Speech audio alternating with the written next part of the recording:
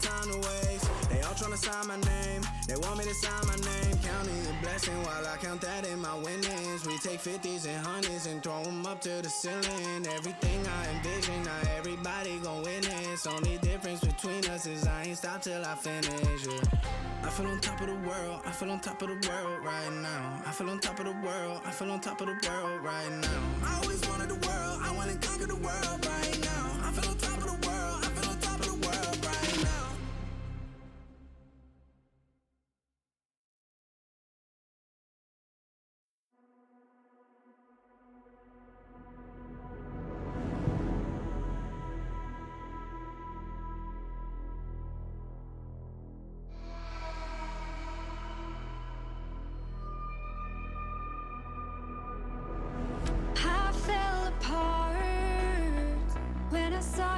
Look at me that way. It broke my heart to see. It was a moment of darkness, a moment in time that I regret for being so heartless. It was a moment of darkness.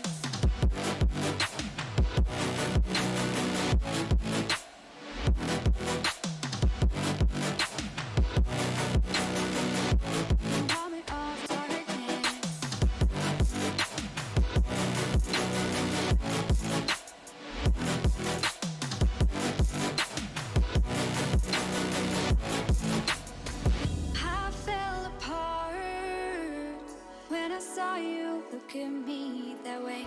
It broke my heart to see. It's too hard, it don't come easy. I went dark, I lost it right away. And when it starts, God knows what I'll say. In my head, I had good reason. I went red so unexpectedly. I should have said that sometimes happens to me.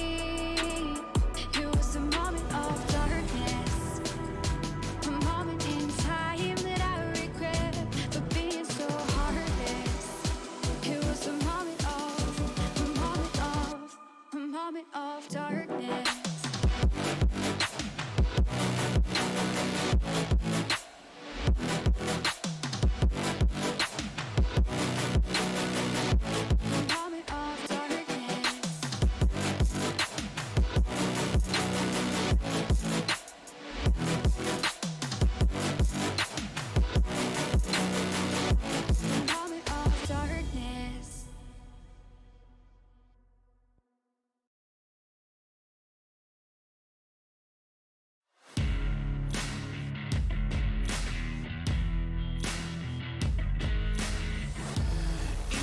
Your destiny, slay your enemy, raise a legacy. No more apologies, trust your abilities, gather the energies. Pull yourself back together, been staying off track forever. Child of the nation, go seek redemption, time for salvation. Today is meant to be day of victory, time for history. Rebirth's a tendency, fight the entropy, channel your rivalry. You're praying for fortune to come, you're hearing the sound of the drums. It's too late to backtrack, go back, you're back now. Keep your feet on the ground and stand up. You've got what it takes to fight back. Don't stop until you black out, out, out. Stand up, up, you've got what it takes to fight back, back. Don't stop until you black out, out. Give all you got, show them how to make a miracle. Stand up, up, you've got what it takes to fight back, back. Don't stop until you black out, out. Give all you got, show them how to make a miracle. Go save your team, be a hero. Take home the cup, be a star. They're waiting for you, take aim, shoot your arrow. It's your time to shine, show them who you are. Stronger, gotta go faster, gotta get better, gotta work harder. It's fight or flight now, getting it up now. Going the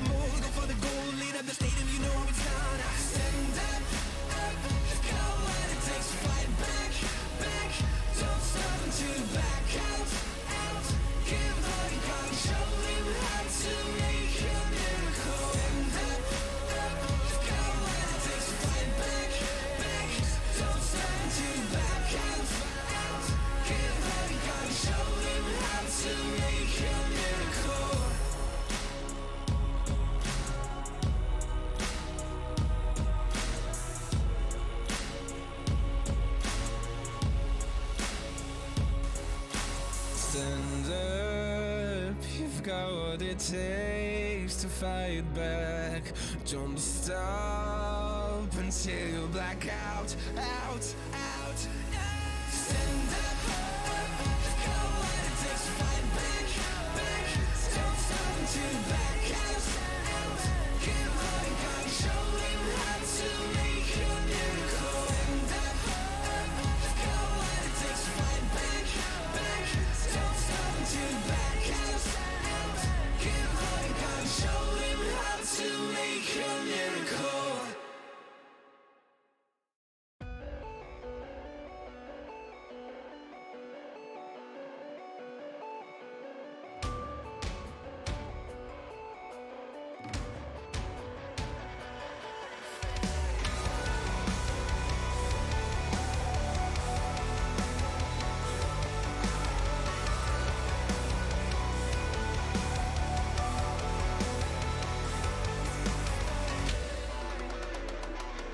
On this day, I take my place in this legacy of dust.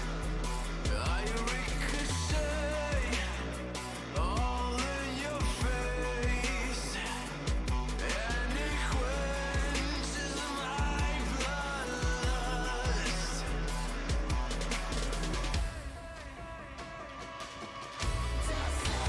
Nothing you can do can break me. I wanna move, can make me. I lay you to try to take me on. Nothing you can do can break me. I wanna move, can make me. I lay you to try to take me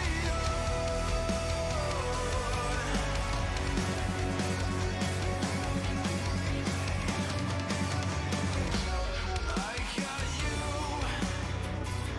in my crosshairs.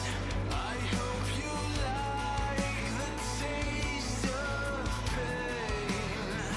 The only thing between me and you is a bullet with your name.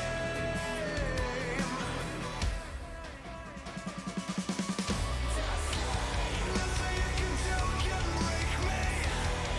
I wanna move, can make me. I lay you to try to take me on. Nothing you can do can break me. I wanna move, can make me. I lay you to try to take me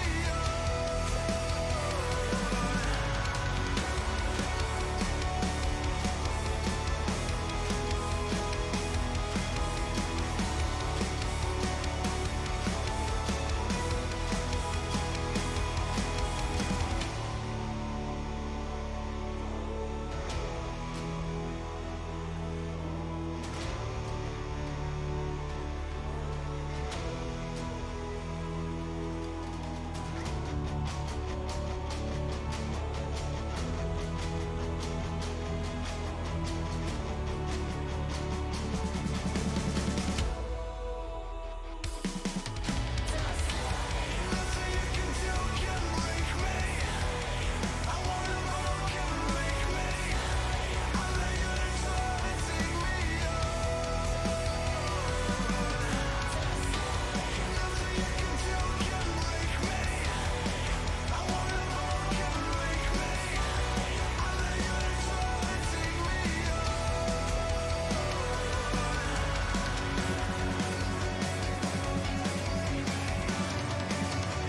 You can break me.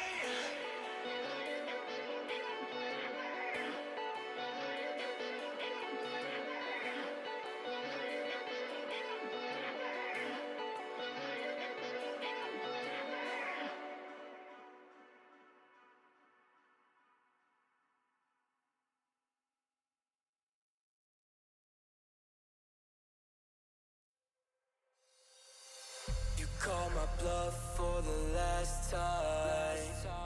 This ain't a song, it's a battle cry. No life,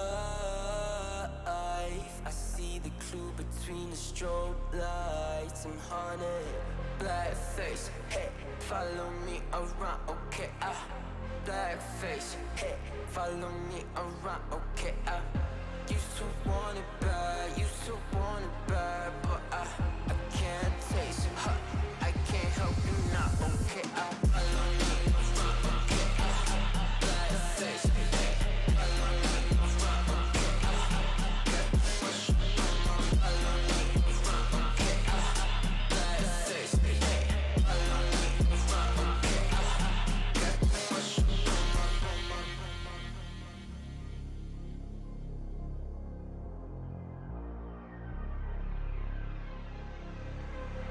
Got too much up on my plate, now I can't think. I said woke up to get X and now I'm feeling this is it.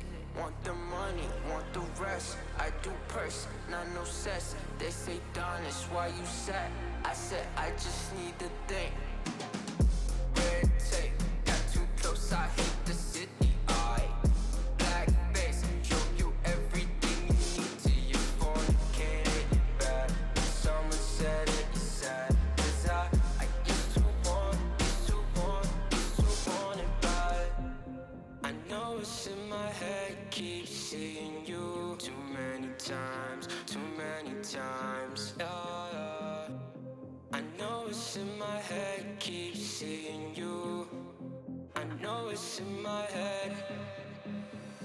Follow me around, okay, black face, hey, follow me around, okay, got too much up on my, follow me around, okay, black face, hey, follow me around, okay, got too much up on my, follow me around, okay, black face, hey, follow me around, okay, got too much up on my, follow me around, okay, black face, hey, follow me around, okay, got too much up on my, follow me around, okay, black face, hey, follow me around, okay, got too much up on my, follow me around, okay, black face, hey, follow me around, okay, got too much up on my.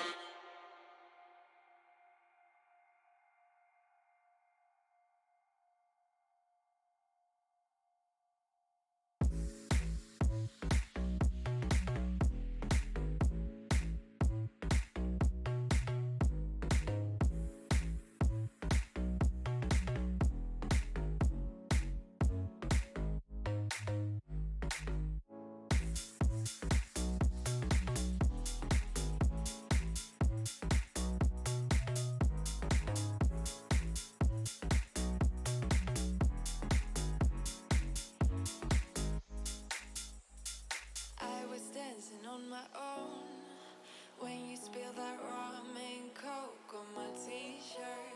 Yeah, your eyes made it difficult to get my baby. And the next thing I knew, we were so ready to give in, skin to skin on that baseline. Ooh, you give me that high pitch feel, baby. We shared a cigarette by East Versailles. The way you looked at me, couldn't say goodbye. And whatever you did to make it stop, 'cause baby you make me feel something.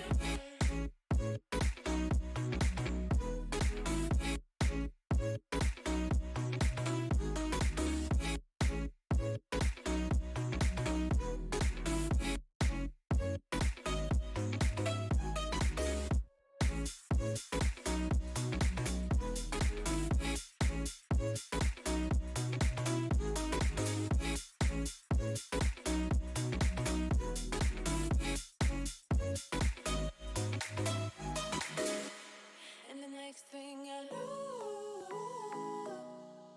we were so ready to give in, skin to skin on that baseline. Ooh, you give me that high pitch feel, baby. We shared a cigarette by East Versailles. The way you looked at me,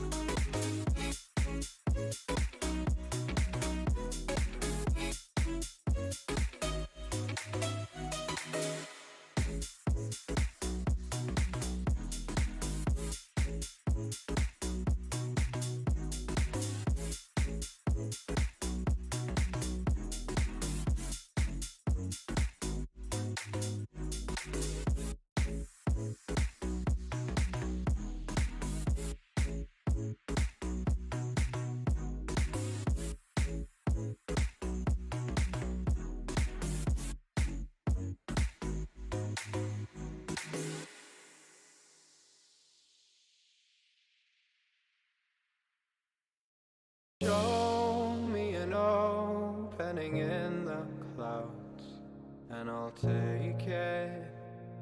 Yeah, reminding myself to just let go. Don't wonder how far I can fall. Don't look down, never fade out. And I just wanna be someone and never fall behind again. Just keep on moving on. Never look down, never fade out. Never fade out.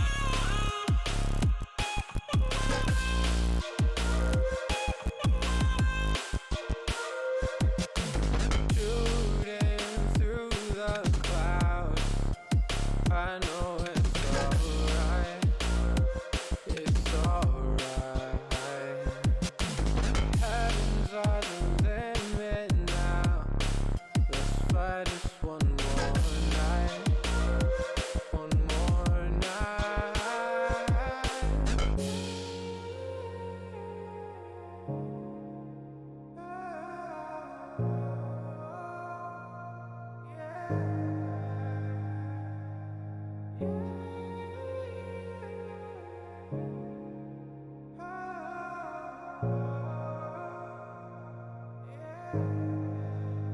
don't look down, never fade out.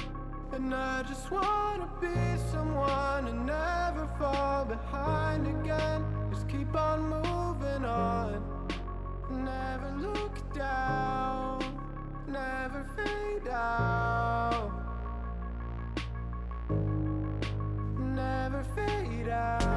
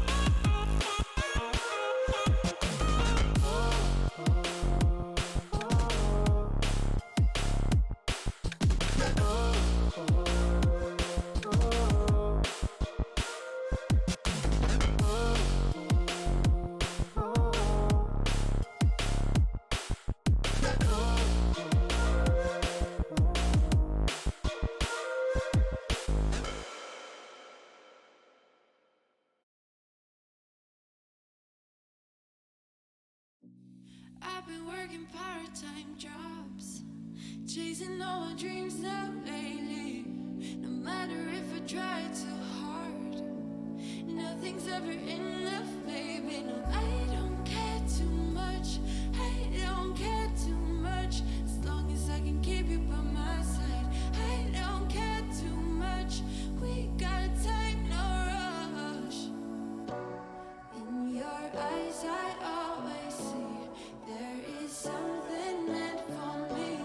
In your eyes, I always feel different.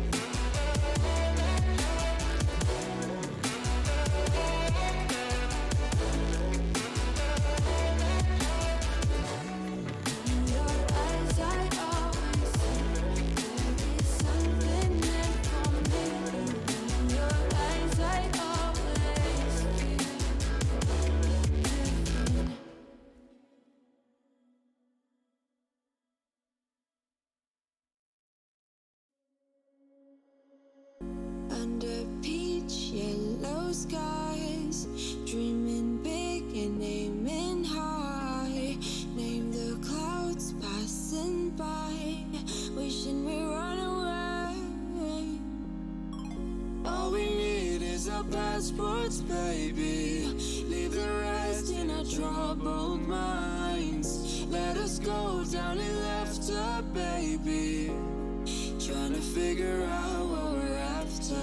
We're never heading back until we're older. We couldn't care no more, not any longer. Under peach yellow skies, we keep on searching, but we will never know what we're after.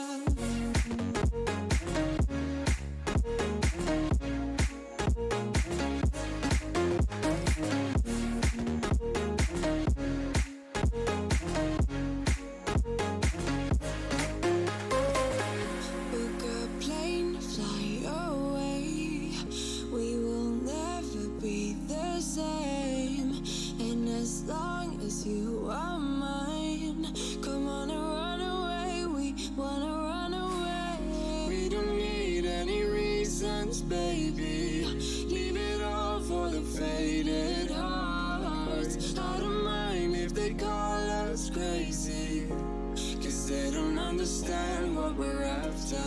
We're never heading back until we're older. We couldn't care no more, not any longer. Under peach yellow skies, we keep on searching, but we will never know what we're after.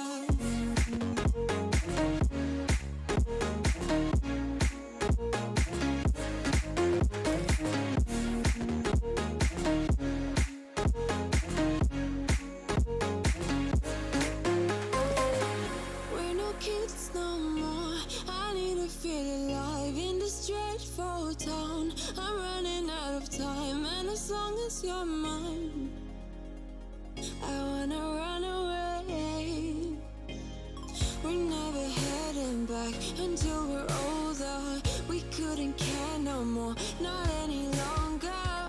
Under peach yellow skies, we keep on searching, but we will never know what we're after.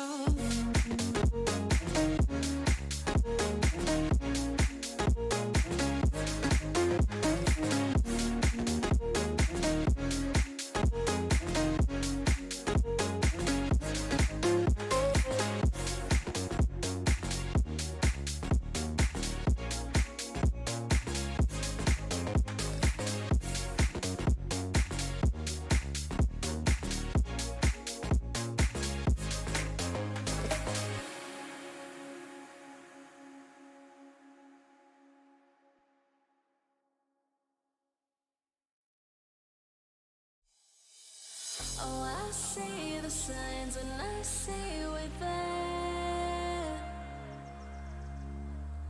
and I feel the lies and I feel the sand. Forever hold, no matter if we're cast away, a fire in the dark. I know that you won't be where we know again.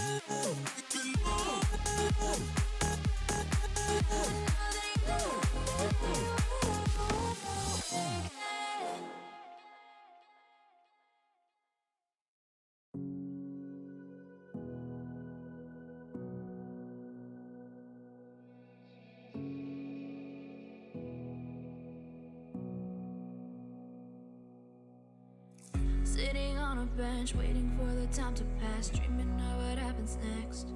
I see what I wanna be, questioning my destiny, only knowing what I see. I don't even realize I've already made a path, and I can change it anytime. I can't take it back. I know what I want, but it seems so damn far away. I know I sound crazy to the ones who said oh. I know I empower those who dream like me. I know I sound crazy to the ones who said oh. I know I empower those who dream like me. And you say you wanna be somebody.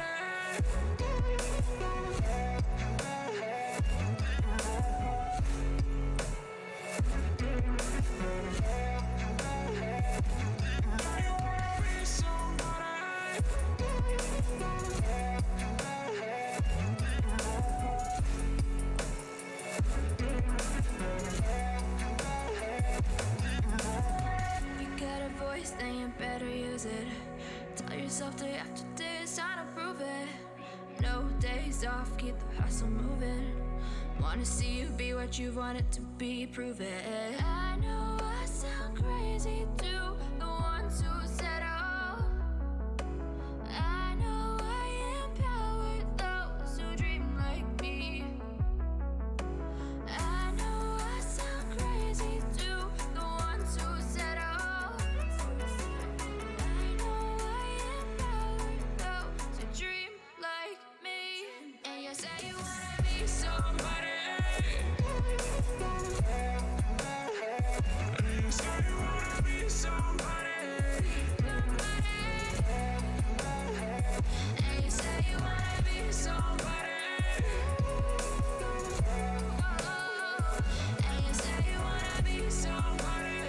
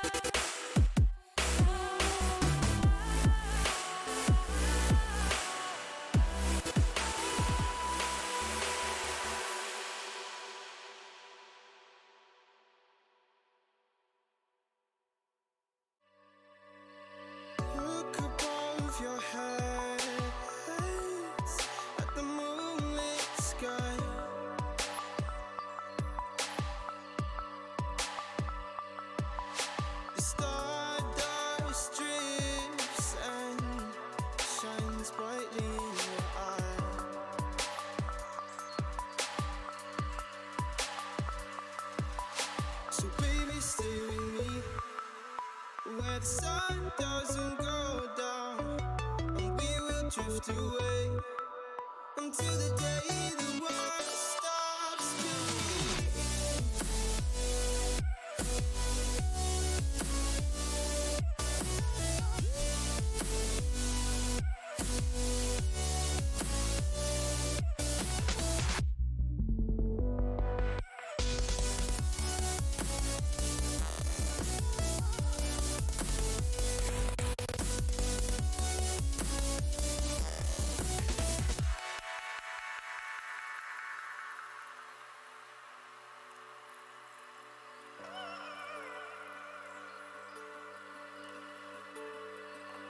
Oh, baby.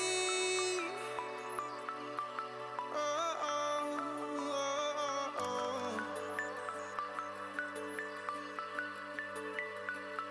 Oh, oh, oh, oh, oh. Yeah, yeah.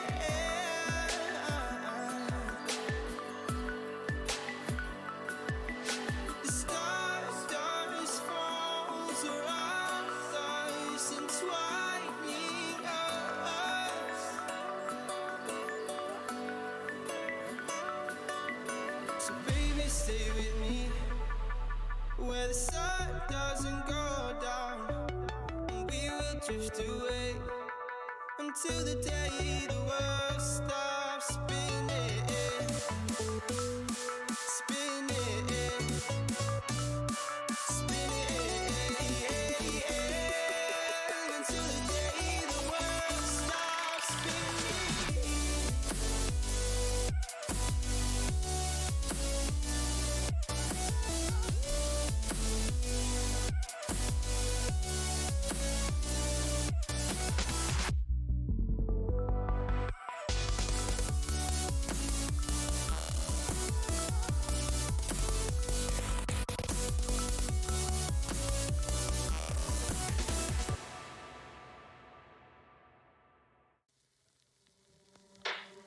Out of the shadows, I've come to make a name. Ready for battle, 'cause I got a thing to claim. Think that I'll crumble, I'll show you a mistake. Where you see me coming, better run for cover, 'cause I'm not slowing down, I'm never going under. I survived the pain, I know it made me stronger. So meet the monster I came to conquer.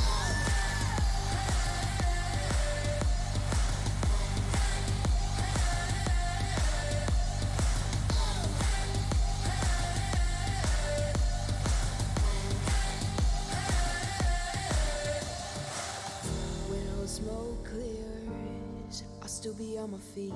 Forget all of my fears, 'cause I know my destiny. I feel a champion waking inside of me. It's set in motion, the legend's spoken. This is my moment. Can't break my focus, know where I'm going. This is my moment. Where you see me coming, better run for cover, 'cause I'm not slowing down, I'm never going under. I survived the pain, I know it made me stronger. So meet the monster I came to conquer.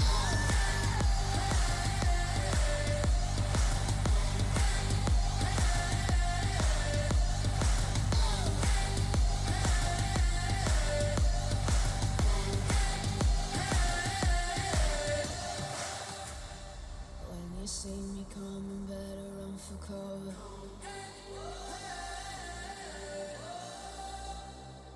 I survived the pain, I know it made me stronger.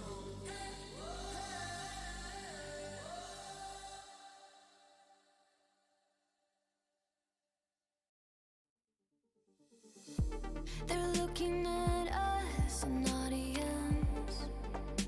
Keep telling us what we can do, but here we are, showing them, making them wish they were you. We've heard the most when it comes to this.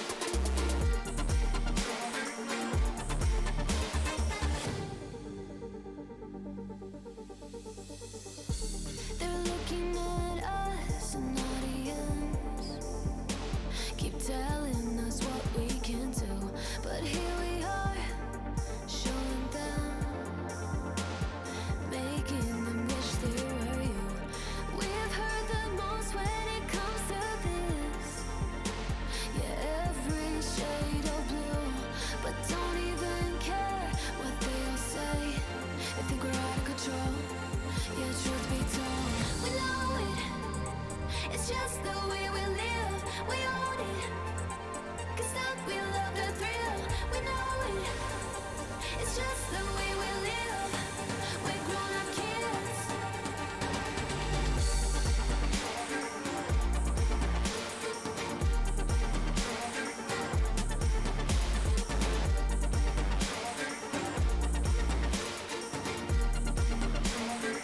It's just the way we live. We know it. It's just the way we live. We own it. 'Cause that we love the thrill. We know it. It's just the way we live. We're grown-up kids.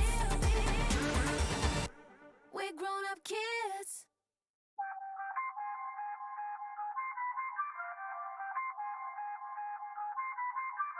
I feel on top of the world, I feel on top of the world right now. I feel on top of the world, I feel on top of the world right now. I always wanted the world, I wanna conquer the world right now. I feel on top of the world, I feel on top of the world right now. I call the shots in the man with the plot and we only go bombs away. Ain't no one protecting my mind as a weapon, that's why I'ma dominate. Taking advantage of every second, now I ain't got time to waste. They all tryna sign my name, they want me to sign my name. Counting your blessing while I count that in my winnings. We take 50s and 100s and throw them up to the ceiling. Everything I envision, now everybody gon' witness. Only difference between us is I ain't stop till I finish. Yeah. I feel on top of the world, I feel on top of the world right now. I feel on top of the world, I feel on top of the world right now. I always wanted the world, I wanna conquer the world right now. I feel on top of the world, I feel on top of the world right now. Savage, you've been distracted, your best my average, there's a reason for that's a fact. So they snapping back, mad at the fact that I don't have a backup plan, I ain't need that. Outworking everybody when I relax, so I ain't tripping about none of y'all feedback. Heard that, wonder when I'm gonna peak at. And that's why you count your blessing while I count that in my winnings. We take 50s and 100s and throw them up to the ceiling. Everything I envision, now everybody gon' witness. Only difference between us is I ain't stop till I finish. Yeah. I feel on top of the world, I feel on top of the world right now. I feel on top of the world, I feel on top of the world right now. I always wanted the world, I wanna conquer the world right now. I feel on top of the world, I feel on top of the world right now. I feel on top of the world, I feel on top of the world right now. I feel on top of the world, I feel on top of the world right now. I always wanted the world, I wanna conquer the world right now. I feel on top of the world, I feel on top of the world right now.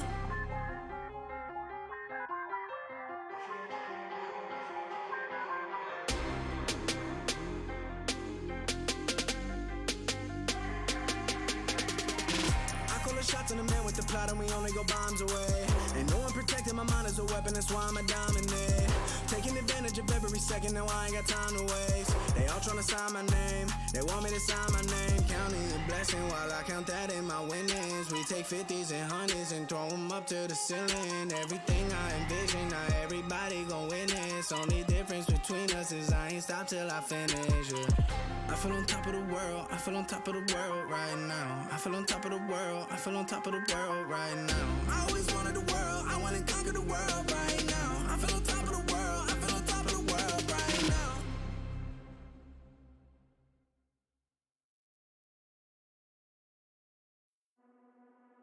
Intel Extreme Masters is brought to you in part by Intel, Acer Predator, Mountain Dew Game Fuel, DHL, and GG Bet. I fell apart when I saw you look at me that way. Good afternoon, ladies and gentlemen, and welcome to IEM Beijing. Welcome to the European qualifiers for Beijing-Hadan here as we get things started with our B stream on the first day of the European Close Qualifier. I'm the Eternal J. I'm joined by Dweggers. We're taking a look at Team Spirit versus Fate. How are you doing today, man?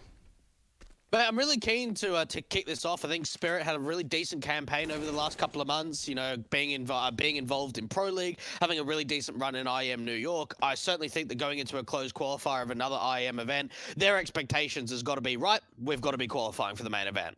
Absolutely. You know, as for Spirit, especially, like, you know, this is going to be like a really simple opening match. I want to say for them. You know, Faye have not exactly been on the best of forms as of late. Like, it's a bit weird because they've sort of been tussling for top sport in Bulgaria, which at one point was a really good sort of moniker, but it's not really been fantastic. I don't even think they could be agreed as the best team in Bulgaria right now. We're talking about this team as in a bit of a weird spot at the moment, and I think a lot of people on this matchup, they're expecting a 2-0 to go the way of Spirit just because of how good they are individually.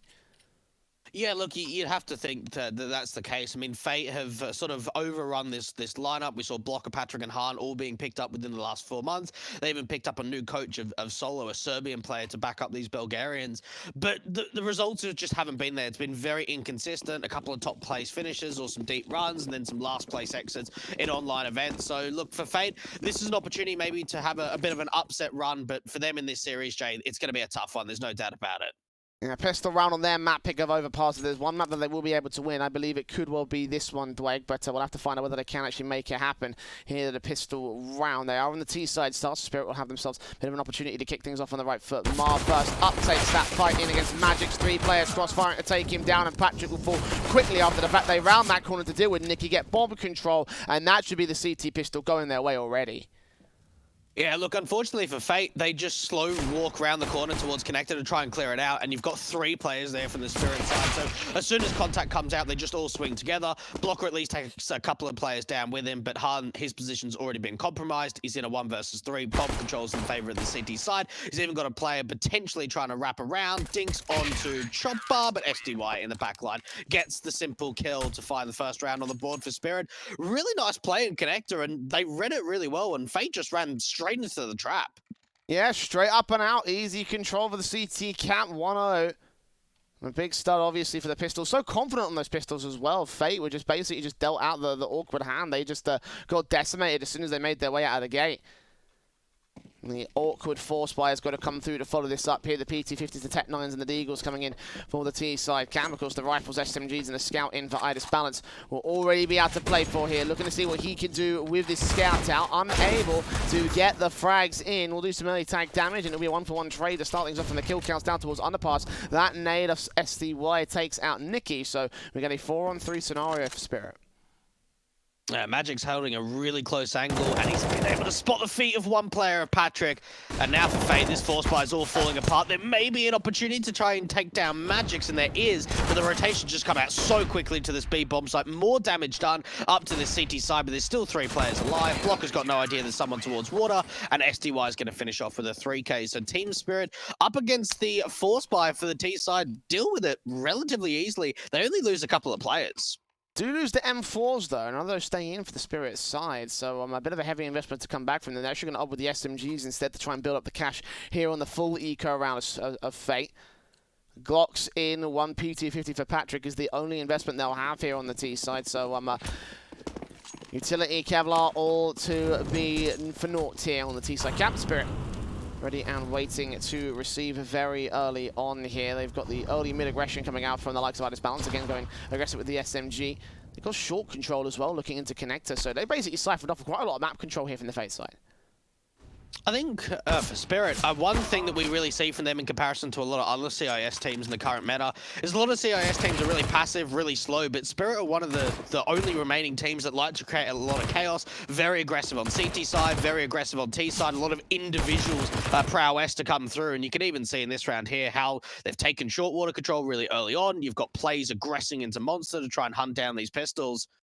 And Mars going to be the last one left, but again, Spirit holding on to 3 players staying alive. You are right about the sort of that previous round with the M4s going down. Does make a bit of economical damage, but those kills in that round there, a lot of them going out with the SMGs, does make at least a bit of a difference to sort of regrow that economy on the CT side. Let's see how much it will grow. Idis Balance had 8 grand before he started off this buy-up, and he's going to have an AWP for it as a result.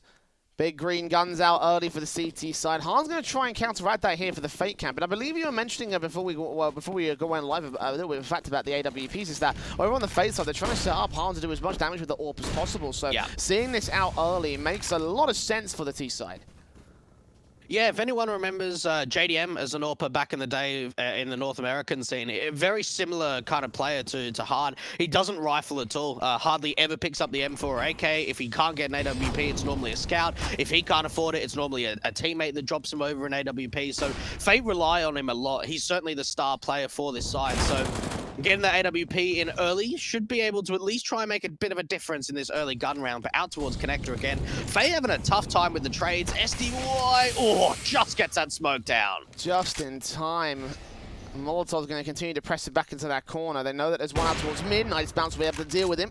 Patrick to 4. Hans not getting a chance of an overextension of the CT camp. They've got to try and force the issue back towards the mid control or into the bathrooms. Sam Dayang is most susceptible to go down here. He's got a FAMAS, so they won't be losing much here for the Spirit camp, but still a kill's a kill. And Fate will need those to get back on the board here. Still 2 players down. Contact established by Magix. Chopper has a little bit of control out towards the short control. The nades on will do damage to Magix, but not significant enough. 67 HP. He still holds his angle. He's got plenty of backup here to the B site. Now, him opening up B does allow that bomb to actually pass through the monster position, but for Spirit, there's already 2 players at this B bomb side. Starting to hear some of the footsteps that can start the rotate over. Han's going to try and sell a fake up towards the top of connecting to this A bomb site, but he's going to have the last one left. Good shot onto Magix, but he needs to do so much more. The time is incredibly low, and Spirit clean up the round. Fate, unfortunately for them, Jay, out towards the bathrooms, out towards like the A bomb side to start the round off, they weren't able to really find any opening picks. So, yeah, Blocker was able to open up B, but in a man disadvantage, Han needed to try and sell some sort of fake towards the A bomb site, try and force the rotations out, and it just wasn't possible. Well, Fate up with a very early tactical pause here for Team Spirit. We're looking at an eco, all things considered, for the Fate side, but they've definitely not had the best of times. Those rifles getting picked apart with particular ease by Spirit. They did lose, again, mostly rifles there. They had an SMG saved in for the last round, but for Chopper in this one, I imagine he might just stick with it and just be like, hey ho, it's all looking good for this particular position. Mag 10 coming out on 2 players, actually, so it might be a bit more of a resistance than they might be expecting from the Spirit side, but still a half buy regardless. SMGs in P250s, damage can be done, but Spirit, with the way they've been taking control of these pistol-style rounds, it's probably going to be a 5th on their board. Yeah, you'd certainly think so, right? Fate, it looks like they're going for a nade stack out towards a boost position, and no one's playing there on the city side, so unfortunately not working out for them. Fate have been able to at least take this short water control. It's something that Spirit have been able to put a lot of force on in a lot of the early rounds, but this is a quick B-side exi. And for up spray throughs, very awkward from Mir. Chopper also goes down. Magic turns around, one set, that bomb plant to fall. Getting Nikki as well, making it a triple. And actually, Magix will steal that, get stolen away here by Han. So 2 on 2. M4 picked up, nades on sight, unable to land towards Mar. The Molotov might be able to force that bomb back out of position. They have got options to rotate back to the A side, but it'll be a long rotation, and they have still got utility out here. Han's going to set that up appropriate, and he puts it down towards Heaven. So good call to keep the AWPer away. Should allow the bomb to get crossed and planted. More damage being done.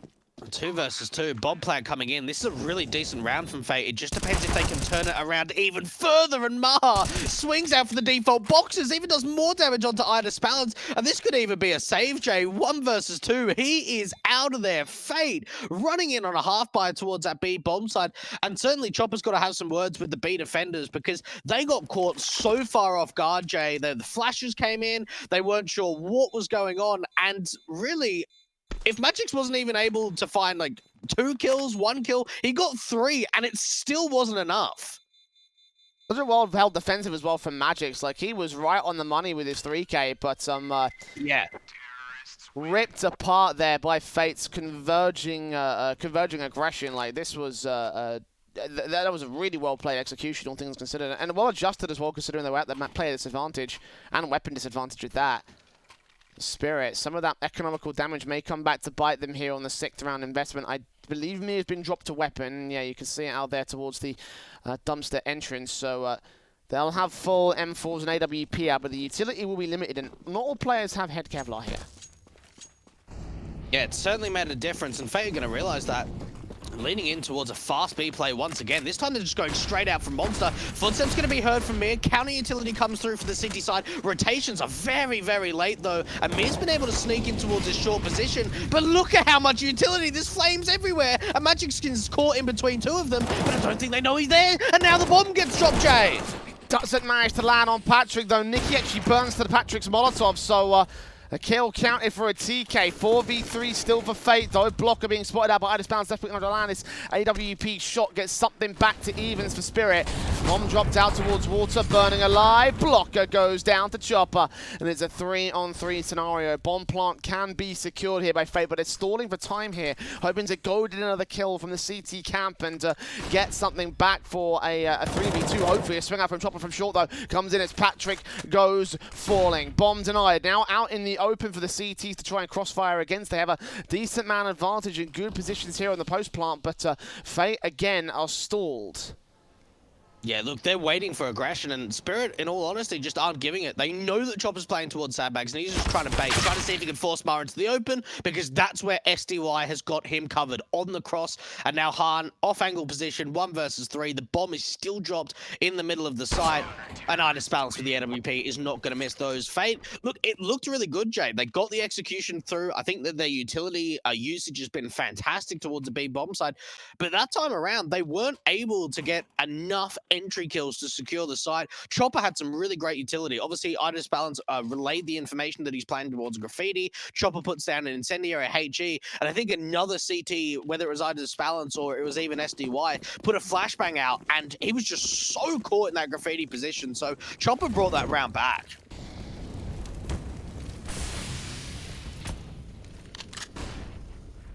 Yeah, well, scrappy defensive does come up good regardless for the Spirit side. And again, back to a very awkward buy-up from Fate. Still very heavily with the AWPs, and the AKs coming in for the T-side camp. The MAC 10 for Patrick could be a bit of a worry, and that could deal with Chopper if he's not careful enough. But the rifles in, the AWP of Idis Balance. Sat back and ready for the Spirit side to engage. Fate again taking their sweet time with these defaults. Idis Balance with the AWP out towards long. Now, we haven't really seen a lot of long presence from Fate. It's been a lot of plays in towards connector, short water, and not even too much out towards the bathrooms, to be completely honest.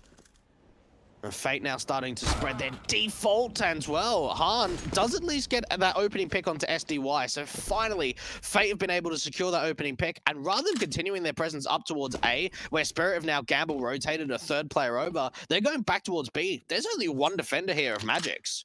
Yeah, looking for a bomb plant, and good chance they're going to get it as well.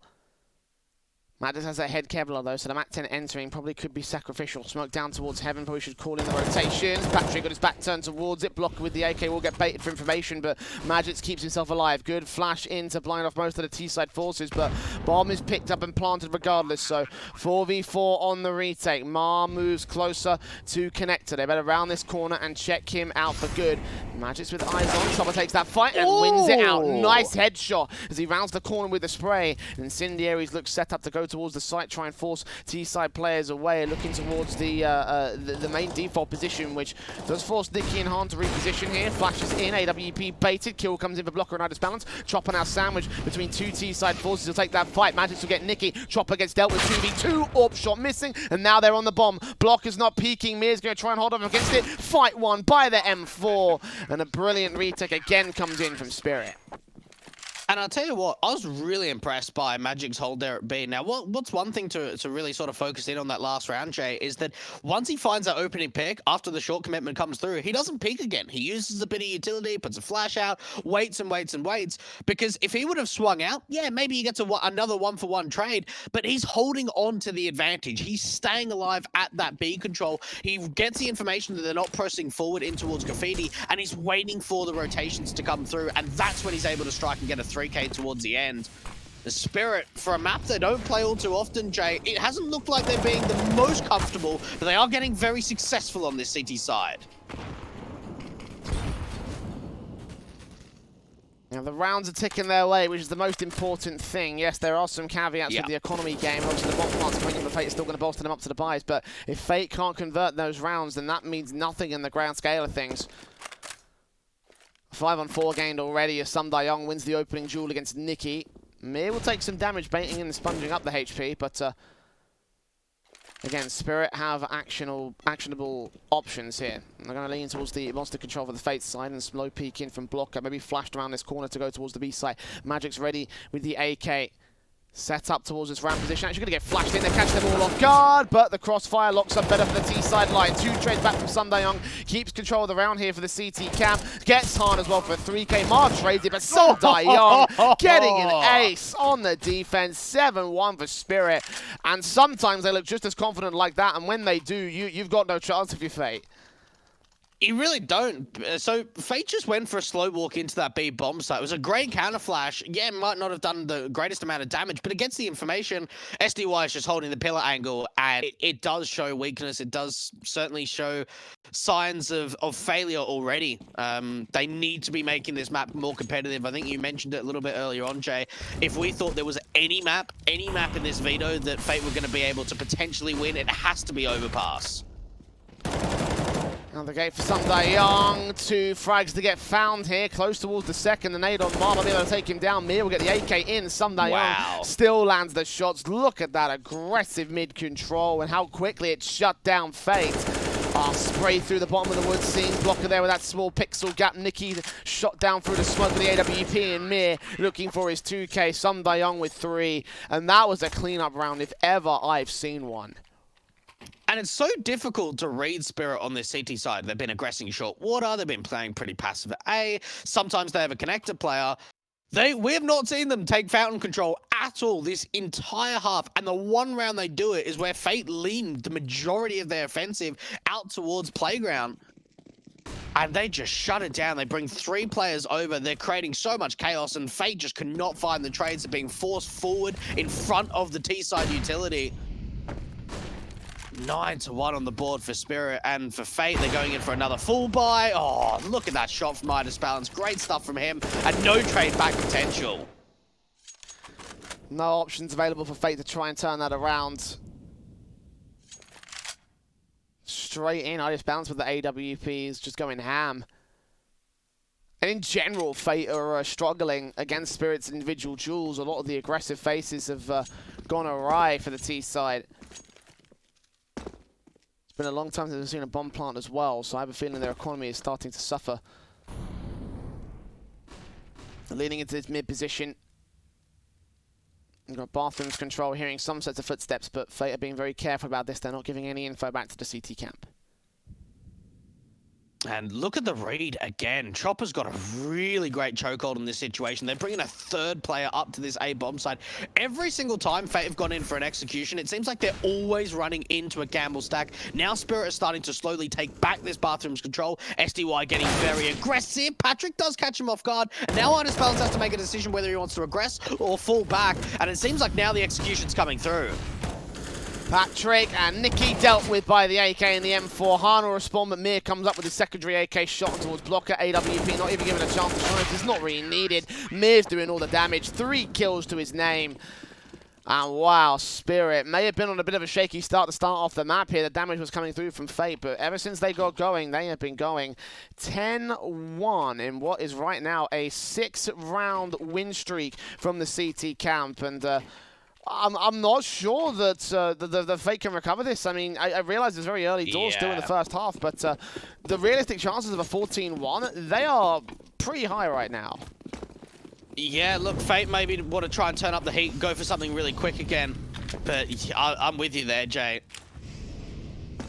4 players over to B. I mean, again, Spirit just running the gamble stack. Nade up towards the short water could do some damage. Fate trying to go in really quickly. Mir starting to over-aggress. An early pick comes through. Flash comes out, and he even finds a second.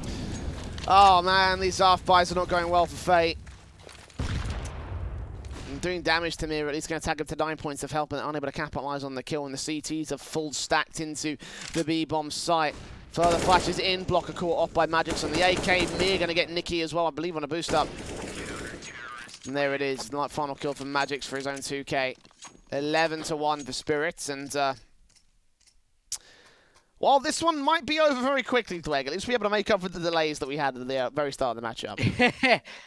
Yeah, look, what do you even say about it? I mean, you look at Spirit as an organization, right? Even like years ago, like we've seen some pretty good lineups in them. Remember Sofix and Dimmer, Coldy, players like that playing for Spirit. But there is no doubt that this lineup that they've got today has been the best one under the Spirit banner. They've been together for like 13 months now. That was the last roster move of adding in Magics. Fate are going to go quickly into B once again. Now, there has been a bit of short control being taken by the CT side, so Fate need to find these entries on the side. For the AKs are doing damage. Magic drops that bomb, and now it's the in-game leader of Chopper to stand up. Han's the last one left. 1 versus 4, and this is getting just worse and worse for the Fake camp. They try the early aggression, they try the rush into B, and it's just not successful whatsoever.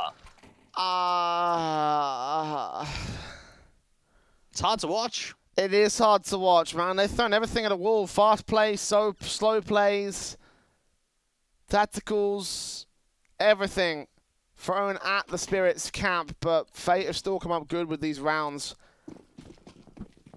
And I don't think you bring this back, honestly, to I really don't. I just, I don't know where you go from here. I don't know where you go from here. AK's in on 3 players of the CT side. Fate have got another half buy-in. These have not been successful so far, so for me, it's probably going to have to be another round here for the CT camp. The Eagles set as they make their way in towards the connector control. A little bit of mid-presence from the T side, but Spirit are just waiting back for them, holding face, keeping away from contact. And individually, they're just looking so much sharper on the day, aren't they? I mean, they're not missing shots. They're not having sloppy sprays. They're being just so damn consistent. Idis Balance has died 3 times, and again, AWP simple picking for him. And even SDY, there's a potential of trying to drop this bomb. 2 plays just on the edge of the smoke, but actually, he decides to play a little bit more passive instead. There's a kill for SDY. Secondary frag as he swings back towards the bathrooms. Patrick picks up the bomb. Idis Balance there to respond towards him. As soon as he gets that knife out, he's a dead man. And Han is left alone in the 1 versus 4 situation. Idis Balance there with the final kill of the round. 13-1 going into the 15th. I mentioned the 14-1 as a possibility. Now it's looking like a likelihood. Yeah, look, for Fate, I'm a little bit surprised we haven't seen more tacticals. I know that we've seen 2 already, but potentially it's just gotten to a stage where it's just so far out of hand that even a tactical's not going to help them at this point.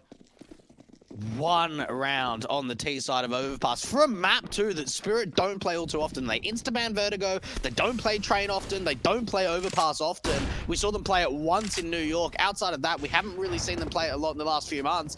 And they've just looked so rock solid. Again, Idis Balance with their opening AWP pick being boosted up to have a look and get an angle into the short water. Chopper's hearing the footsteps out from long with the AK, does not miss those. Patrick's gonna swing. Finally, a trade comes through. Chopper dealt with. There's still a 2-for-1 favor to the CT camp, so Spirit are in control nonetheless. To the mid positions now for the Fate side. Patrick will continue to lead this charge in for the AK. Back behind the smoke. Has 2 players to deal with to this site. A third one that can rotate. In fact, he is rotating right about now.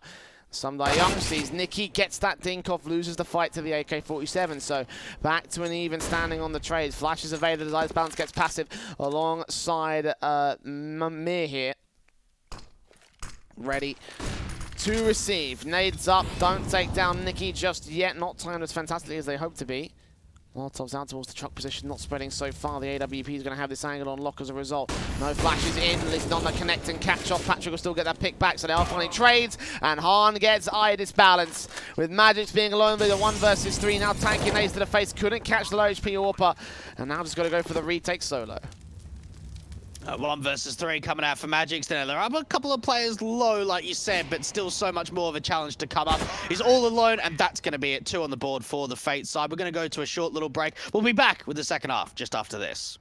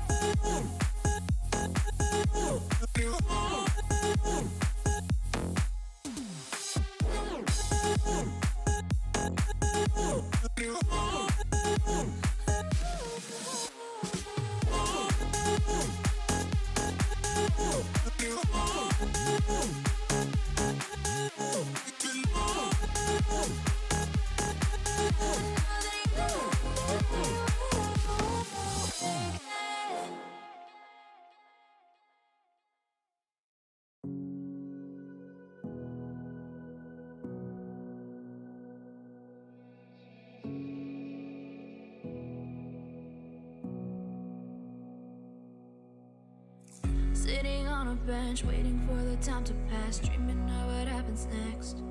I see what I wanna be, questioning my destiny, only knowing what I see. I don't even realize I've already made a path, and I can change it anytime. I can't take it back. I know what I want, but it seems so damn far away. I know I sound crazy to the ones who said oh. I know I empower those who dream like me. I know I sound crazy to the ones who said oh. I know I empower those who dream like me. And you say you wanna be somebody.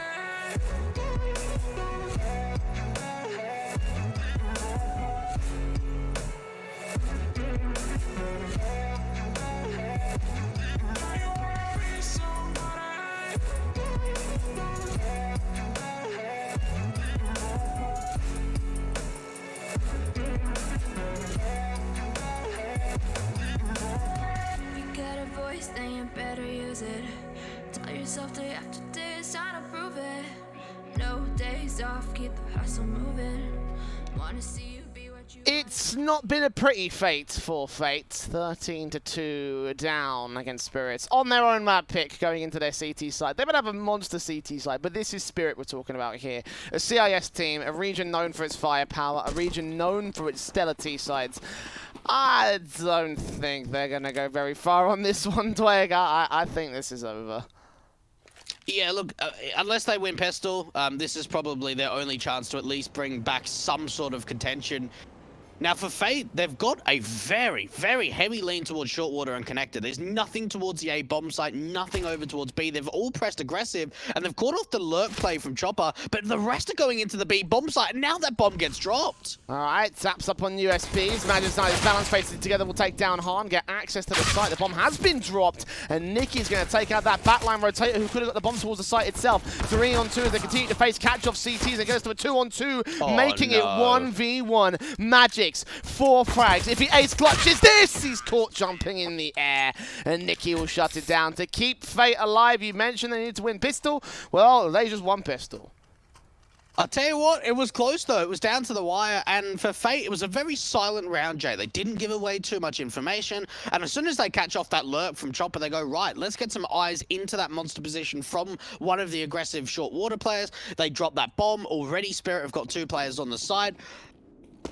Magix was really doing Magix to try and bring that back, but it still wasn't enough to be able to win out the 1 versus 1 and get the ace. But the force buy is coming through for Spirit. And I tell you what, Jay, we've certainly seen over the course of like maybe this year in general, maybe even further, that CIS teams are probably some of the best teams in the world when it comes down to these Deagle rounds. They're so damn impressive. They can just win it out just off some Deagles alone. And well, for Magix, he doesn't need a Deagle. He's got a Galil.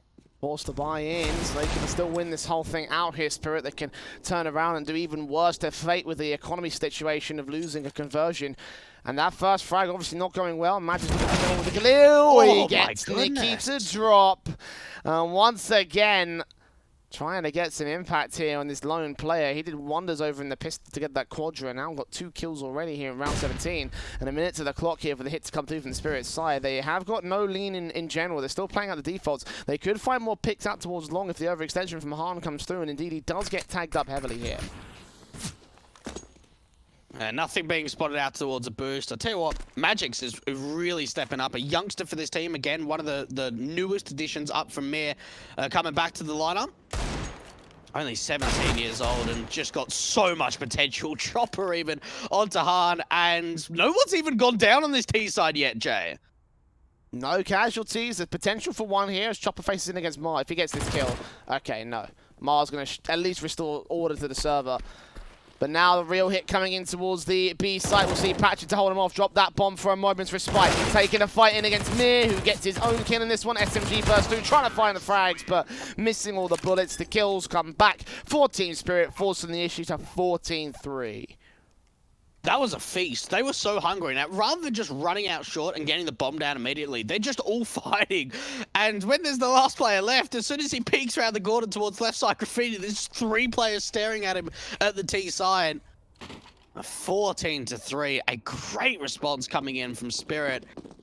And I don't know, Jay, I don't even know how you come back from this. I mean, forced by yourselves, but for Spirit, they're looking like they want to rush B here.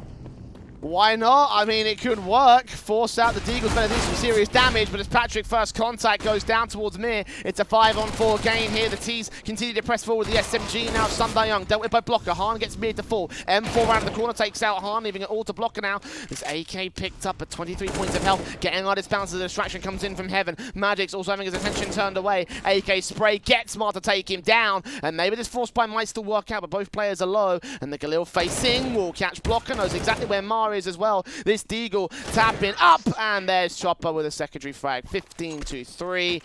Map point for Team Spirit. And honestly, I think Chopper doesn't get enough praise for his fragging ability, Jay. I think when you look at the in-game leaders in the CIS scene, there aren't that many big fraggers. You've obviously got James on Virtus Pro, who's an AWPer too, JR on Hellraisers, who's an AWPer. The only other rifler that I sort of can think of that's a big fragging in-game leader, or at least puts up consistent numbers, is probably Hobbit since joining Gambit. But outside of that, like, Chopper puts up some really big numbers. He's a great clutcher, as well as being a strong in-game leader for this Spirit side, and we saw exactly there, being able to clutch out a 1 versus 2 to get them to map point. Blocker takes face in against Mir, takes him down, starts things off right for the CT side. And Fate need to get this survival round in, lest they just drop as a whole and lose their map pick in what would be a very one-sided affair here on Overpass. And Magic's spray is inappropriate. Blocker falls. 4-on-4 scenario gained here, still spread apart here. Bomb yet to commit towards a site, but with 2 players attacking away up towards Long, and Magic taking another pick back on Mar. It seems like the A site may well be the target. Patrick with a scout, seeing contact, not seeing that bomb just yet. The flash is over, will try to take face, but both players blinded off means that he doesn't get the kill, and neither does Spirit. Han is setting up a bit of a crossfire, but can't connect the spray onto Chopper. And now Nicky's the last one left. 1 versus 4. Spirit are 1 kill away from being able to take us to Dust 2 just so damn quickly. And a 16-3 result is not going to come in just yet. Nicky at least trying to hold on for as long as possible. They're going to force in the bomb plant, but 19 HP for Nicky. You can't expect him to do too much more. Yeah, I mean, unless he goes absolutely manic with an AK he picks up, but that's not even going to happen. Chopper in the corner will shut him down 16-3 for Team Spirit. Absolute madness coming in, and well, I can't say we're too surprised. Again, Spirit are a very strong team.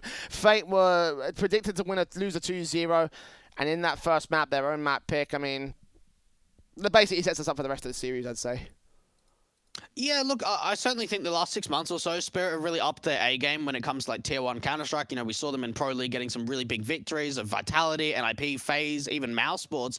And I certainly think that now going back against some Tier 2 competition, they've just risen to such a high that they're just going to destroy the competition. And that's exactly what we saw in Overpass, Jay. Well, destroy the competition is what exactly they'll do here. Fate set for what seems to be a lower bracket run. If this keeps up, they move to Dust 2 next. Not a great map for the Fate side. Spirit's map pick as well. So as we head to a break, the outlook looks dire. Let's see if Fate can change their chances after this. With the right CPU, you can turn any game from familiar to phenomenal. Unleash the potential in all your gaming with Intel 10th Gen processors. With its optimal balance of threads, cores, and frequency to deliver elite real-world performance, only Intel can bring Marvel's Avengers to life with in-game PC optimizations. Supercharge your Marvel's Avengers experience with Intel Core i5, i7, and i9 processors. On Intel Extreme Master Certified PCs, you'll find a gold badge. It means you'll find brilliance inside. That you'll get high-grade components like Intel Core i7 and i9 processors that'll deliver the uncompromised performance you need to game like a pro. Not to mention, every purchase supports the prize pool of Intel Extreme Masters. Intel, unleash your brilliance. My name is Trace Saranthus. I am building a PC for Jordan Gilbert. My goal was really to get something that was no compromise, super powerful, and ideally not built by Trace. Yes, thank you so much, Jordan Gilbert. You know, we don't make mistakes around here. We made happy accidents. I get a booster seat here. Enter now for a chance to win one of 3 PCs built by me, Jason, or Trace.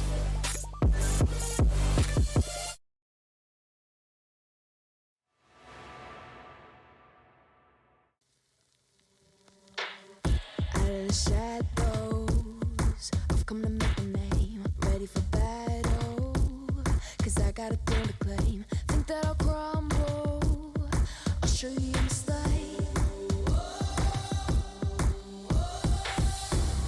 Where you see me coming, better run for cover, 'cause I'm not soaring that I'm never going under. I survived the pain, I know it made me stronger.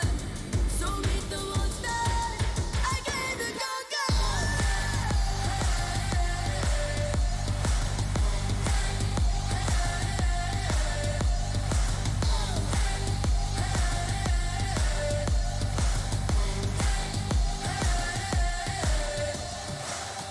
When all the smoke clears, I'll still be on my feet. Forget all of my fears, 'cause I know my destiny. I feel a champion waking inside of me. It's set in motion, the legend's spoken. This is my moment. Can't break my focus, know where I'm going. This is my moment. Where you see me coming, better run for cover, 'cause I'm not soaring that I'm never going under. I survived the pain, I know it made me stronger. So meet the monster I came to conquer.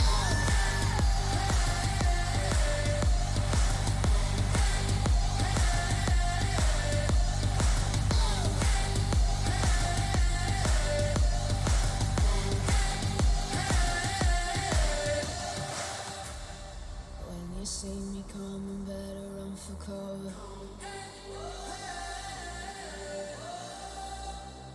I survived the pain, I know it made me stronger.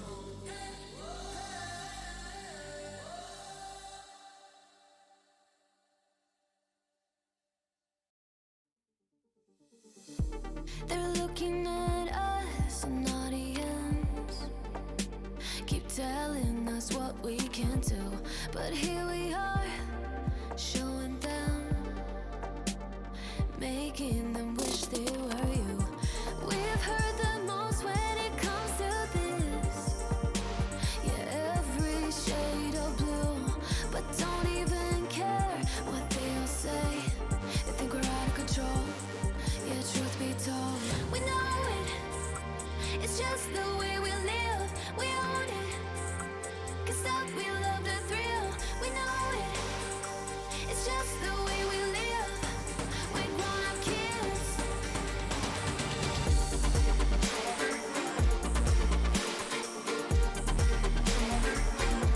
We love the thrill.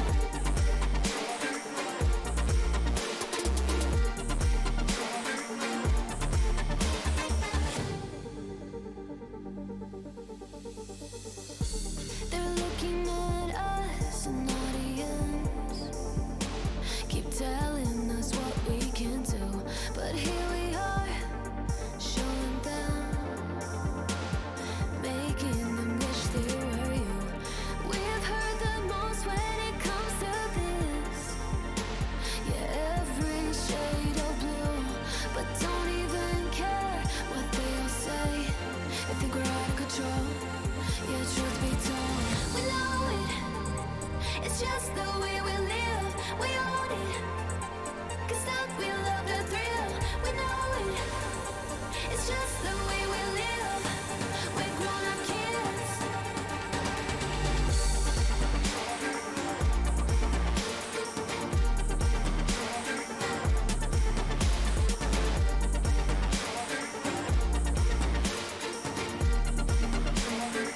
It's just the way we live. We know it.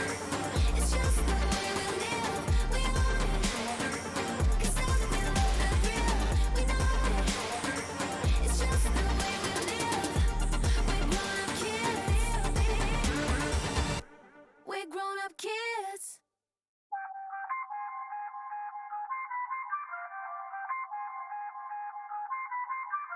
I feel on top of the world, I feel on top of the world right now. I feel on top of the world, I feel on top of the world right now. I always wanted the world, I wanna conquer the world right now. I feel on top of the world, I feel on top of the world right now. I call the shots to the man with the plot and we only go bombs away. Ain't no one protecting my mind as a weapon, that's why I'ma dominate. Taking advantage of every second, now I ain't got time to waste. They all tryna sign my name, they want me to sign my name. Counting your blessing while I count that in my winnings. We take 50s and 100s and throw them up to the ceiling. Everything I envision, now everybody gon' witness. Only difference between us is I ain't stop till I finish. Yeah.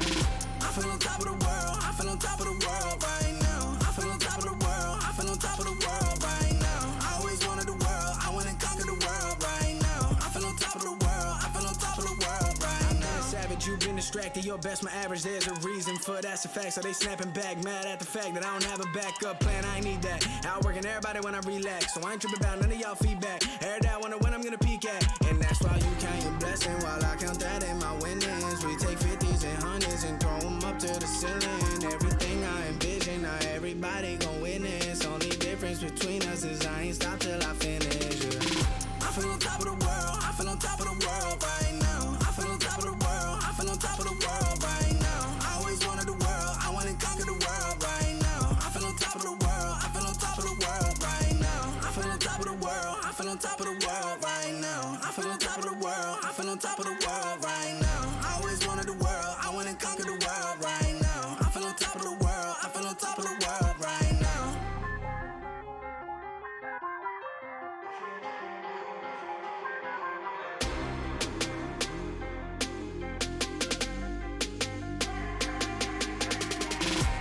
Shots on the man with the plot and we only go bombs away. Ain't no one protecting my mind as a weapon, that's why I'ma dominate.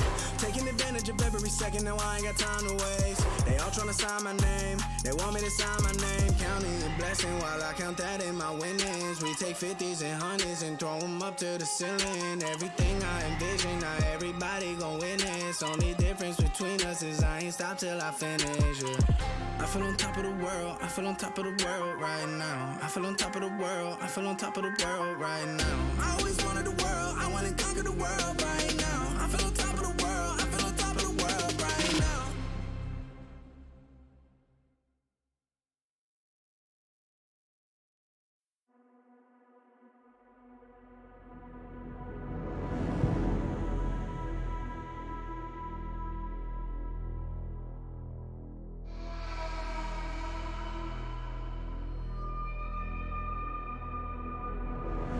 I fell apart when I saw you look at me that way. It broke my heart to see. It was a moment of darkness, a moment in time that I regret for being so heartless. It was a moment of darkness.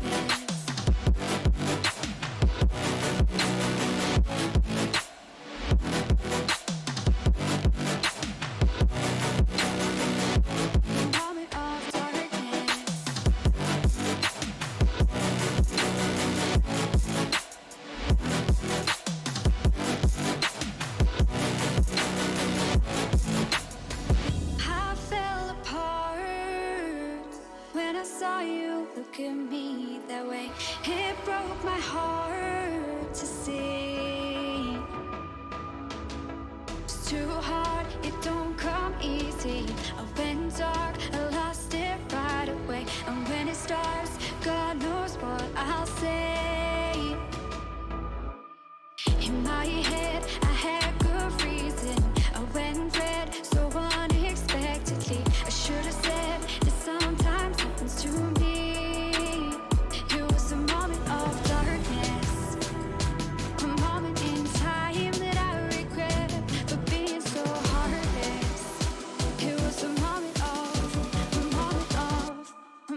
Of darkness.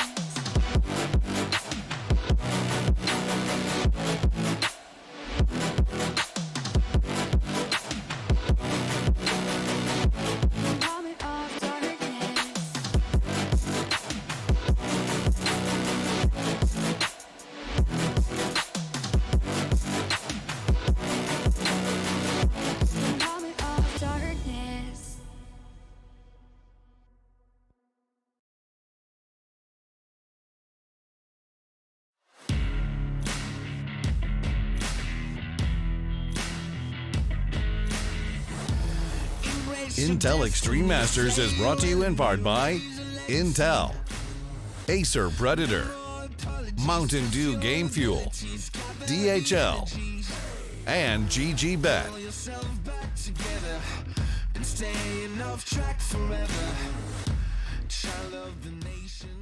Welcome back to IEM Beijing. We're about to get into our second map between Fate and Team Spirit. A very quick map, if it's anything like the first one. The way again, it was a bit of a whitewash. A bit of a whitewash to say the least. It was a one-sided scoreline in the most purest of senses.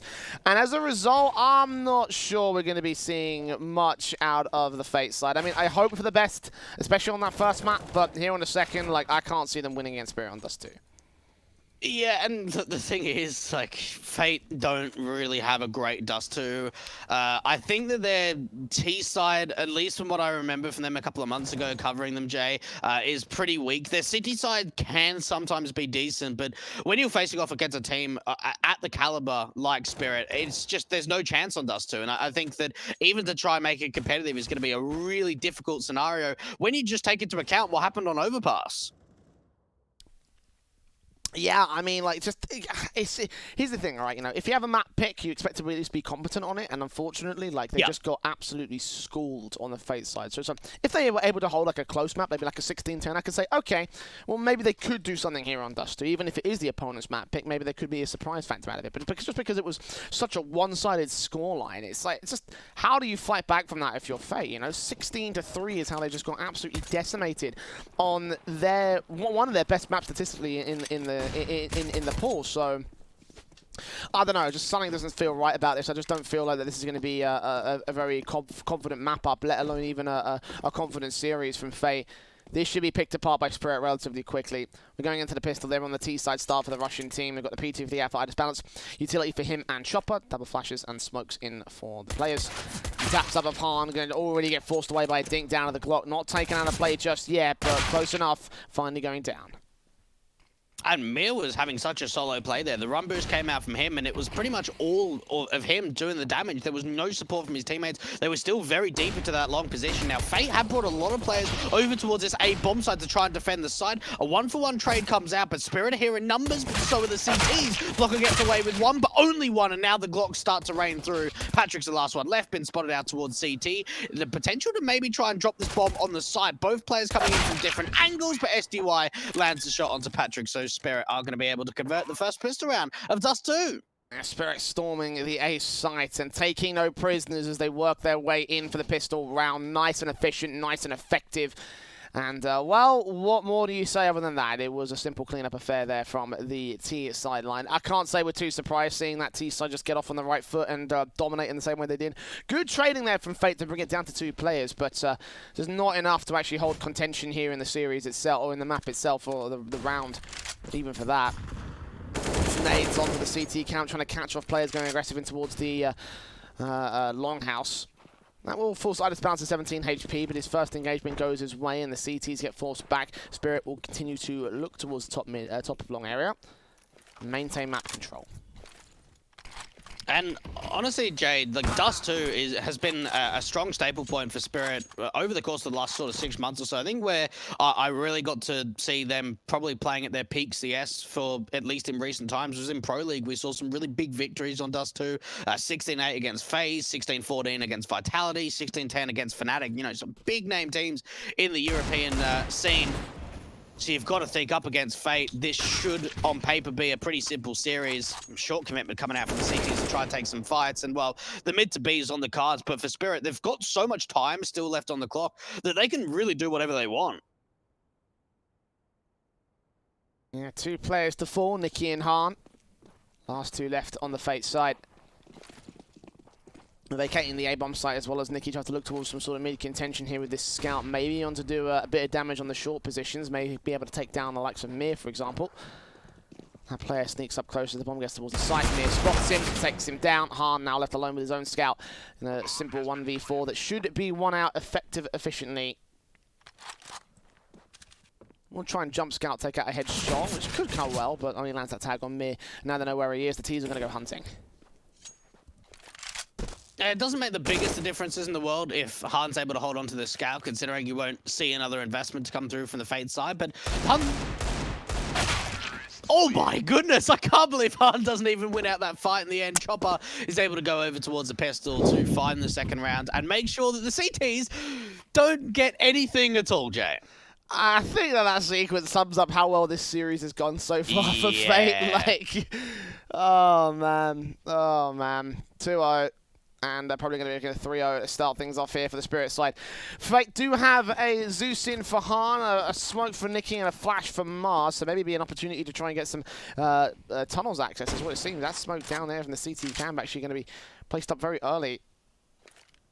Kind of smoke that will get you in towards the tunnels, and they'll keep their heads on a swivel as a result here. Spirit, you can see they've actually got active players watching the lower tunnels entryways and ensure that nobody from the CT side sneaks up and gets some USP headshots on them.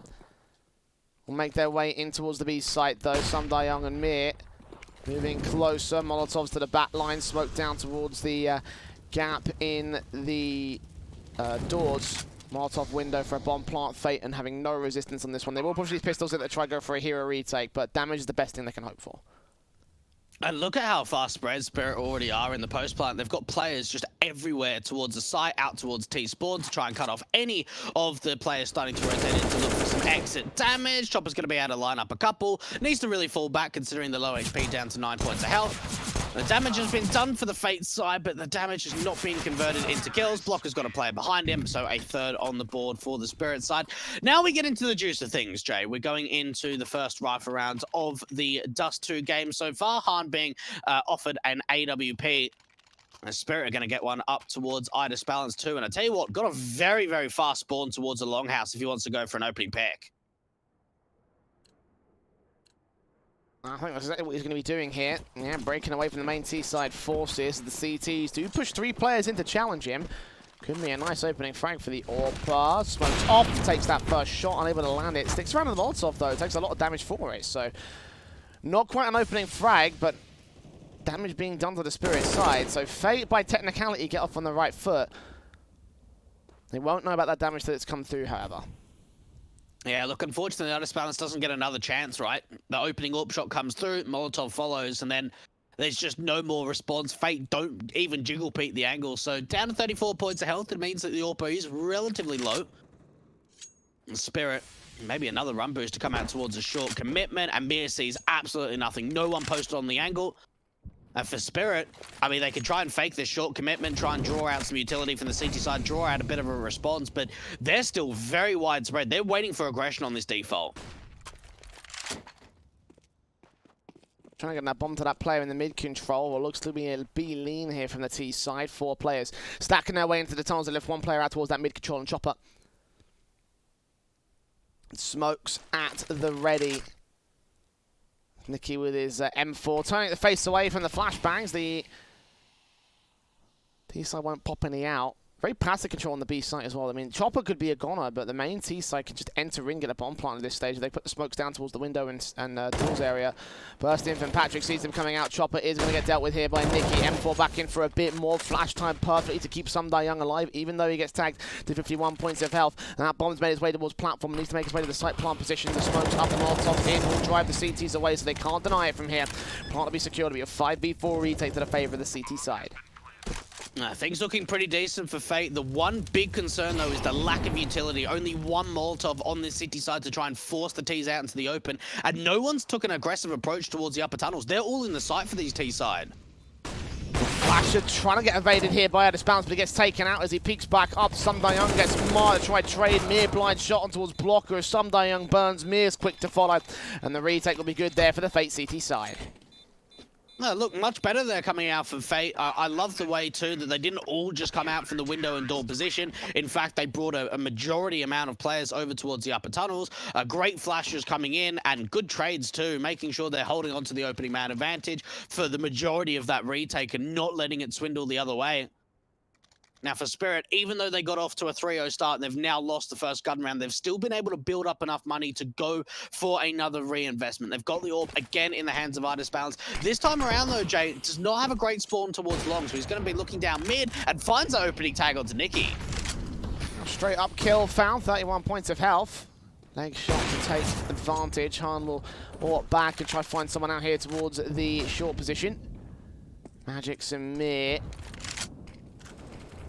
Taking damage on the Spirit side to return. Molotovs will force them even further away from the short contact, so no aggression here from the T side. A bit of map control taken away by Fate. It's mid-stack here from Spirit. They have got options. Fate have got a pretty good read on the situation. The last couple of rounds have been playing sort of 2 players towards that B bomb site. This time around, it's just a single one. Boosting a player up towards CT means that Mark can maybe focus his attention back towards the A bomb site or stay around in CT. Spirit, they've got the option of trying to fake this short commitment and go in for the mid to B, but it does look as if it's going to be a full commitment here. Rahan with the AWP standing, seeing the Molotovs come down from the C camp. CT side flashed out position. All these flashes are connecting pretty well so far. They've driven the CT so far away from the site. 4-pronged attack in from both the long and CT entryways. The plant can be secured. Teams have gained that short control. The 5th player will try and rotate back here alongside the rest of the Fate players to try and go for the retake here. Fate are slowly but surely pushing in. Flashes over. Chopper. AK in hand. Seeing even more utility coming out from CT spawn. Is he ready for the M4 to face him? He's not. The AWP will take him down as the wait and bait comes out towards Carl. 1 kill comes in. 2 for Mir, in fact. Idis Balance gets one in the interim, so a 3-on-2. Now forcing the CTs to retreat. And the taps continue for Mir, looking for his 3K. On for the quadra now against Mar, who's probably going to go up with the bomb anyway. Tries to escape out of dodge. Sees 2 T-side forces. Tagged to 22. He's the dead man. It's 4-1 up for Team Spirit. Oh, what a hold on the site there from Mir. Really showing how comfortable he is in that post plant. And for Fate, we saw a pretty successful retake when they were able to get the first on the board, Jay. But that one right there, they tried to swing up together, out towards ramp. They just got completely decimated by the hold from Mir on the site. And now for Fate, they're forced into an eco scenario. They've been money reset here.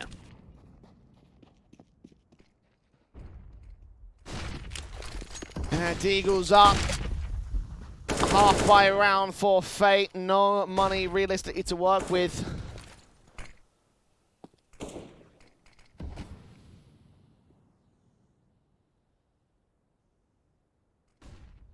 Bit of aggression. We're going to try and counter this here towards the longhouse, particularly for Blocker. There's a lot of noise out of this, so Chopper will shut him down, not taking anyone out of play.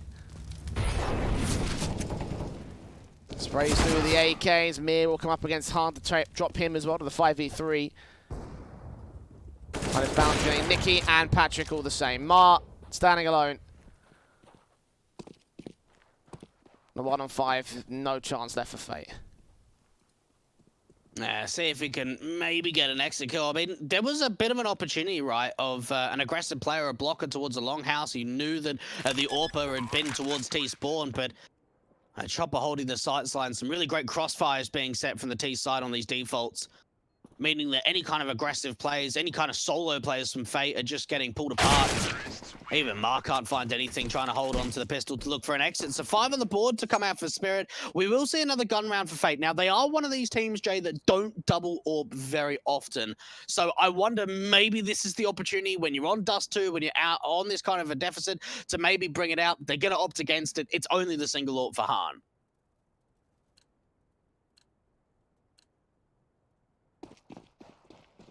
Yeah, full rifles out for the Fate side, though. Their best chance to get a round in compared to the last one. AWP's taking contact here. Han trying to find something up here towards top mid, but the slightest of heads being seen by Idis Balance takes out Han to kick things off. Flash over to the short control. Aggression from Patrick. Mind to try and siphon off the tunnel's entrance, but the T's have found their opening frag. They can play the rest of this round at their own pace. They don't have to force forward. And what's so important with that mid pick too is that Spirit are probably going to assume that B is relatively undefended. They put a mid to B smoke down, try and draw out a bit of attention, so they now know that there is a player towards the City Sport, so if they do have to go in for mid to B, they'll have 2 players to deal with. Patrick's going to recover that AWP, but no responses come in for the Fate side just yet. Flashes over, Some Die Young makes his way out to position. Mir takes a fight with the AK that's unable to find anything here. The bomb dropped out for Spirit.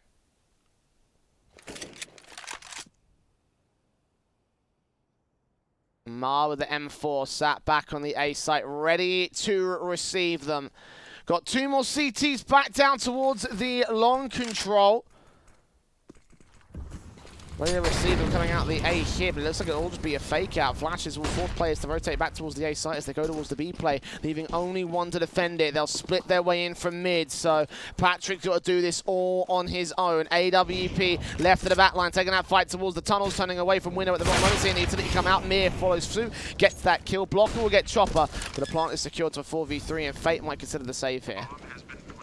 Oh, Nicky, that could have been an opportunity to try and take Magix out of the equation. And now he forces the fight into the 2 versus 2. Mars doing damage too. And now it's down to SDY to try and clutch it off. Making a little bit of noise towards the site itself. Playing around the Xbox position, trying to get an edge over this top of the smoke. And he's been able to find it. And he now knows the information on where Mar is. Trying to play out the time. Repositioning to a bit of an off angle, and for Fate, they're running out of time. Mar needs to be able to connect onto this kill, Nice. and SDY is going to be able to clutch out a 1 versus 2. Great repositioning there, playing right into the open, an angle that Mar just did not expect at all. And Fate, that was their opportunity to convert.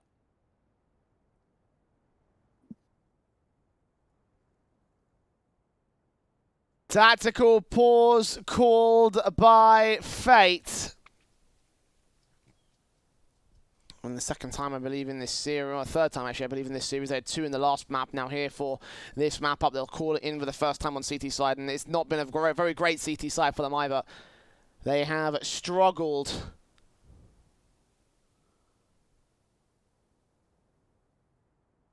Not much of a buy that can possibly come through for them either. It'll probably have to be a half buy again for round 8. Spirit, again, are holding pretty decent dominance above the CT side, and I just wonder again, what is the possibilities for Fate? What can they realistically be able to do to turn this around? Look, it's a tough one. Again, we've made the point. This isn't their map pick. This is a very strong map for the Spirit side. I think for Fate, they need to play with a little bit more confidence. I'd like to see maybe some more hyper-aggressive plays, whether they try and just take back some long control a little bit later into the rounds, or maybe aggress up towards top mid. Because every time we've seen aggression, it's normally been on these eco rounds rather than a rifle. A chance for them to swing out to do some damage towards long, but just easy cleanup.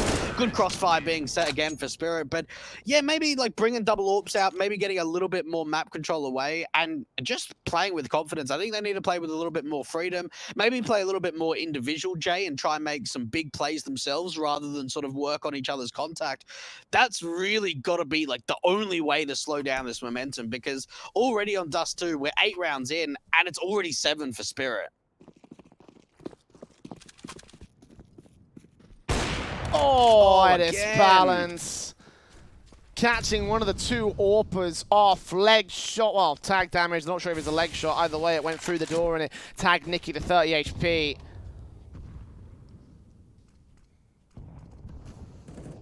Yeah, this is not looking good for the CTs already. Slight peek in, High Balance will catch Nicky as well to take him down. Not seeing Han, so the AWP shot of the CT side can return the damage up the AWP of the T side count. Almost landing Chopper as well, but Molotov's in, forcing them out of position, refacing the AWP, can't quite catch these frags, so Spirit will maintain the man advantage. Han's looking for a little bit more, getting so close to that tag, up towards the Xbox short commitment. And for Mar being forced back off angle, and for Spirit, you'd have to think that there's a split to this A bomb site on the cards. Now, a lot of the time they've gone for the short commitment. They've had a late lurk out from long, but they've got a couple of players in position. Hard falling back, and look at how much utility they've baited out from the CT side too, Jay. They've only got a smoke and a couple of flashbangs left. 40 seconds to the clock, and Spirit are slowly wrapping back over towards the short commitment. Bomb passed over towards Mir as he tries to find the lead in. Han backs up with the AWP into the A site right around this corner. Going to re-aggress. Try and look for one of these frags out here.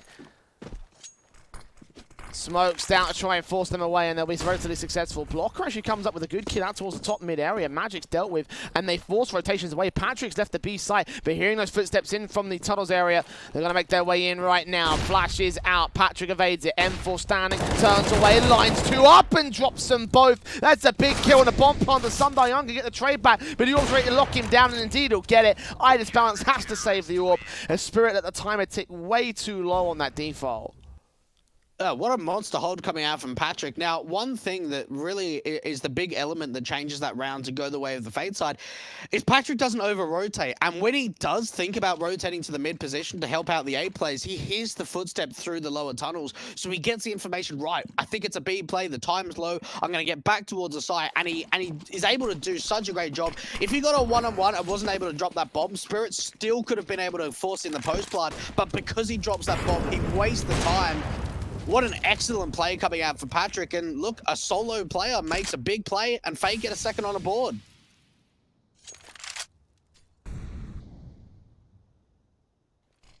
Out towards the top mid position for Spirit to regain their map control here for the 10th round. Fate's got to try and convert this round. They did similar sort of damage over on the last map, but the issue was always trying to find the follow-ups, which is where Spirit obviously gained that ridiculous lead.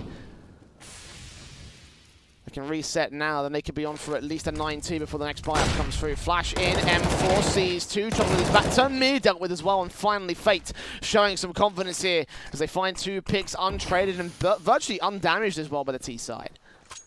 One of the first times I've actually attempted to retake map control, right? Spirit aggressed up through that short commitment. Now Blocker's even hearing some footsteps out from long. He needs a little bit of assistance, and Nicky's on corner with that AWP, but Blocker needs a bit of utility to try and force out some fights. The flash comes through. Good peek onto Magix, and now it's just 2 players left on the T side. SDY is able to find 1 trade, but this has been an excellent round from Fate. Indeed it has. Very well picked apart there by Mar and Blocker. Especially Mar there on the entryways towards the short control. Balance and Sumdayong better be maybe thinking about the save call. Well, Balance still isolates to pick back on the AWP because the M4 drops him. He drops that one as well. Sumdayong wins a second fight, but now needs to win 2 more. 20 seconds to the clock. Here and coming forward. And they swing out from CT Spawn at the right moment. Third to the board of Fate. Again, a very good short take, which leads to a very good round. And maybe that's what Fate are sort of wondering, okay, that worked. Should we try and do that again? Because a lot of the time they've been very passive. They've taken early map control and then sometimes gone passive, but they've never retaken it later into the round. Mar gets flashed into the short angle. Spirit just caught completely off guard. None of the 2 players are playing anti-flash. A 3 on the board for Fate. Starting to bring this back, Jay. A couple of rounds for them in a row, building up a bit of momentum. And Nicky, the in-game leader, is going to be able to strike with the AWP. On for a second. Can't quite hit the shot, but low damage is done onto Magix. 44 HP. Patrick starts to extend out towards the tunnels to gun barrel scene. Sumdayong's got an easy frag, but is unable to find a second player. Way back too deep into the site. The AK continues to face for Magix. Very risky with his low HP. That goes even lower. 16. Down to the health of the lone player. Smokes down in towards this short position, going to try and bait in CT forces. Another player going to extend out the B site, the AWP of Han. Looking the wrong way, knife out in the right moment as Blocker falls as well towards the mid position. Suddenly B is a very, very open site, and Mar might have to save. Yeah, he has to. No money. They're going to be reset here, Fate. And that's the thing with winning 2 rounds in a row, especially with little amounts of players staying alive. The first one that they won in the streak was 3 players, then the next was only 2. So Fate haven't been able to build up an economy whatsoever. And you've just got to think, you know, I don't want to sort of point fingers and put the blaming game on, but for Nicky, he needed to capitalize on that second AWP pick. You know, that was a really great opportunity to be able to deal with Magix too. Missing that AWP kill, losing that opening man advantage they had, the trade comes back. Then they just cut off rotations. Fate go for it twice, an aggressive B play. And both times they go for it, it gets caught off guard. An 8th round to the board of Team Spirit. Things are looking to get better and better as time rolls on. And Fate did a decent job of converting their follow-up rounds, the rifles coming in, but now that they've been shut down with such effectiveness, the damage being done in the last couple of rounds are going to come back to hurt them. The buy is going to look very weak if they even bother for it. Like, it may just be a half buy around the M4. With little bits of utility being bought here and there, that looks to be the case. Upgrade pistols, no rifles. Fate have really struggled throughout this map up. Couple of confident glimpses here and there, but nothing that may secure a map at this stage. Spirit go on towards their default and look for 9. Now they've left the M4 as the lone player towards the A bomb site, and for the rest of the pistols, just have a gamble stack towards B. So for Ma, if there's an opportunity for him to maybe establish a bit of a contact, he can try and see if he can force the T-side presence into that B bomb site. Unfortunately for Spirit, without using hardly any utility, they've been able to slowly gather this long control. Now, they could honestly walk towards this A bomb site, Jay, and be completely silent about it. A single flashbang, and that's it. That's all the information that Fate have.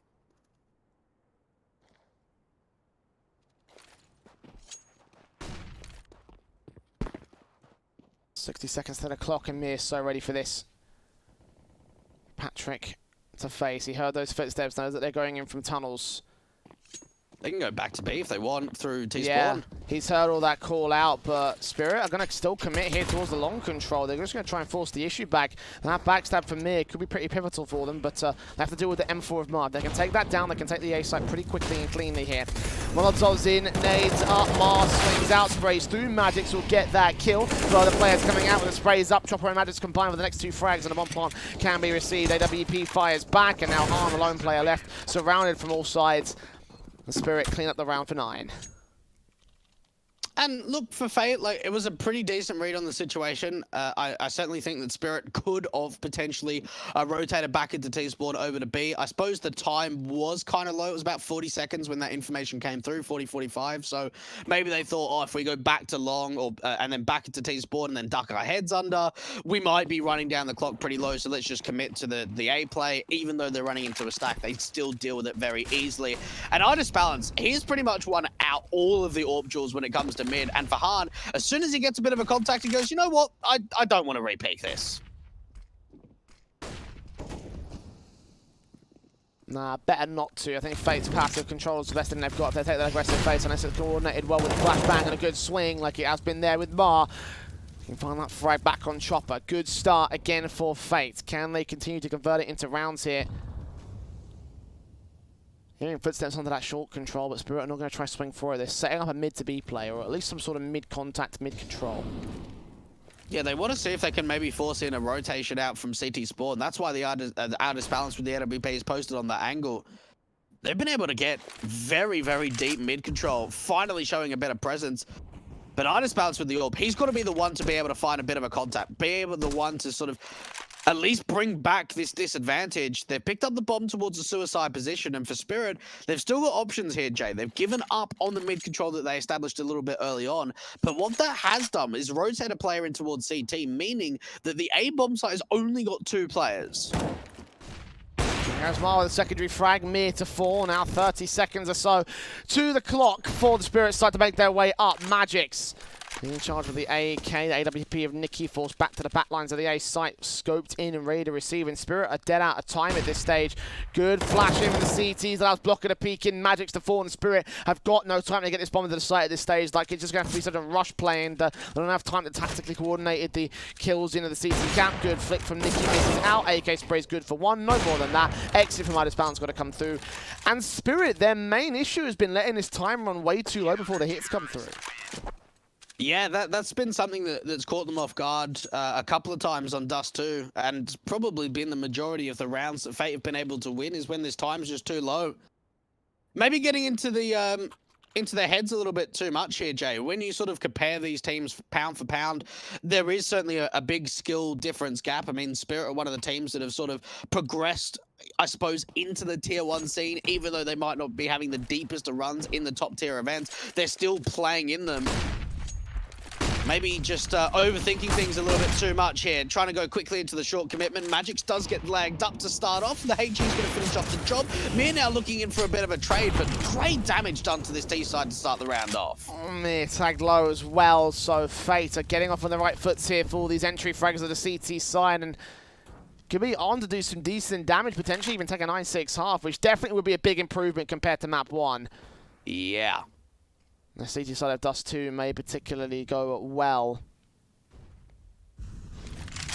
But a minute and 15 left for Team Spirit to recover this. It's very, very doable here for these guys, considering how well they've fought back, considering the firepower and the engagements. They could win out a lot of good opportunities to force the issue, though, because Fate are playing so passively on these B and A sites. Harm with this AWP, he's going to be pulled away a bit as a bit of a distraction because there is a bit of a mid lurk to come out for the Spirit side. So one of the teammates at B needs to be keeping an eye out for the mid to B split while focusing the attention out towards the upper tunnels. And Han's looking to try and go in for an aggressive angle. I think he may have just been able to see Ardis balance. Now context coming through. He's dropped a bomb with the orb, and Han keeps delivering. The 4K to come through. A 5th on the board for Fate, and Han has just come alive. We mentioned him at the start of the series, and I want to get that orb to bolster him, and well, that was a bolster if ever I've seen one. Fate, a 5th up to their board, really holding contest against Spirit in a way that we did not expect going into Dust 2. Double orbs of Nikki and Han. Idis bounce with the AWP as well. Spirit fast forward into the B site. Sum Young with the AK looks back here against Patrick, hoping to catch an opening frag. The nades on the stacker position that could land right in the center of mass. It lands a bit short instead. And Chopper takes that damage now at the setup for the T-side players. It looks like it'll be very, very fast flashes out and smokes in from the T-side camp, but they're going to stall for time. A bit of a lurk smoke for Chopper to work with, and Patrick's actually decided to get aggressive. Make his way onto the boost position. Oh, he's seen a bit of a gap chain. He's been able to deliver. The rotations are coming in very quickly too for the City side. AK up, AWP in for Han, catches that one, looks back in for more and gets Sumdai Young, trying to make it a third near, finally shuts him down, looks back in for the engagement against Patrick, turns up that frag, as Ardis balance turns it to a 2 versus 2 by getting Mar to fall, and now the AK sees the head of the next, Nikki falls, so does Blocker feed himself up, and it's 10-5 for the Spirit side. They win their half as Fate choke it at the final hurdle, but we go to a break, they can still recover it over on T.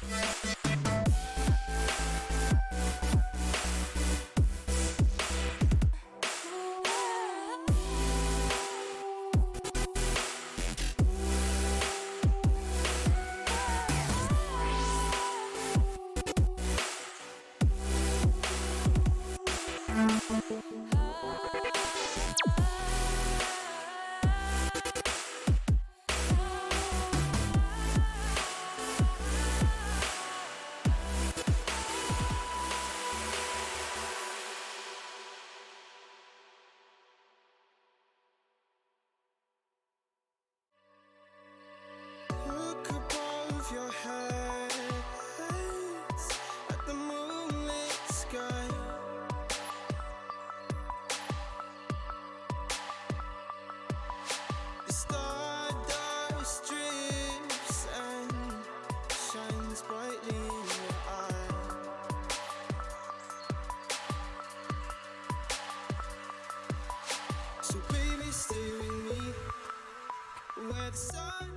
Team Spirit still having a dominating scoreline above the Fate side, but Fate did bring it back pretty effectively over on this second map. Now onto the T side, where they could still turn a decent advantage to Egg, but it was only in the end of the half where things started to look good. Spirit did have control from the pistol and forward.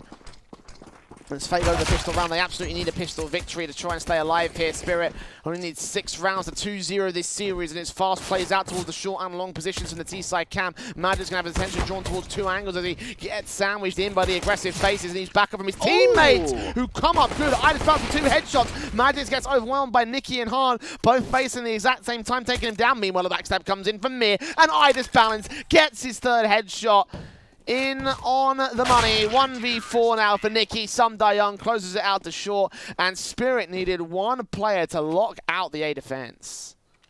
And honestly, why is Nikki not sticking the bomb plant there? He realizes in a 1-on-4 that there's just no chance that that's going to be winnable. He really needed to at least try and stick that bomb and get a little bit of extra money to follow into the next round. Because Fate are force buying anyway. Spirit, I tell you what, those 2 shots of Idis Balance, they were round winning. He was the rotator up from CTJ. He gave them the opening man advantage and allowed Mir to start to rotate him from the back lines. Spirit brought that back after it looked like for Fate they were off to a great start. Straight up and in. Nades up. The SMG trying to take over the mid control for the Fate side. The Spirit camp. Automatic weapons coming out here. Chopper will take out Nikki. Look for more. Does not see the player at Xbox. Captures that player off eventually. The Spirit's aggression works well to push them back into the B site. And then the Tunnel's presence is here from the T camp. Mir gets his kill. Young gets one of his own right jumps. Runs to the head of the last player. Will catch him, but Mir there for his trade. And only losing 1 SMG here for the CT camp. So they'll be happy with the number of kills that they got and the amount of money they farmed up as well.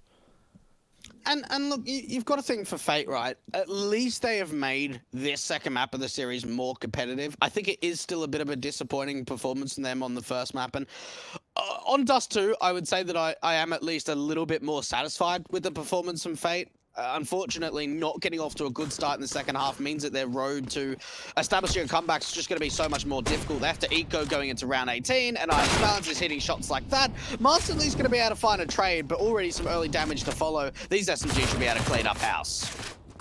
Yeah, take an aggressive face from Mir, back to the D. Ghoul looks a blocker as well, 2 standing now for the T-side camp. Han gets 1 to return as Young trades him effectively, so plenty of SMG money getting farmed up here for the CT camp. With the M4 better not go down, and Mar will catch up that 1 player, at least with Young there with a swing and a hit. Makes it a 2K.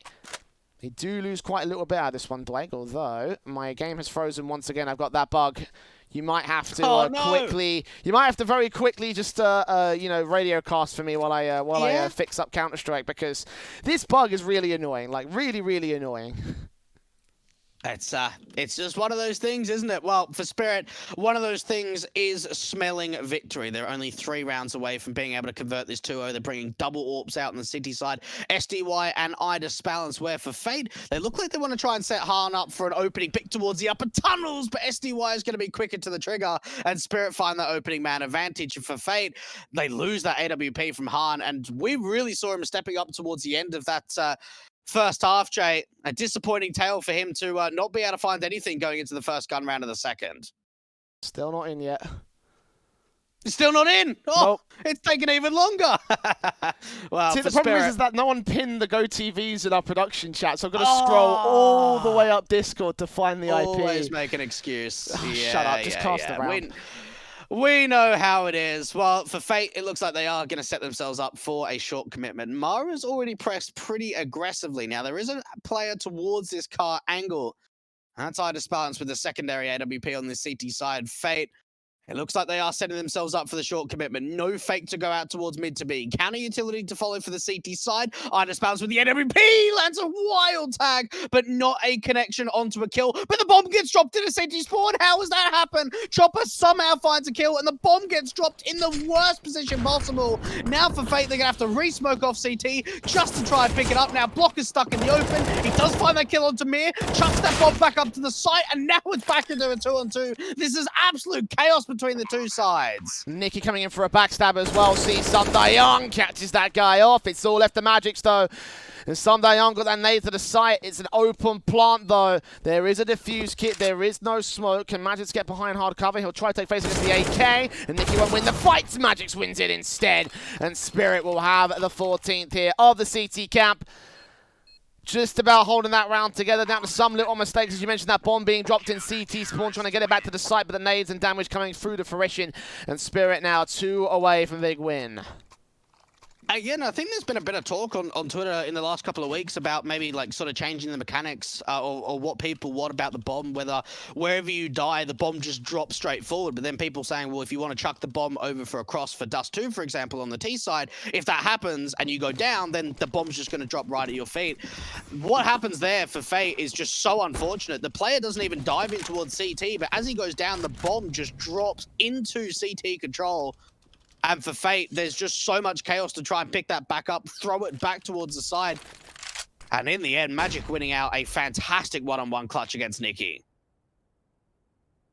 Orb ready and set in. Shot missed out. Import's right here to do damage though. Chopper chokes it.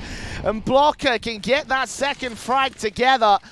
Nades up, trying to see if they can take down one of those players. Blocker should fall. No, to 1 point of health. Finally, Magics cleans it up. Now 2 standing for the Spirit side.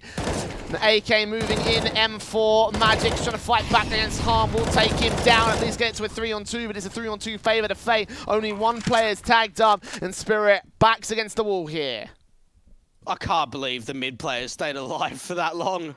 The short players, like, they were so low, Jay. And even Nicky's got a backstab out towards the B side to do as much damage as possible, make sure that they're limiting the amount of investment that can be held into that next round. Magic's with the AWP.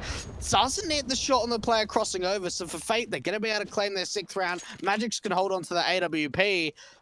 But you just had to think, like, the first dual peek onto the AWP was fantastic to see onto Ida's balance. Chopper with a really messy spray. And then the HE going down to, what, 1 HP onto Blocker are just so many unlucky elements there for Spirit on the CT side. Fate going to at least get their first of the half and keep themselves hanging in there for a moment. Still got a bit of a ways to go before they get right back into the matchup, though. 14-6. 8 rounds to deficit now between Fate and Spirit. Spirit are going for a force play, so this could be a chance to equalize or at least start to bring back some of the distance. But Spirit able to win this round, and Fate will be on on for overtime. Damage been done to IDB and Mir at this stage, so. Shots connecting, no kills. Nicky gonna take some back here on Chopper's short face. I know that he's here. Don't worry about him, most first and foremost. And indeed, Blocker does get that first frag to fall. Oh, and Spallan's caught right in the open. They boosted him back up towards the side, but he couldn't get there in time. Magic's is trying to defend the best that he can, but the force buy is falling apart. Fate, some really great trades coming out. Great distractions being pulled away from the long control, as well as the short commitment. And for Spirit, if they would have got that AWP boost up into the site maybe 2 or 3 seconds before contact came through, it could have been a very different scenario. But for Fate, it was time to all crossfires was set. And Spirit not converting the force buy means that for Fate, Jay, they can start to at least make this competitive as possible. Bring it back as far as they can. You look at the scoreline and think, right, thinking about overtime or thinking about a victory on Dust 2 is probably too far ahead of them at this point, considering how many rounds Spirit are already up and they're only 2 away from getting this 2-0. But double digits, I think that's a realistic goal for this T side. Well, ideally, they want to bring this back and stay alive in the series, but as we've mentioned, that might not be the easiest of affairs.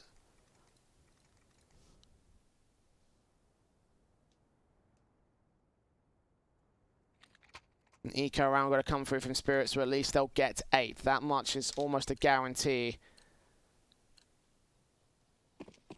AK's in, the AWP out for Han. For contact out towards that mid position, sees one player crossing, doesn't quite take him down. Chopper takes that damage. 66 HP in the early phase here for the Fate side will just try and force them back out of position. They've got a stacking towards the A site, so hopefully there'll be a stacking from Fate as well to go for the A hit, and maybe they can pick apart some rifles for that. Maybe they could deny the bomb plant. Maybe they could actually win the round, but that's all coming up in the next minute 20 and then 25 seconds because Fate are being passive towards the mid control. I tell you what, if they aggress out from mid, there could be a really decent chance that no one's actually holding this angle at all. Very, very deep control to come out. Nicky's been seen, but it's a bait play to swing Chopper out to the open. A great opening kill going the way of the Fate side. And this is now when the short players start to swing out. Not really a massive amount of damage being done. SDY finds one, makes it two. Now there's rifles to get picked up. Are they going to go for this? Sunday Young seen on the spray. Patrick will try to force him away from the mid control, but with him being low, Ides Balance being tagged, and no Kevlar across any of the players here at the CT side, it makes sense to save, and that's exactly where they're going to go. Back out towards Long to keep a hold of these AKs for another good round, and for an eco, that's not even a bad outcome for Spirit. Yes, they will lose the round, but 2 AKs for a CT side, that's pretty good. Yeah, that's splendid. It really is. 2 AKs in a round where you've got, what, USPs, a single flashbang and a CZ? That's impressive. Even for blocker. Why is he going hunting here? He doesn't need to at all. I'm guessing that he thought that maybe one of the AKs was aggressive, but for Spirit, they just left the late lurk of the USP to try and look for exits while the rest of the AKs just save. Now for Fate, their economy, it's still looking decent, but again, I feel like the hunt attempts just weren't really necessary at all there, Jay. No, absolutely. Like, it should have been much more of... It should have been much more of a passive affair there from the T side once they got that bomb down and once they got out of dodge, because, you know, the economy is going to start hurting from here. Yes, they also have a buy up, and I guess in that respect, they will also have some, you know, some money for round 23, but... Yeah. Team Spirit are in this position right now where if they can reset, any damage being done will just be enough for Fate to crumble apart from it. Probably have another buyback into round 24, assuming they lose this one, but... As time goes on, you can see that money line start to dip. Here they come out of the gate. Smokes up, Sunday Young with the AK. Patrick full blind, pushes that bomb in first and drops out towards Car. Smokes down Mir to try and hold up as Sunday Young's getting his own shots in. Mir gets a kill. Sunday Young traded. Mir with a secondary frag. Spray up against Blocker, goes awry. But he's done his damage and got the 1 versus 3. Flashes over, spray through. Ides Balance goes falling next. And Magix and Chopper, last 2 left for the Spirit side. Enough in the tank to close it down. 15-8. Map and match point for Spirit. My goodness. Okay, that B defense looked solid. The AKs were just able to set up a really good crossfire. It's your 2 stars on the Spirit side, SDY and Mir, both being the B anchors. And Fate, they can just not split them apart. They can't find the opening kills. They can't find the trades. And Spirit just locked that down. That was super impressive.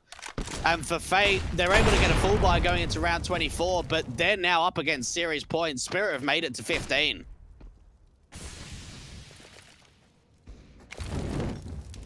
Molotovs continue with the nades out, the sprays through.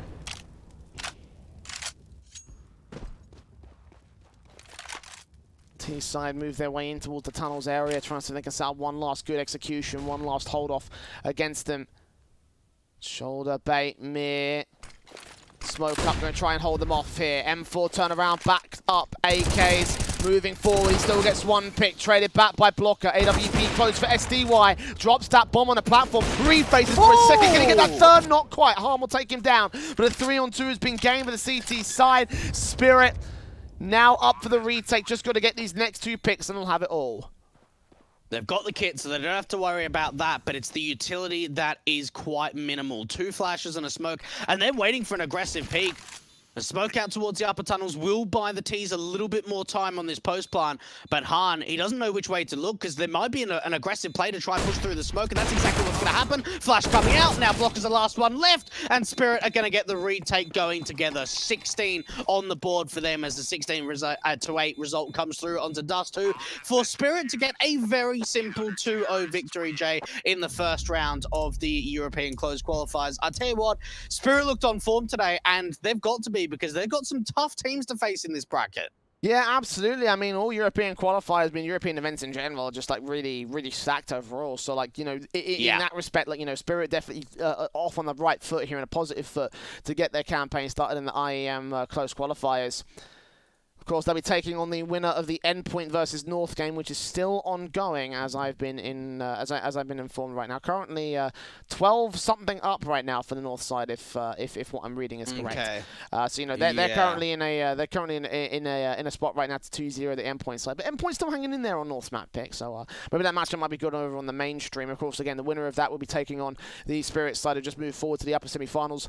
Fate's campaign is not done yet. Tomorrow they will be fighting off for the lower bracket against, I believe, the loser of... actually, I'm not sure which series it is, but one of the next series is that are coming up on stream next, when Amiga are taking on K23 on the mainstream, and Illuminar versus Sprout as our second match over on the B stream in about an hour's time. Yeah, look, that lower bracket run, I'm having a look at it now, Jay. It's going to be a tough one for Fate. Going in for the lower bracket round 1, they need to win 4 best-of-3s in a row to qualify for the main event. And that's sometimes the difficulty of a lower bracket is, yeah, you get another chance, but it does mean the campaign is going to be a hell of a lot difficult. And for Fate, they're the first team there, Jay. Like you said, North are still taking on Endpoint over on the mainstream. So we've still got plenty of matches to cover today.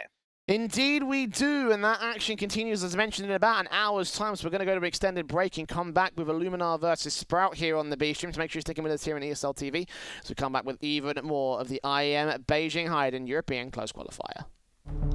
With the right CPU, you can turn any game from familiar to phenomenal. Unleash the potential in all your gaming with Intel 10th Gen processors. With its optimal balance of threads, cores, and frequency to deliver elite real-world performance, only Intel can bring Marvel's Avengers to life with in-game PC optimizations. Supercharge your Marvel's Avengers experience with Intel Core i5, i7, and i9 processors. On Intel Extreme Master Certified PCs, you'll find a gold badge. It means you'll find brilliance inside. That you'll get high-grade components like Intel Core i7 and i9 processors that'll deliver the uncompromised performance you need to game like a pro. Not to mention, every purchase supports the prize pool of Intel Extreme Masters. Intel, unleash your brilliance. My name is Trace Saranthus. I am building a PC for Jordan Gilbert. My goal was really to get something that was no compromise, super powerful, and ideally not built by Trace. Yes, thank you so much, Jordan Gilbert. You know, we don't make mistakes around here. We made happy accidents. I get a booster seat here. Enter now for a chance to win one of 3 PCs built by me, Jason, or Trace.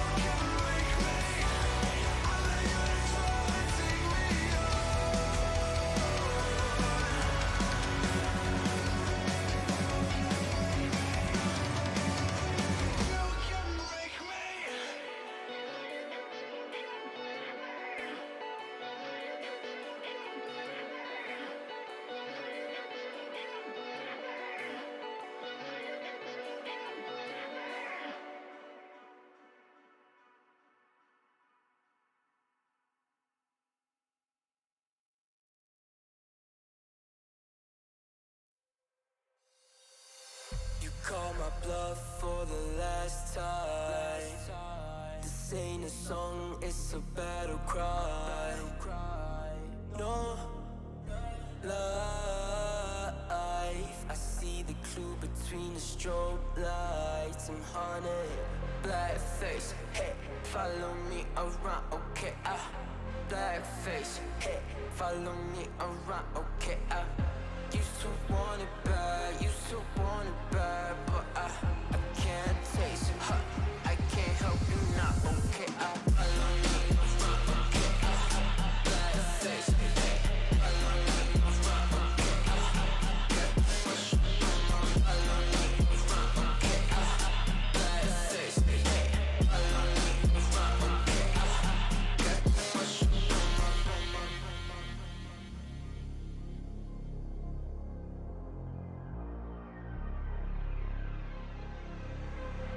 got too much up on my plate, now I can't think. I said woke up, take a exit, now I'm feeling this is it. Want the money, want the rest. I do purse, not no cess. They say Don, it's why you sad. I said I just need to think. Red tape, got too close, I hate the city. Black face, show you everything you need till you fornicate it bad. Someone said it's sad. I used to want it bad. I know it's in my head, keep seeing you too many times, yeah. I know it's in my head, keep seeing you. I know it's in my head.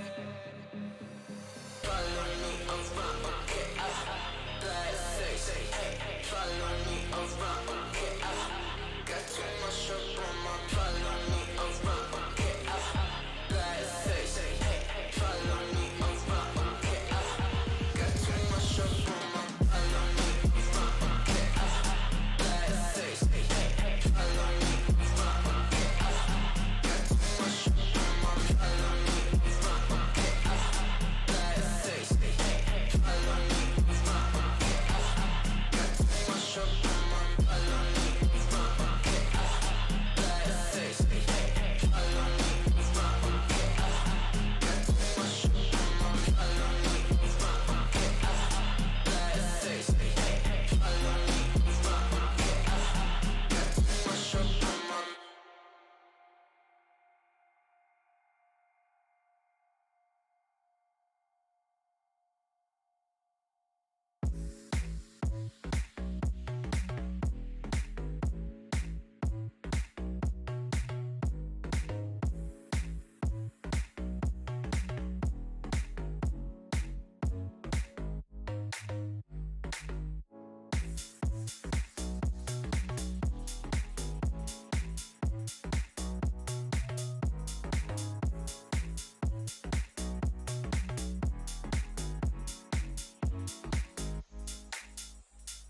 I was dancing on my own when you spilled that rum and coke on my t-shirt.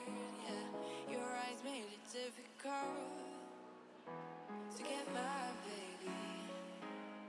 And the next thing I knew, we were so ready to give in, skin to skin on that baseline. Ooh,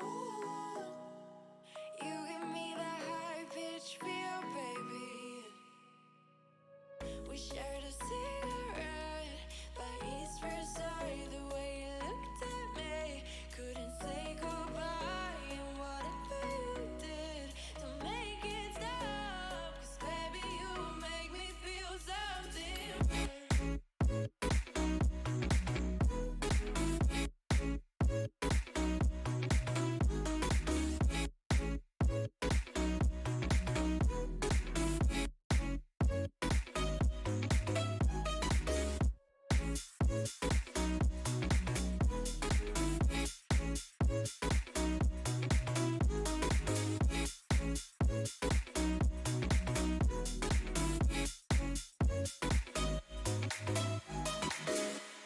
And the next thing I knew, we were so ready to give in, skin to skin on that baseline. Ooh,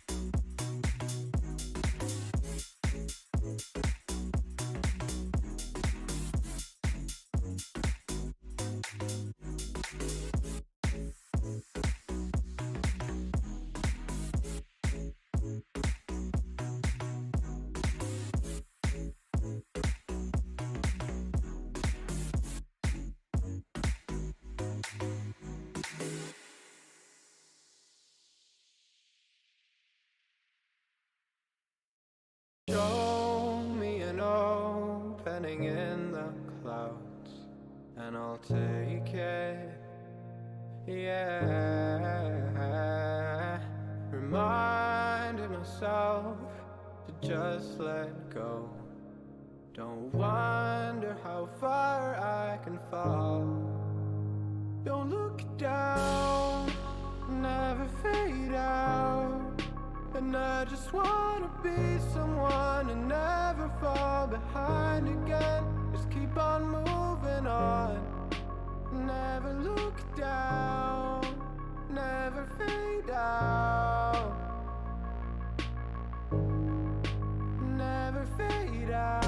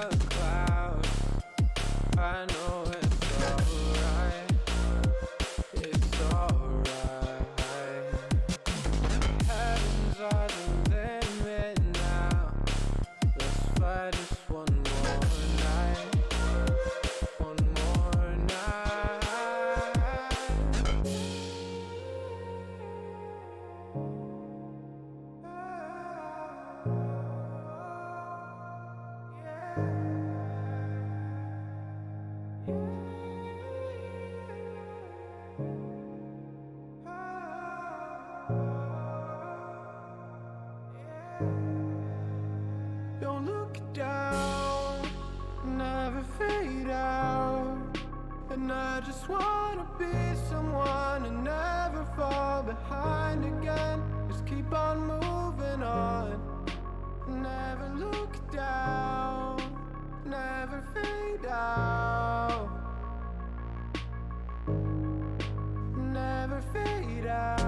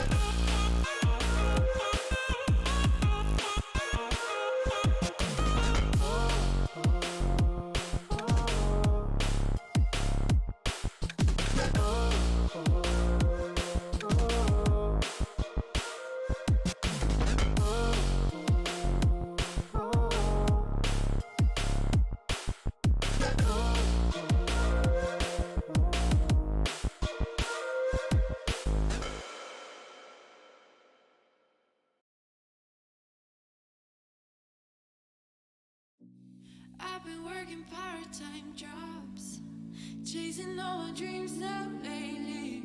No matter if I try too hard, nothing's ever enough, baby. No, I don't care too much.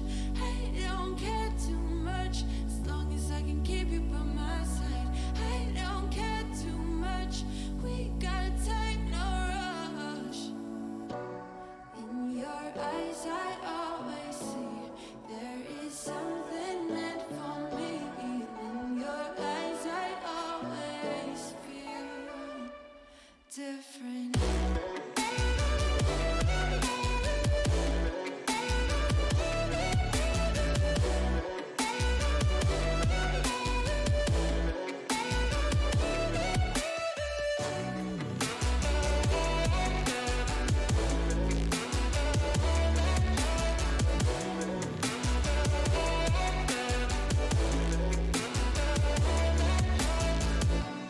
Tell me everything's alright. Life is just a bunch of faces, and if it's not, we'll still be fine. I know we're going places. I don't care too much. I don't care too much. As long as I can keep you by my side.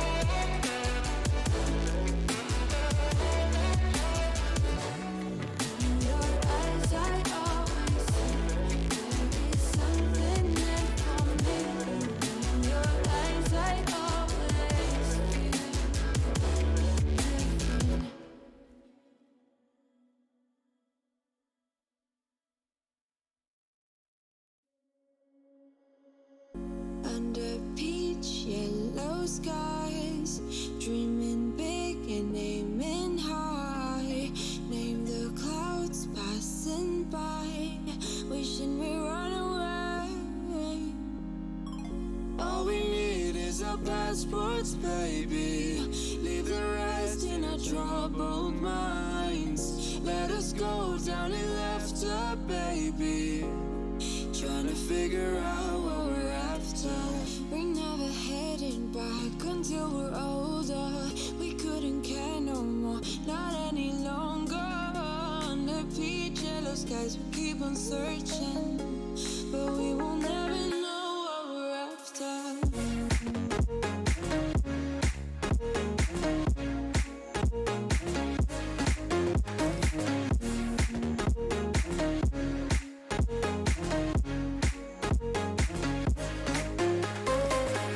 Book a plane, fly away. We will never be the same.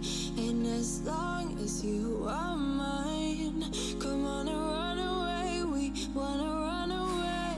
We don't need any reasons, baby. Leave it all for the faded hearts. I don't mind if they call us crazy, 'cause they don't understand what we're after. We're never heading back until we're older. We couldn't care no more, not any longer. Under peach yellow skies, we keep on searching, but we will never know what we're after.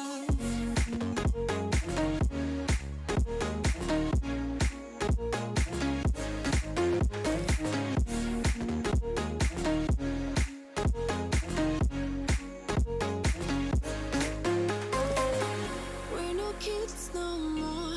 I need to feel alive in this dreadful town. I'm running out of time, and as long as you're mine, I wanna run away. We're never heading back until we're older. We couldn't care no more, not any longer. Under peach yellow skies, we keep on searching, but we will never know what we're after.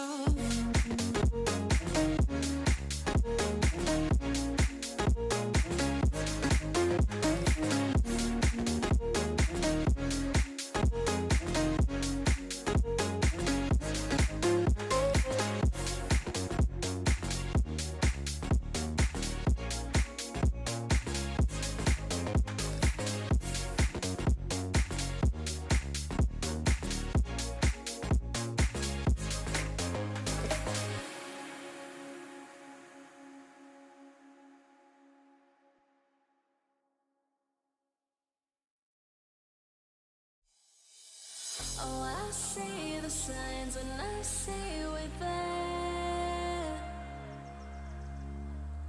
And I feel the lies and I feel the sand. Forever hold, no matter if we're cast away. A fire in the dark. I know that you won't be where we'll always get.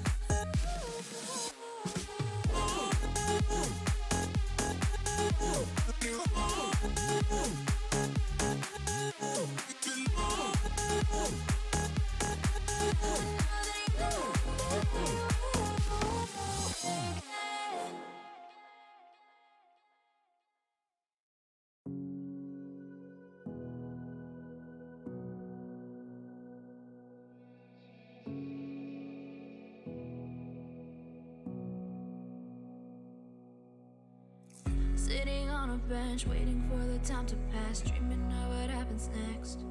I see what I wanna be, questioning my destiny, only knowing what I see.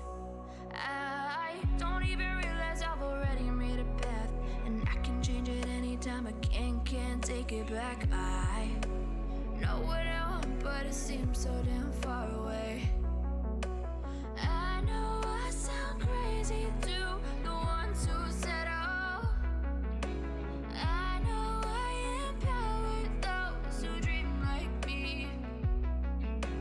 I know I sound crazy to the ones who said oh. I know I empower those who dream like me. And you say you wanna be somebody.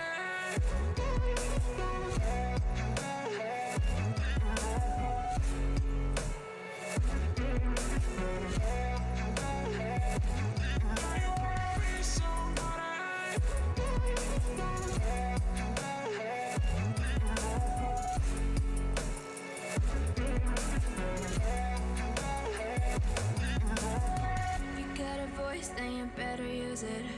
Tell yourself day after day it's time to prove it. No days off, keep the hustle moving. Wanna see you be what you wanted to be, prove it. I know I sound crazy to the ones who said oh. I know I empower those who dream like me. I know I sound crazy to the ones who said oh. I know I empower those who dream like me. And you say you wanna be somebody.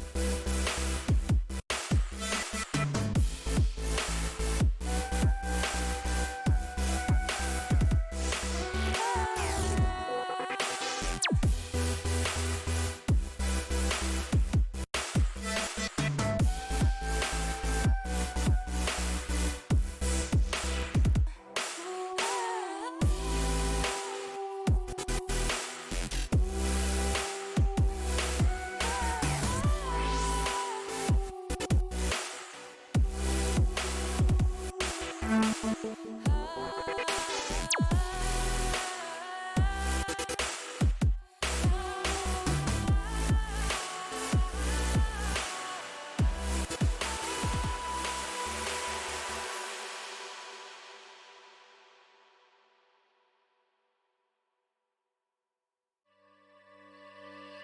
above your head at the moonlit sky.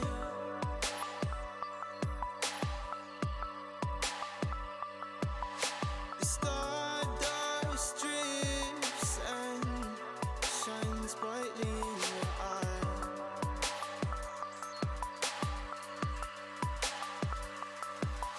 So baby, stay with me where the sun doesn't go down, and we will drift away until the day the world stops spinning.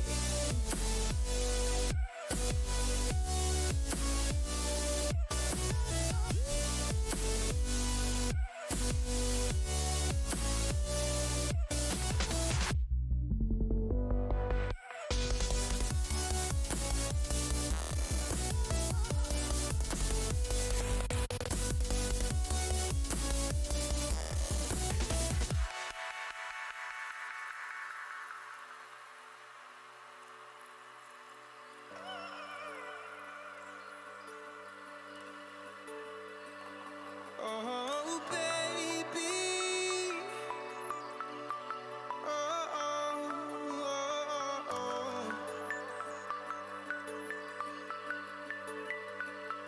Oh, oh, oh, oh, oh.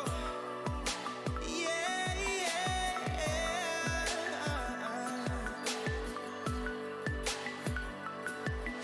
The stars falls around us, entwining us. So baby, stay with me where the sun doesn't go down, and we will drift away until the day the world stops spinning,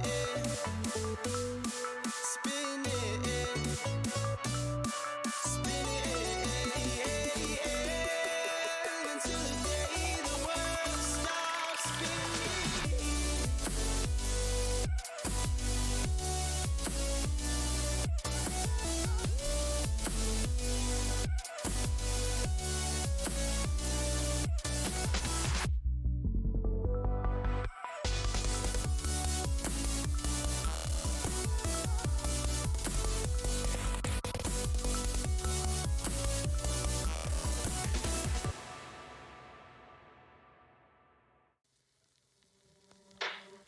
Out of the shadows, I've come to make a name. Ready for battle, 'cause I got a throne to claim. Think that I'll crumble, I'll show you in style. Where you see me coming, better run for cover, 'cause I'm not slowing down, I'm never going under. I survived the pain, I know it made me stronger. So meet the monster I came to conquer.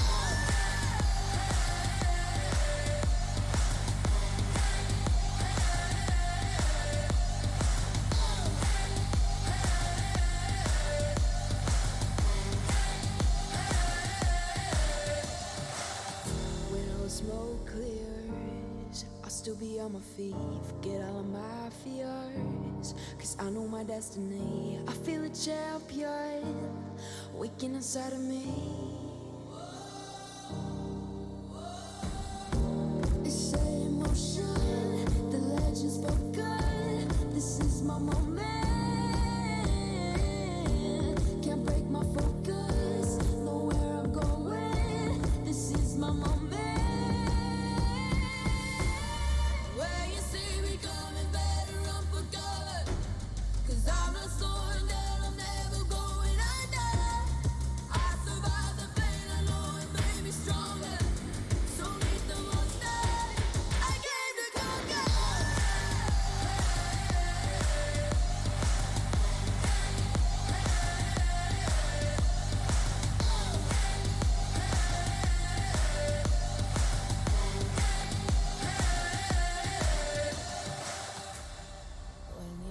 me coming, better run for cover.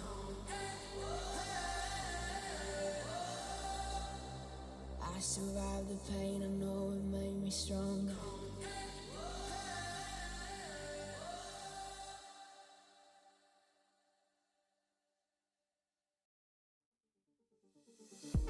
They're looking at us, an audience.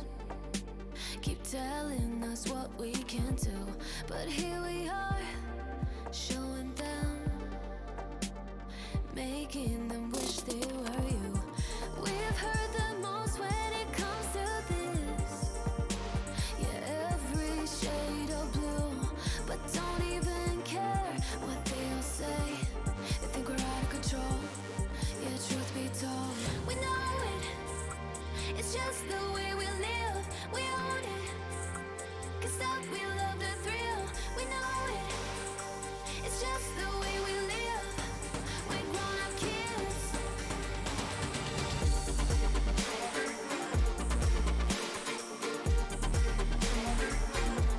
We love the thrill.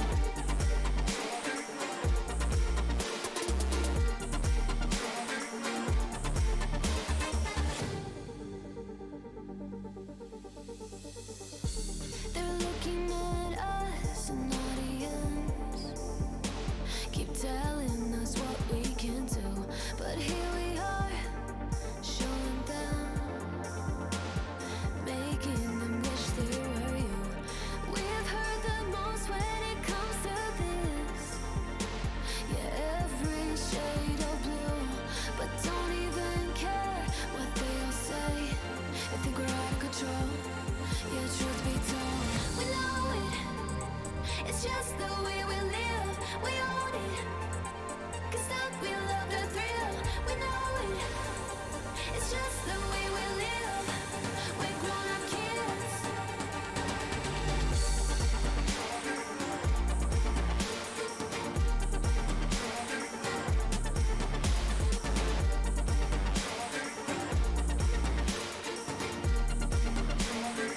It's just the way we live. We know it. It's just the way we live. We own it. Can't stop, we love the thrill. We know it. It's just the way we live. We're grown-up kids. We're grown-up kids.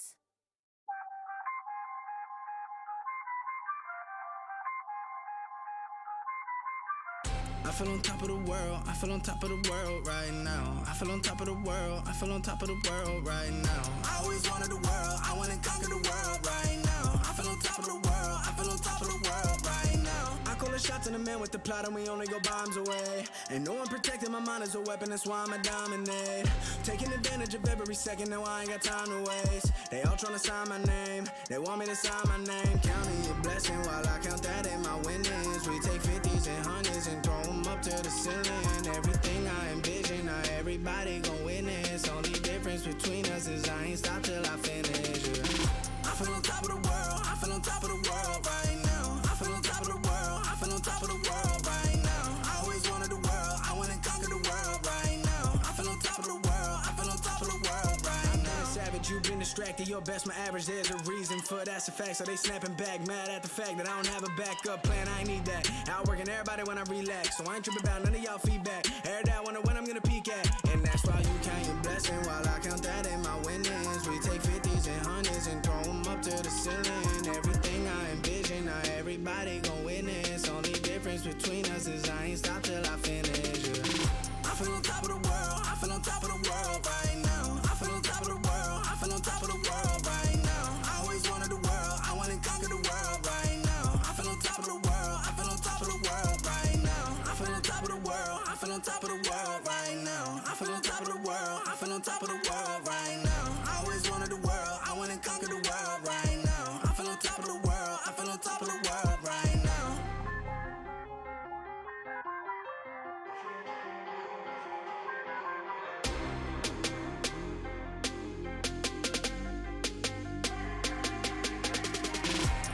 shots in the man with the plot and we only go bombs away. Ain't no one protecting my mind as a weapon, that's why I'ma dominate.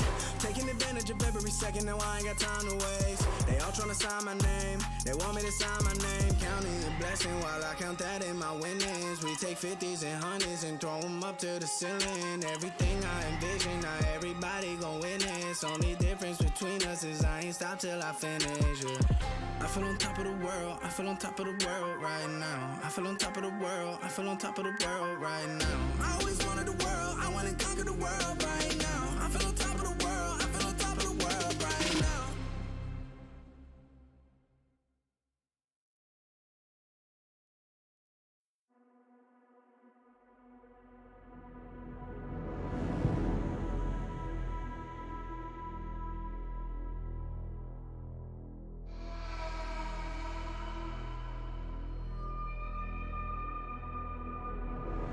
I fell apart when I saw you look at me that way.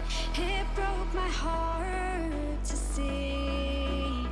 It was a moment of darkness, a moment in time that I regret for being so heartless. It was a moment of, a moment of, a moment of darkness.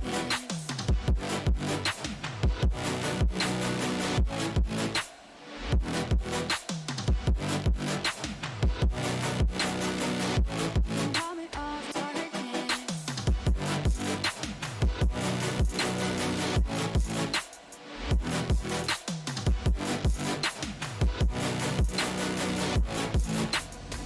I fell apart when I saw you look at me that way.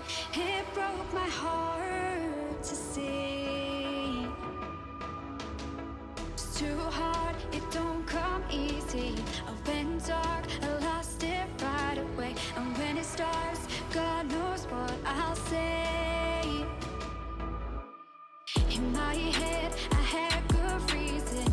I went red so unexpectedly. I should have said that sometimes happens to me. It was a moment of darkness, a moment in time that I regret for being so heartless. It was a moment of, a moment of, a moment of darkness.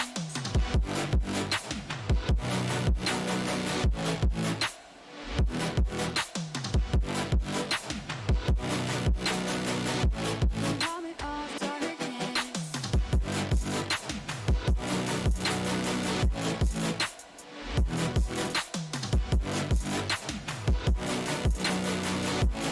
Moment of darkness.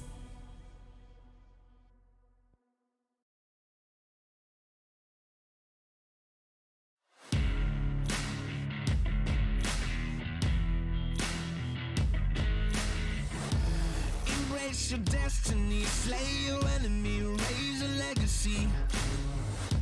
No more apologies, trust your abilities, gather the energies. Pull yourself back together, and staying off track forever. Child of the nation, will seek redemption, time for salvation. Today is meant to be day of victory, time for history. Reverse the tendency, fight the entropy, channel your rivalry. You're praying for fortune to come, you're hearing the sound of the drums. It's too late to backtrack, go back, you're back now. Keep your feet on the road and stand up. You've got what it takes to fight back. Don't stop until you black out, out, out. Stand up, up. You've got what it takes to fight back, back. Don't stop until you black out, out. Give all you got, show them how to make a miracle. Stand up, up. You've got what it takes to fight back, back.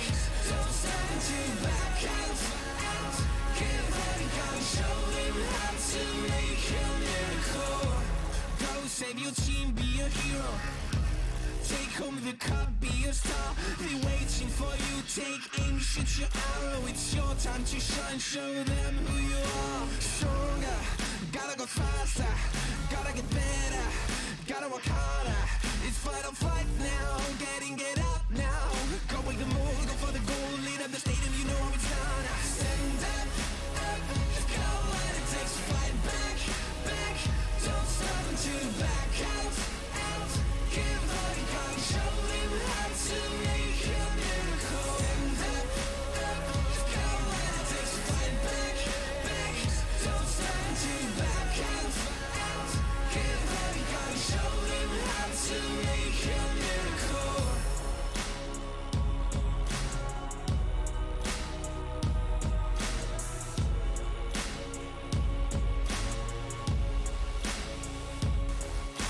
Stand up, you've got what it takes to fight back. Don't stop until you black out. Stand up, got what it takes to fight back. Don't stop until you back out.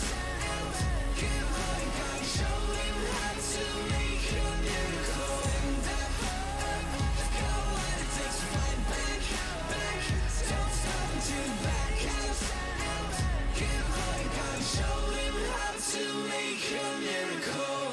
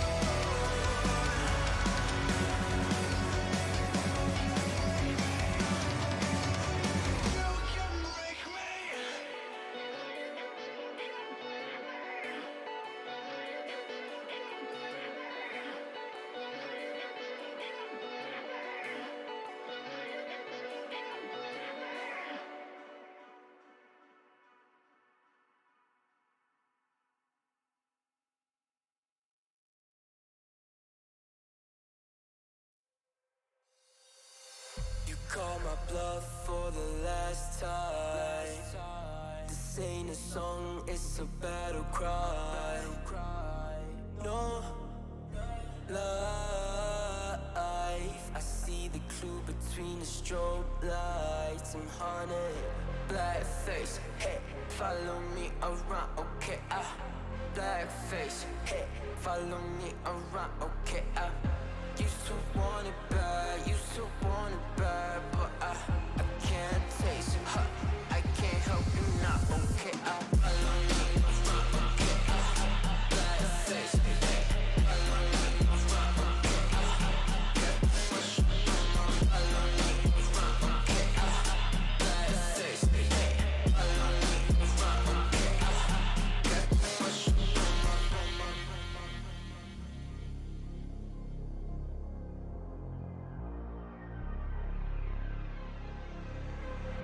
Got too much up on my plate, now I can't think. I said woke up, take a action, now I'm feeling this is it. Want the money, want the rest. I do purse, not no cess. They say Donis, why you sad? I said I just need to think. Red tape, got too close, I hate the city. Black face, show you everything you need till you fornicate it bad. Someone said it's sad. I used to want it bad. I know it's in my head, keep seeing you too many times. Yeah. I know it's in my head, keep seeing you. I know it's in my head. Follow me around, okay? Black face, follow me around, okay? Got too much up on my follow me around, okay? Black face, follow me around, okay? Got too much up on my follow me around, okay? Black face, follow me around, okay? Got too much up on my follow me around, okay? Black face, follow me around, okay? Got too much up on my follow me around, okay? Black face, follow me around, okay? Got too much up on my follow me around, okay? Black face, follow me around, okay? Got too much up on my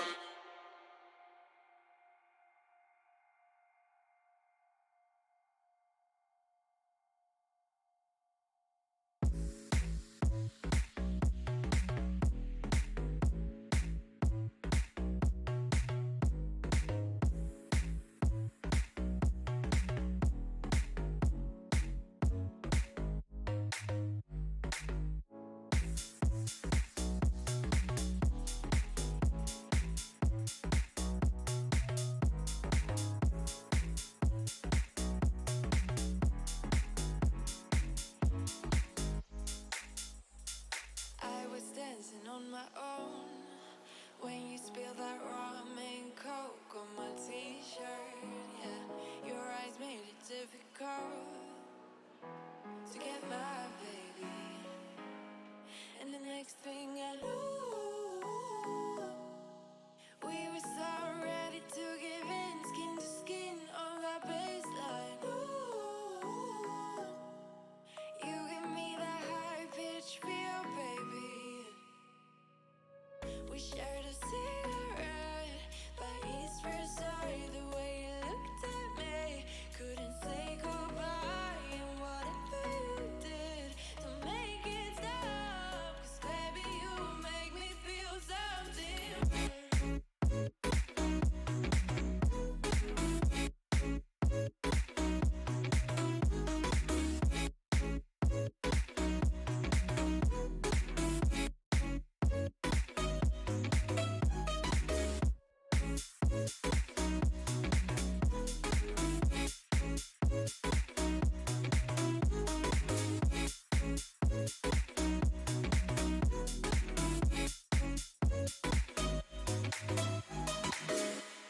And the next thing I knew,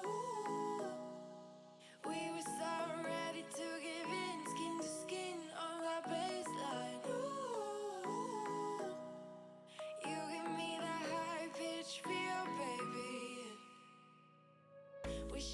cigarette by East Versailles. The way you looked at me, couldn't say goodbye. And whatever you did to make it stop, 'cause baby, you make me feel something.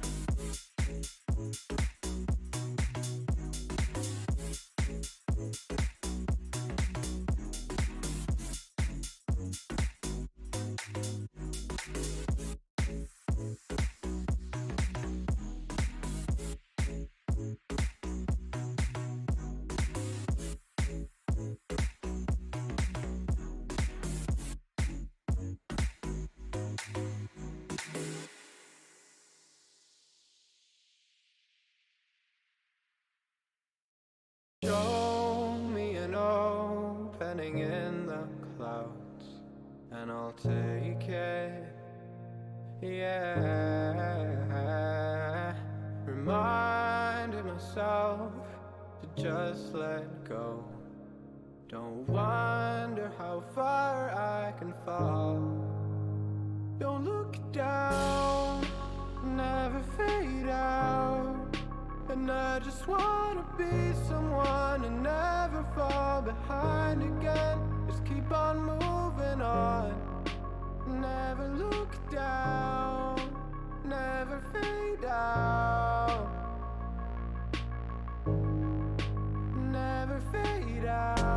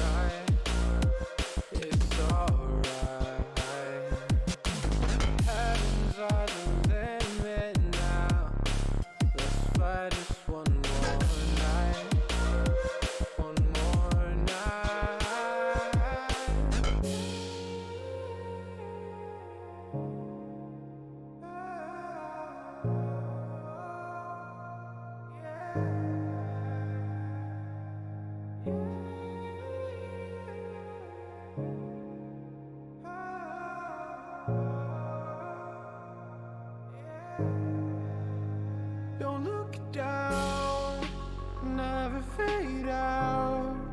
And I just wanna be someone and never fall behind again. Just keep on moving on. Never look down, never fade out. Never fade out.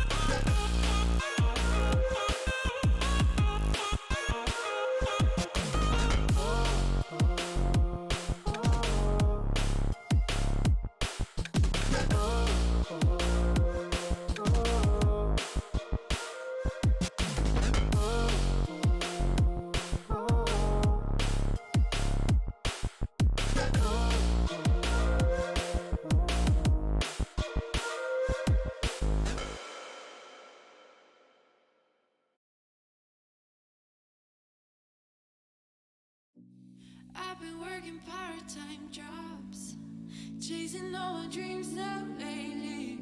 No matter if I try too hard, nothing's ever enough, baby. No, I don't care too much. I don't care too much. As long as I can keep you by my side. I don't care too much. We got time, no rush. In your eyes, I always see there is something meant for me. In your eyes, I always feel different.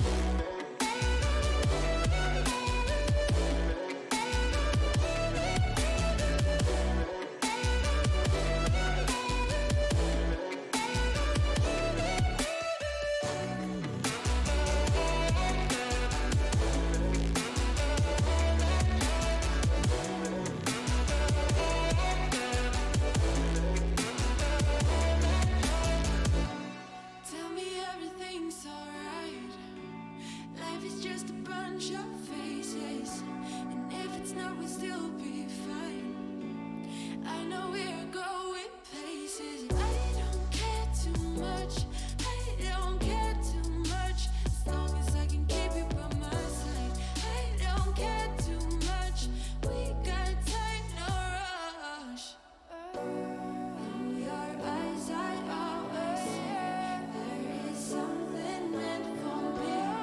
In your eyes, I always feel different.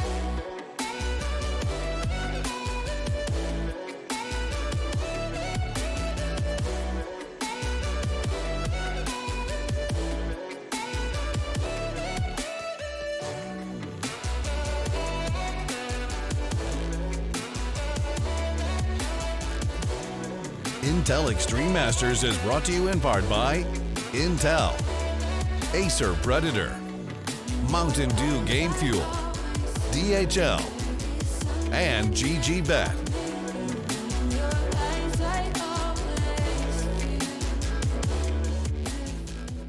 Welcome back to the IEM Beijing closed qualifiers here for the European region. We're getting into our second best of three today between Sprout and Illuminar Gaming. I'm the Eternal J. I'm joined by Dweck, of course, for the B-Stream action here for the European qualifier.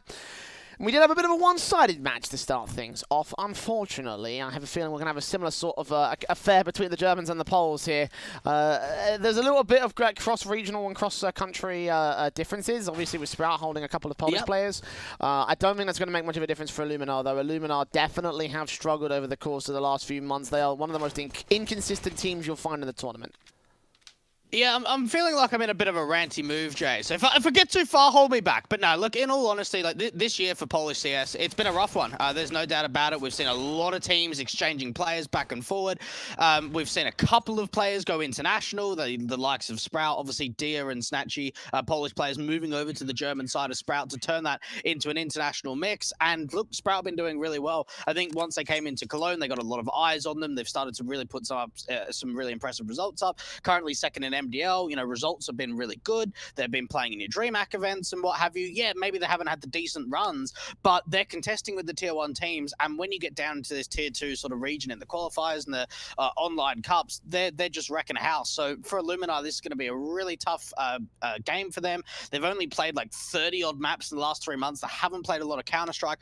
We've seen so many stand-ins for them over those months as well. I know that Tutson stood in, their coach of IMD was standing in, Notice as well. There's been so many issues in that camp with like internet issues and this and that or whatever it may be. Like, it's been not often that we've seen the 5 players of Illuminar playing together on a regular basis. No, and that makes it even more difficult for them, obviously, with massive instabilities and such, and Illuminar as a result. Yeah. You know, I feel like it's going to be a very tough affair for them. I mean, even just basing off the basis of the teams themselves and who they are and what they've been able to accomplish over the course of Counter-Strike, like, I just feel like Sprout are in a much better position overall. Like, they're definitely, I think, one of the favorites in this whole qualifying bracket, you know, maybe alongside North, you know, if I had to pick 2 teams that are cut above the rest, it would have to be those guys. Maybe throw in Spirit to be a bit more of as like a third third entity that might be a bit more interesting towards the winners finals and the losers finals as well. So like, you know, for them, I can respect Sprout being able to just trounce them in that respect. I'm kind of hoping that Illuminar shows what they've shown a little bit before that, because during the summer they had a couple of really good tournament performances. Yeah, look, that's the thing that we've noticed throughout sort of this year in Polish CS is very like up and down performances. We saw in like the Multivibe Online Cups, I think in week 3 they came out with a victory and they looked damn impressive. I think they went undefeated, like they didn't drop an entire map that entire game. And Snacks was on like a really big hot streak. He had a great tournament performance. And I looked at Illuminar and I was like, man, you know, I'm really excited. This was a great tournament victory from them. They looked very impressive. And then they get grouped in like so many online tier 2 cups after that. And you're like, you know, how does that happen? How do you go being completely undefeated to winning an entire tournament, establishing a potential boot camp as well in Malta, and then you're going down to being grouped in these online cups? So look, for Illuminar, I think the pieces are there for a very strong lineup. You've got a lot of very veteran individuals in sort of Snacks and Mouse and even Veggie. You know, you've got 3 players on this lineup that have played for Virtus Pro. There's a lot of experience, Jay, and I just want to see it on the server. Well, we're hoping for the best for these guys. The last time they took on Sprout was in a best-of-1 over on Vertigo. A 16-6 result went the way of Sprout. A very, very one-sided match all in all. So we'll be seeing whether the Poles can step up to the plate and try to do some damage here. And the pistol round, it's going to be Mirage, our first map of the series, as picked by Illuminar. So definitely in for an opening map victory if they can contest it here. The Glock's coming up very early on. Mouse will take face here out towards the Sniper's Nest. Contact with the USPs of Dennis and Spinny, looking back towards Connect to try and look for players to come out. Taps up, will not be able to connect any of the shots in the NPHR. Will open up the kill counts here for Illuminar. Speedy's stuck in towards the CT position. He needs one of his teammates to at least try and get him out of here, or at least try and bait a crossfire. Snatchy's doing the best that he can, but he only finds one, but they bait in the aggression for the T side. And now for Illuminar, they've taken top connector and jungle control, and the bomb's planted for them. They've set themselves up for a really nice post plant. Smoke for Farthing, gonna try to go for the Ninja setup. He puts that up, takes in the shots coming in from the Glocks here. They all end up to connect the jungle, and Spinny and Dia shut them down. Damage done by Reeds, unable to connect the kills here on the likes of Diaz. And as you get that defuse kit towards the site, stick the bomb defuse. They can't do anything about it as well. Diaz just body blocking it, will get his triple in, and Sprout will hold the pistol round. And I'll tell you what, that's something that I think we've seen a lot over the course of the last sort of 6 months or so, Jay, is teams on the CT side, when they've got a smoke and a kit, sort of having a few adaptions when it comes to sort of getting the defuse forward. What we saw there from Sprout is rather than just getting the player with the kit to just stick the bomb, what they do is they tap the bomb and they all try and take fights all together rather than holding it and trying to defend. And what that does is it pulls Illuminar out into the open to try and spam through that smoke to get the diffuser off. And that's when they can capitalize on the opening kills. And bomb plan coming in for Illuminar. Now, not quite a force buy, Jay. They have given an AK, or at least PHR's invested into an AK and armor. But outside of that, it's just a couple of upgraded pistols to back up the AK. Yeah, basics out across the board. AK in for PHR is going to play the hero setup for Illuminar. Pretty heavy investment from him. Might hurt his economy going forward. Definitely up for an eco in the next round for Illuminar. Might go ahead and buy their weapons anyway and try to give PHR the force up. Very passive control on the default, just out towards the top mid areas, back towards the T-spawn, and in towards the ramp for an A play, it seems. It's only Speedy to defend this, though. It's looking very light on the defensive line.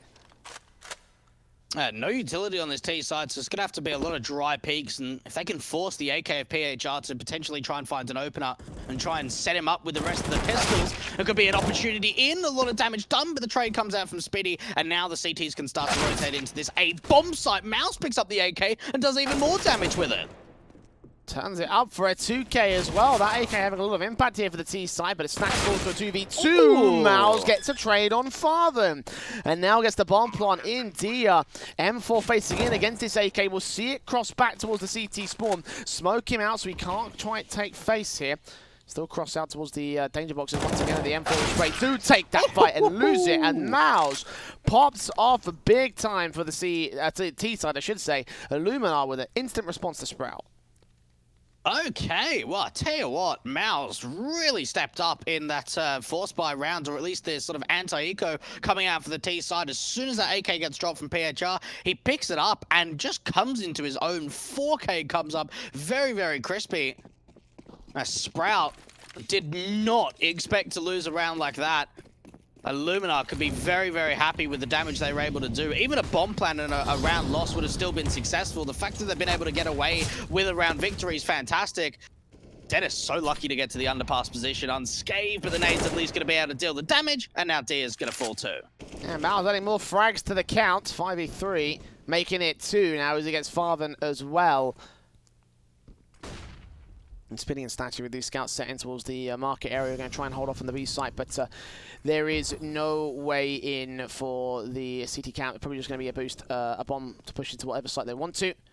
Deal with the last couple of rifle players and get that second to the T side board. Yeah, Mouse, he's pretty hungry. Knows that there's at least one player towards his B. Bomb side Spinny with the duel is at least going to be able to pick up an AK. But Snacks is so close in behind them that they shouldn't be able to recover it. Speedy now, last one left, picks it up, but he's still got so many players to deal with, and they're all coming in from different angles. So Illuminar are going to be able to convert 2 in a row now, Jay.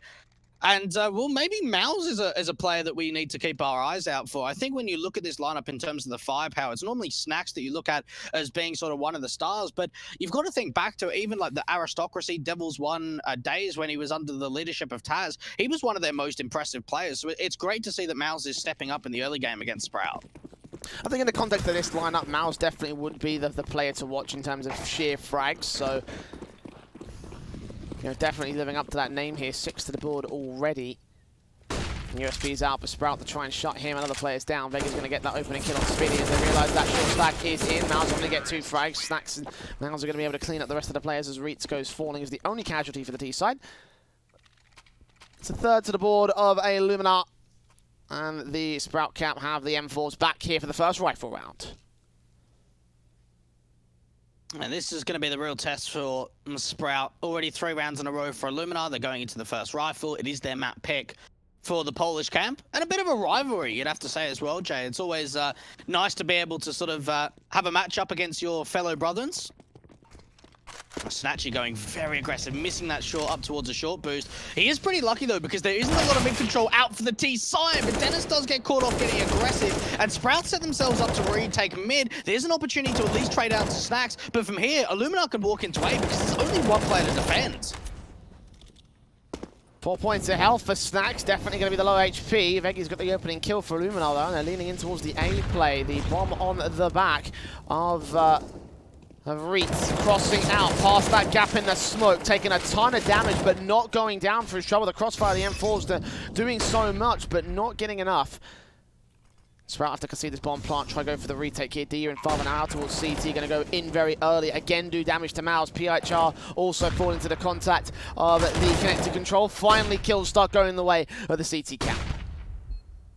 Dia's making this work out from CT, and low HP onto a couple of players with Snacks. He's been able to get into the back lines and at least pull a distraction away, try and waste as much time as possible. Now Mouse is starting to come alive, and for Spinny and Dia, even though they've done major amounts of damage onto Reitz and Snacks, they're out of there, Jay. They're opting to go for the save. Illuminar, I tell you what, impressive considering the HP numbers. They hold on in the post plant. Big play coming out from Snacks in the back line too. Look at the money built by Illuminar as well, because of the sheer confidence coming out of those 4 rounds. This, okay, is a bit of a start here for the T side. Again, their map picks, so you're hoping that Mirage would go particularly well for a team like Illuminar, and they definitely feel like they're hitting the highest of their highs. It's not a fantastic map for Sprout on the other side of things, so it can kind of make sense. The AK's up, the M4's in, the Deagles, the CZ's, the USP as well for Snatchy. And Illuminar will make their way on towards what will be another hero rifle round, this time for the Sprout side. Yeah, getting at least trying to stabilize the economy standpoint up on the city side. It seems like the M4 is in with the rest of the players out towards that connector face. Fafin, the only player over towards B. Trying to play a close angle with his CZ. If he can get away with just a single kill, at least try and hold off. No one's jumping out for the window position. It's going to be out from the balcony. A bit of damage exchange, but not too much going the way of the CT side. 5 on 4, making it 3 as Dia just run straight out to the open, not ready for any of the T-side contact. And Miles will get statue, Spitty falls as well. Dennis left alone in 1 versus 5, takes that fight, loses it out. Miles will get himself a 2K. And that'll be 5 to the board of the T-Camp. Very confident stuff coming in from the Poles as they have dominated against Sprout in the early game here. The Rifles back in for the CT Camp. Snatchy and Farven bringing out the double orb setup. Yeah, look, Sprout, one of those teams, Jay, that especially on the CT side, depending on the map, the double orb gets thrown around a little bit. I know that Dia likes to pick it up sometimes on Overpass and Nuke, and then we go to like a Mirage or a Dust 2, and then Farfen starts to pick it up. So it does get thrown around a little bit, and it is one of the complexions that Sprout bring to their CT side, which is relatively strong. What a lean towards this A bomb side for the CT side. They've completely given up mid control to the T side, and they've only put 1 player in B. The rest are towards A. Finally, a mid player is going to come in for Dia just to try and get some information. Brings me there to meet him just in case. It's not going to be an aggressive mid control from the likes of Dia, who'll be very passive in that sniper's nest. Sprout. Start leaning in. Molotov's out. AWP is Snatchy just going to get ahead of the flanks. Straight through from Spitty. Catches one. Snatchy gets PHR as well. Snatch trades, but Snatchy still to the side. 2 frags. Makes it 3 with that transfer. That player at the lower stairs. And Snacks is suddenly left alone. He does find that trade on the AWPer, but wrapping back over to the B bomb site. 38 HP on for the ace. This will be a clutch that's going to be tougher than hell. Especially when Falcon's already starting to aggress up through top mid, so he's going to see the information. Can he hit the flick? Oh, a little bit too late, but the information's come out. He's still defending that top mid position, and Snacks, the element of surprise going over towards B, is no longer possible. Ooh, he's trying to get underneath the AWP, but not going to happen. A great response coming out from Sprout. And what even was a little bit disappointing was the bait and switch play from the CT side that we didn't even see come out. There was 2 players playing under balcony towards Palace. 1 smoke goes down once the molly comes out, and a player swings. So Dennis, they have absolutely no idea that he's still there. That was a really nice bait play from Sprout, but they didn't even need it. It was Snatchy with the AWP towards the back of triple that got 3 kills. He found so much impact on the defense. A tactical pause for the T side. I'll take that a moment to figure things out. Obviously, Sprout coming in with a very good return round to try and shut down their win streak of 5 in a row. AK's M4's out, SMG of 5 and the AWP on Snatchy, and the regular rifles are in for Illuminar. They've got plenty of money they can buy back in the next round as well. So plenty of potential right now for the T-side camp. If they can get any bomb plants in, if they can get a good round back on the board, then they can continue to spiral in against Sprout and just force them down here on this CT side. Over towards the ramp defaults here for the T-camp. The nades in from the CTs. We'll catch Mouse and Nishi for some damage, and trying to force forward here with the AK. Gonna get some sort of presence in towards the A-side position. It looks like it'll be a very fast play out with a flashbang. So they've got 3 players to deal with. A 4th one to try and join the fray. As Reed's isolates Spitty. Snatchy will get him to trade. The AK is known here of Dennis. He'll spray through, trying to catch some T-side contact players over at ramp and at the Palace area. Snatchy with his AWP, however, deals with Mouse to a 4v3. Sprouts maintaining control on the defense. Snatchy again doing a really great job of pulling distractions away. The AWP has been on point towards the back triple in CT position. For Illuminar, it was like a pretty quick hit towards that A bomb site. They try to fly out from ramp, and not being able to deal with that AWP means that they're fighting back from a disadvantaged scenario, and there's still 3 players towards A for the CT side. Faggy down to 26 HP. Snatchy and Dia are very, very low as well. Ooh, Dennis edge of the smoke catches PHL, drops that bomb. That's a big frag again for the Sprout side to find with Vega being so low on HP. Snacks has got to do the heavy lifting once again in this round, and Snatch is going to catch him off for Tetris. With utility in hand, he falls, and Sprout looks to hold the defense for another good round. Oh, Snatchy delivering. And look, that's going to hurt, certainly, to the Illuminar camp, knowing that the AWP or the Polish player for the Sprout side is delivering. Especially when Snatchy played with a lot of these guys, right? When he was on Virtus Pro, he played with Veggie, he played with Snacks, and I think he even played with PHR at the same time. So there's a big rivalry between these guys. I mean, you can even take Dia, for example. He played with Mouse over on Aristocracy. So between the two poles that are on this Sprout side, there is a lot of rivalry between the players.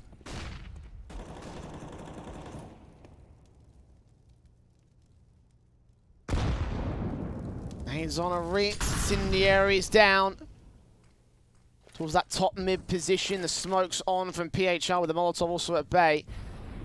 SMG of one individual back here towards the apartment entrance over at that balcony. Dennis has got the AK set and ready to try to find somebody out here towards the mid position. They're trying to challenge that area as well, but he's not giving it up. Eventually they smoke down and get that away, so therefore he gets siphoned off as Dia falls on the opening kill.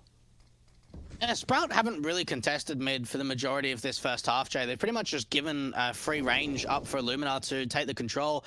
Stacks with the NWP does get caught off guard from Dennis, and the MP9 from the apartments is going to find damage too. So for Illuminar, they found the opening pick from PHR, but outside of that, it's now fallen apart.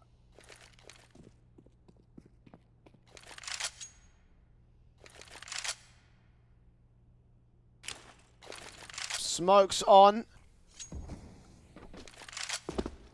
AK is moving forward. Look how aggressive Father wants to get. No clear on the smoke. There's a second one behind it, so he'll just look forward, expect to see T-side players back up, give away info as well. So Illuminar will know that he was in the apartments at one point, will force his way back out. And 20 seconds to the hit. They've got to go right now here, Illuminar. Sprout of an awkward angle. Father boosted up to the back lines.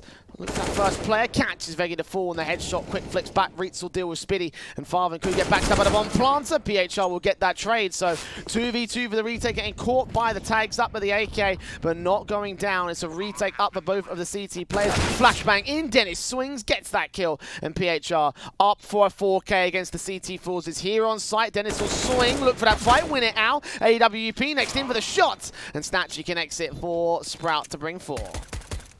Oh, he's giving it to him, Jay.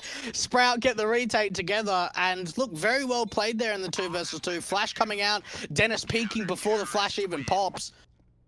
And PHR has to try and recover the situation in a 1-on-2. Turns it down to just one player, but Snatchy's going to be able to win out. And I tell you what, for Sprout, I mean, it's been a bit of a contest. I sort of thought going into Mirage it would be a bit of an easier time than what we're seeing from them so far. But it seems like it's really coming down to the AWP for Snatchy finding a lot of impact. If he can get a little bit more support from the riflers, I think that would really benefit the Sprout position, because the 3 rounds that have been won in a row from Sprout, it's all been Snatchy, whether he's clutching or finding 2 or 3 Ks. Ops in, M4's out, spray. Dennis gets close towards Reitz, tags him with 16 points of health. The AWP edge of the smoke sees PHR, takes him down. Reitz caught out aggressive, doesn't actually lose his life to the AWP, so can isolate a pick back on Snatchy, down to a 4-on-4. Dennis trades back Reitz, as Snacks gets Farvan, so back at evens again. Illuminar press forward towards the A site contact. They haven't got Bomb, you're right about that, but they have got Spitty, so they have full access to A and almost mid. As they get Dennis down, now they have access to the entire map. I tell you what, very lucky that they win out a lot of these trades, Jay, because they would have been able to overwhelm the A bomb site and still have someone to go back and get the bomb. They're in a pretty good position, but D is now going to turn it into a 1 versus 2. Now, there's only one player on the site itself, and that's Mouse. There's even an opportunity for this bomb to go over towards B, or whether Mouse feels comfortable enough to bring it back to this A bomb site. Dia has not got this information on where Mouse can be, but he is hearing the footsteps. Flash over towards B, is going to try and sell the fake, and it's pulled the rotation from Dia. He's back down towards the underpass area, going up towards the apartments. A very good flash there from the bomb planter. Snacks recognizing that, and we'll get the bomb plant here towards the A site. I mean, Mal's already had presence there, so it was the safer option anyway, but to get that flash in to draw Dia's attention fully away from the A site means that the bomb plant will be received. He's going to spend a little bit of time getting up to the apartments before realizing, okay, they've gone towards A. That was all a ruse. Has got a kit, a smoke, and a flash, so he's going to try and go for this. But being heard here towards the mid position, M4 out, and Mal's ready for a simple shot to shut him down. 6-4, Illuminar still maintaining their lead above Sprout. Yeah, look, that was very simple from Snacks. They had to go back to get the bomb, so it kind of sells a bit of a fake that they might be rotating to B. He just puts a simple flash out from the T-spawn position to try and fake that he's going over to B, and Dia just bites onto the bit, right? Starts rotating into the underpass, goes straight over to B. Now, the force buy coming in from Sprout, you'd even think in a 1 versus 2 scenario like that, if they were able to hold on to the M4, they could have had a little bit more to work with going into round 11. But maybe that doesn't matter because Dia's now picked up the AWP and he's found the opening pick. Yeah, Snack's not able to adjust in quick enough time. AWP out towards the ramp position and couldn't adjust it. Pre-aimed the wrong angle. And the frag's obviously going the way. The CT camp. Sprout looking to put the hurt back on Illuminar. Making their way on towards the mid and short positions. This could well be a split in towards the A site. I mean, the bomb's out towards Palace. They're gonna have to try and for something here towards A. Snatch, he does get the headshot on towards PHR as well, so a secondary pick goes the way of the CT camp. They slow walk out Palace, and Dennis can get 1 kill, traded back by Veggie. He drops that bomb, turns around the AK, but Spitty with the SMG can clean that up, and that was a bit of a weird round from Illuminar. I don't know why they went so slow out of the Palace entrance. Well, the thing is that they already lost 2 players. So Dia gets that opening pick out from ramp. Snatchy's then able to follow up with a great shot with the scout from short. And from there, of Illuminar, they want to not have it as a bait play, but they just want to try and walk out and see if they can catch just Sprout off guard in terms of repositioning on the site or just with a nade out or something like that. So they just dry walk their way out of the Palace position, and Dennis is just so ready for them. A Spitty too with the trade. And now it's Illuminar that are in money problem. They've got an AK, but again, it's another half buy. In saying that though, Jay, they have made rounds like this being very successful in the past. Face out the Deagles, unfortunately, not going to make it successful in this round, it seems. Dennis and Spitty cleaning house. Dennis with a double on towards Snacks, and Miles left alone with the AK.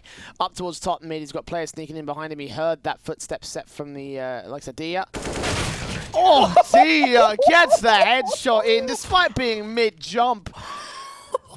Wow, okay. Well, Sprout setting a pretty decent tone with that frag. What was that?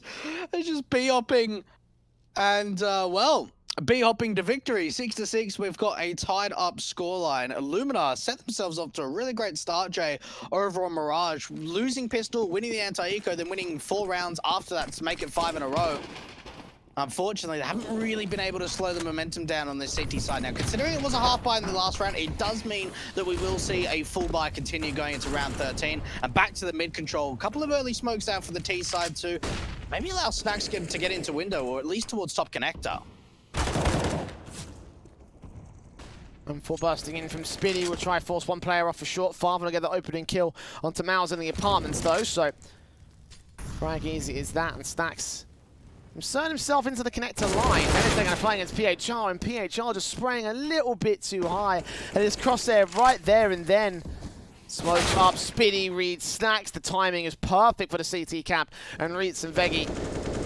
Now just Veggie alone, 1 on 5. And, well, it took a while for Sprout to get really started. Now that they are going like the clappers. Yeah, they really are, aren't they, Jay? What a convincing round to come out there. Hardly any damage done to that CT side. And look at the amount of AKs they've got. They've got, what, single AWP and 4 AKs, I should say. Illuminar, with no bomb plant, not a great amount of damage done in that last round. They can't really invest here. So it should be a relatively light eco. They are on max round loss bonus, so they can maybe buy down a little bit of deagle, some armor if they want to. And see if they can even make round conversion like this happen. Veggie buying down very, very low to just under $1,000.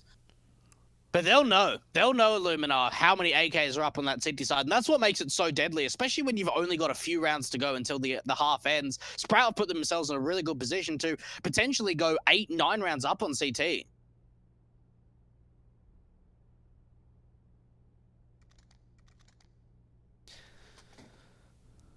Lead gained by Sprout, a tactical called in by Illuminar appropriately enough, now losing their best of chances.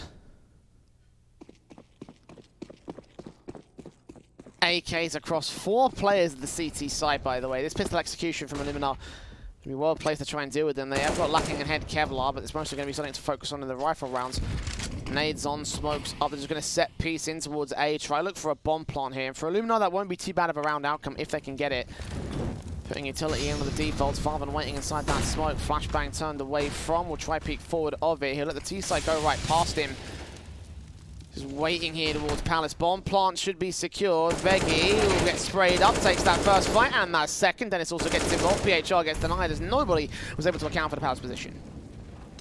Yeah, that was a bit of a cheeky play coming out from Faffin. Not something you see every day.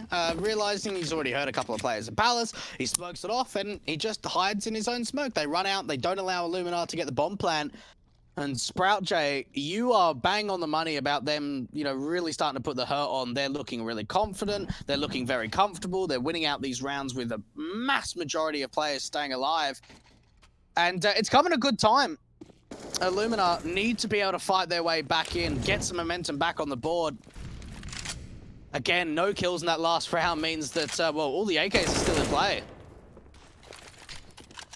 Plenty of firepower ready to negate the rifles and the head Kevlar that Illuminar do have. The sets piece in towards the side, it seems. Smokes down towards connected jungle stairs. CT spawn also smoked off, and Farben running with a Molotov that lands right at his feet. Snacks near the damage, take him down. Dennis does open up the kills though, but they can out Veggie towards the ramp position. Incendiary from D are ready and waiting to try and put down towards the site, try and hold them off for the moment. The bomb plant can be secured by PHR. I wonder if Illuminar want to try and take some of this CT control, Jay. They haven't even forced the post plant in just yet. And Sprout have already got some really great retaking positions. They've got a late lurk coming out from Palace. Keep an eye on what Dennis can do in the late rounds. Dia trying to get the wallbang shot in, but PHR takes Dia down, sprays through the smoke, gets close towards Spitty, but does not connect. And Dennis starts sneaking in the back lines. You highlight him for good reason. He gets Snacks to fall, but Spitty goes in trade. And now Snatchy approaching from CT spawn has got to be the linchpin, got to be the anchor to allow Dennis to start to shine. 19 HP for his backstab, and a small headshot angle for PHR gets the kill, gets the double up, and Illuminar make it as close as possible to close out the half as we head towards the break. It's their CT side coming up just after this.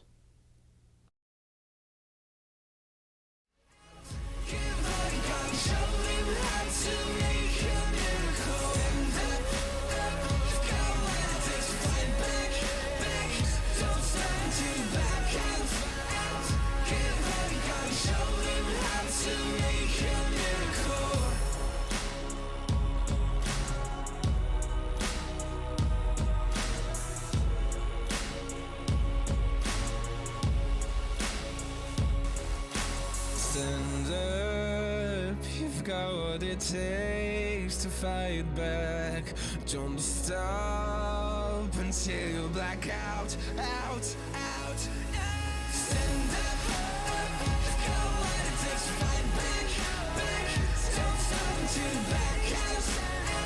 Give all you got, show him how to make a miracle. Stand up, you've got what it takes to fight back. Don't stop until you back out. Give all you got, show him how to make a miracle.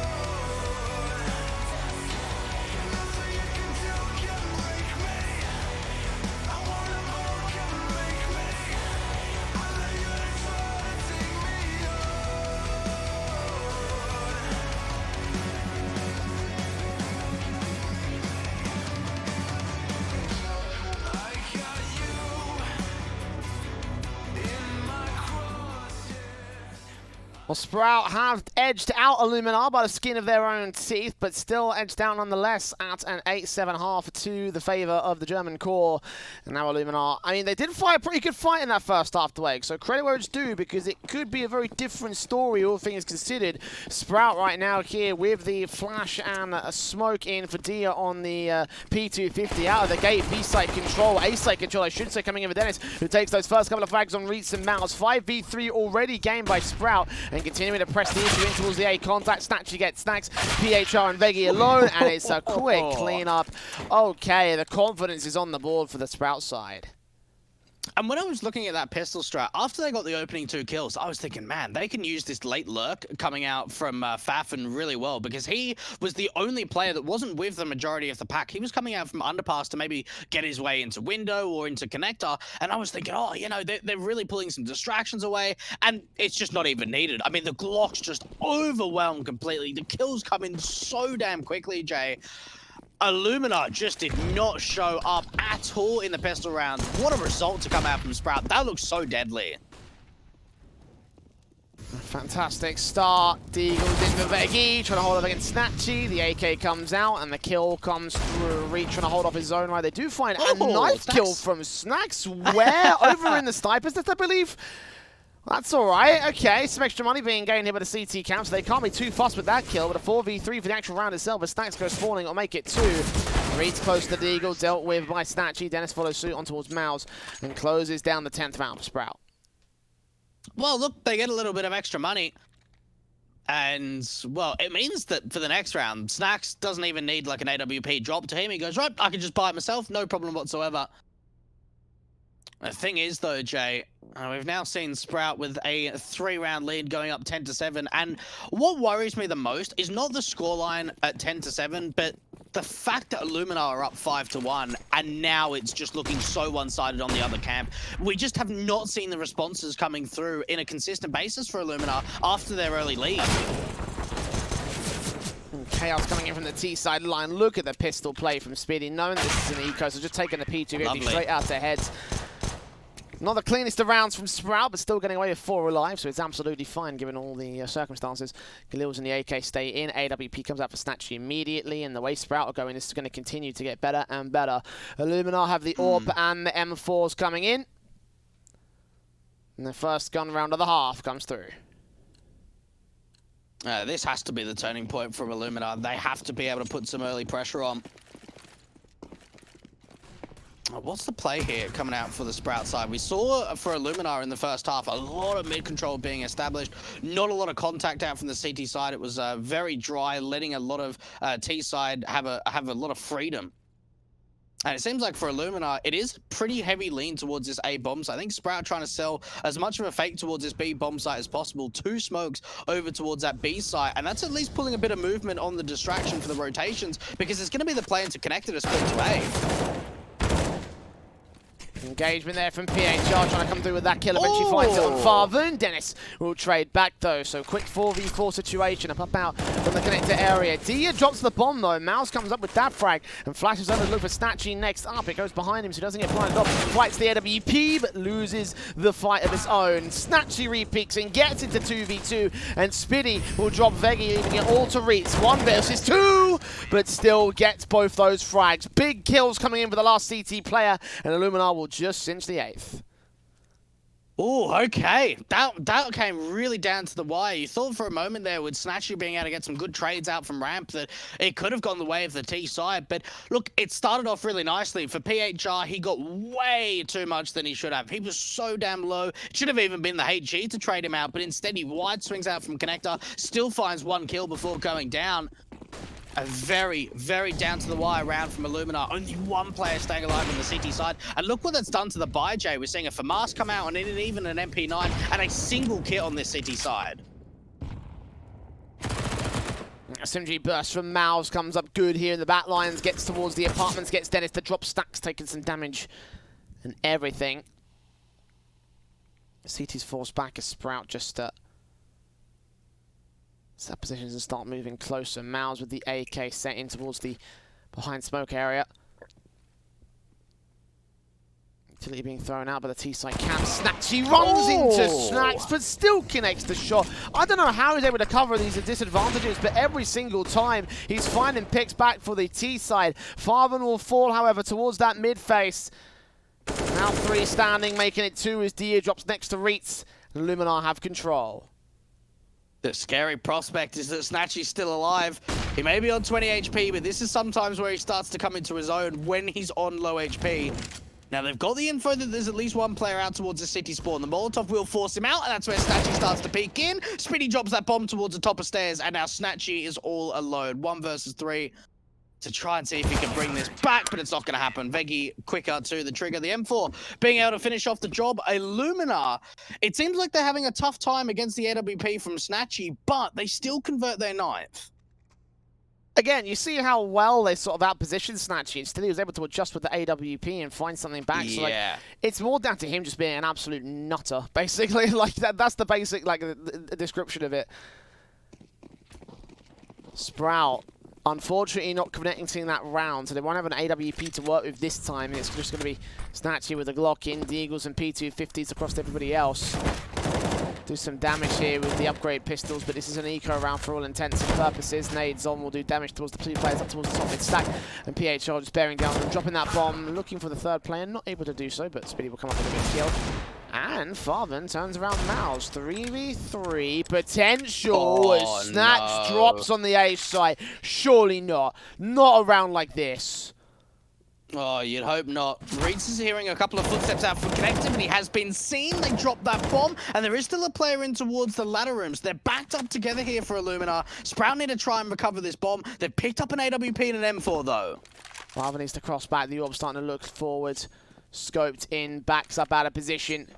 Reach jumps out towards the sniper's nest. They should know that that player's in position, but Farven turns away from Veggie at the wrong moment. So now it's Dennis with the AWP in play. Can he be as scary as Snatchy has been so far in this map-up? First shot misses, so the answer is no. Veggie will close it down. Illuminar just about hold on to their 10th, but even so, that was a lot of unnecessary damage sustained by the CT side.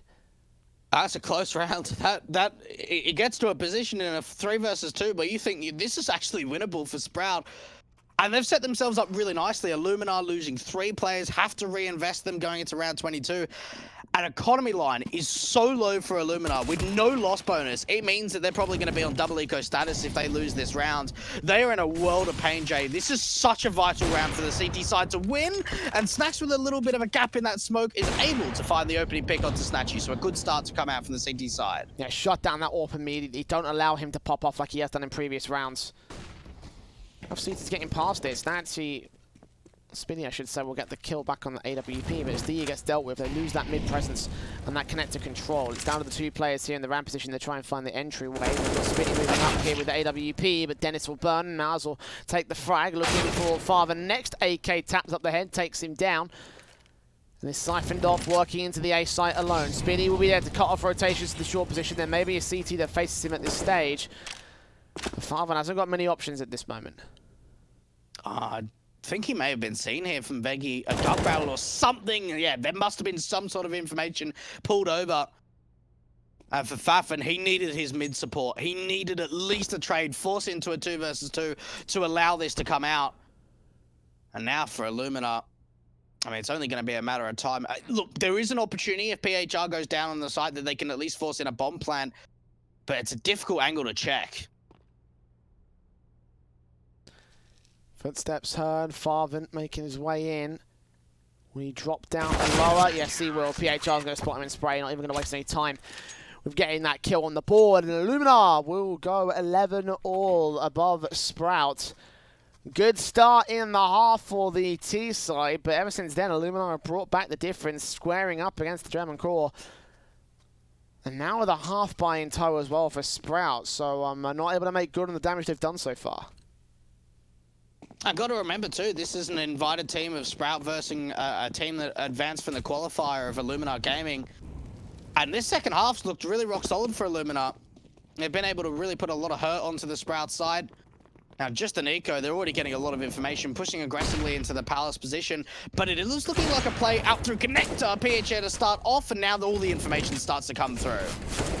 Both making their way out. Tech9's in. The rifles clean up the pistol. Spitty comes up with one good frag, and Dia gets dealt with by Reed, so it's all left to Spitty. Shot in the back by Veggie. There we go. 12 to Illuminar. They've taken the lead on their map at last. He's taking it back at last. Sprout back on the rifles for round 24. Gay kind of considered that one back with the half buy. So let's see whether the AKs and the AWP back on Snatchy can get the round together. He hasn't had a frag ever since Illuminar got on their round streak as well, by the way. Yeah, look, I'll tell you what, like, Sprout have had the lead for quite some time on Mirage. We saw that early 5-1 start from Illuminar, then it was a response back, and since then we haven't seen the lead go their way, but I don't know how long they're going to be able to hold on to it, because Dia, well, the aggression came out towards Palace in the last round. It worked out quite nicely. They tried again, not so nicely. One more CT's been spotted there towards the short position as well, so they've got info to work for Sprout. Just got to get this bomb in through Ram, get it planted. Mauser's already backing up out of the CT stairs area, and they're going to save their weapons. They're not even going to wait for the plant to come through before they even call that in as well. Illuminar know they've lost this round. And the AK's hunting for the AWP. If he can take him down, that'll be fantastic. Molotov's into Snatch's position. Nades up. Does not take Dennis out of play. Does tag him extremely low to 6 points of health, though. So he'll just continue to hold him off here. Reeds will get aggressive. Does catch off an AK at least, but the bomb can be planted again. This is going to be a round for Sprout. And look, they probably can't go hunting even further, Jay. Like, they don't have a big money line on the T side, so if there was a bit more money to work with, then I could probably encourage going for the hunt to see if he could take weapons out in the CT hands. But and that's what Dennis's job was. They say, right, we're just going to get one player to hunt. If he finds anything, then great. If not, it is what it is. Speedy looks like he wants to try and see something out towards the T-Sport position, but not overextending too far. Sprout now tie up the scoreline. And what a start from Dia, just opening up that Palace play. Oh, snacks! Oh, no! Oh, Reeds! Oh, the timing on that, man. Oh, that gives you nightmares, that does. He was scoped for so long, too. That's a desk slam moment right there for Snacks. Just like, I can imagine him just putting his fist through his monitor off that, because that is a tilting moment. Unreal. Illuminar with their third tactical as well, because they don't want to let that tilt get to their heads. It very easily could do if they're not careful. So 12 all, and a moment's respite taken by the CT side. Yeah, look, that's gotta hurt. Like, Snacks had to have his AWP on that angle for 30, 40 seconds. And then as soon as the peak comes in, he unscopes. But sometimes you just get timing, and that's what the game's all about, Jay. And 12 to 12, Illuminar. Now we're seeing money problems for both sides. There has been a little bit built up for the Sprout side, considering how many players stayed alive in that last round. And Farfan trying to get very aggressive into Rap. I don't know if PHR spotted this, and he didn't at all. Instantly traded out. Opening frag going the way of the the T-side camp, I should say, going against the CT camp. PHR down and out to begin. Sprout still playing out these defaults as well. They've completely rotated away from their aggression. I mean, they're going to play out towards the mid positions. They're going to put a player up in the sniper's nest, and Dennis will hold this angle. Know that murder hole got popped open, and he's going to swing around for a backstab. They're going to split in towards the B site. Why did Veggie open that? He opened up window, and Dennis was like, right, okay, I'm going to just push through the vent now. I cannot give an answer about that. And Dennis just goes, right, I'm towards B. I've pretty much cleared out the whole site. I see a player towards Fan. Okay, we've won the round. It's going to be an instant save for the City side. That was a big mistake coming out from Veggie.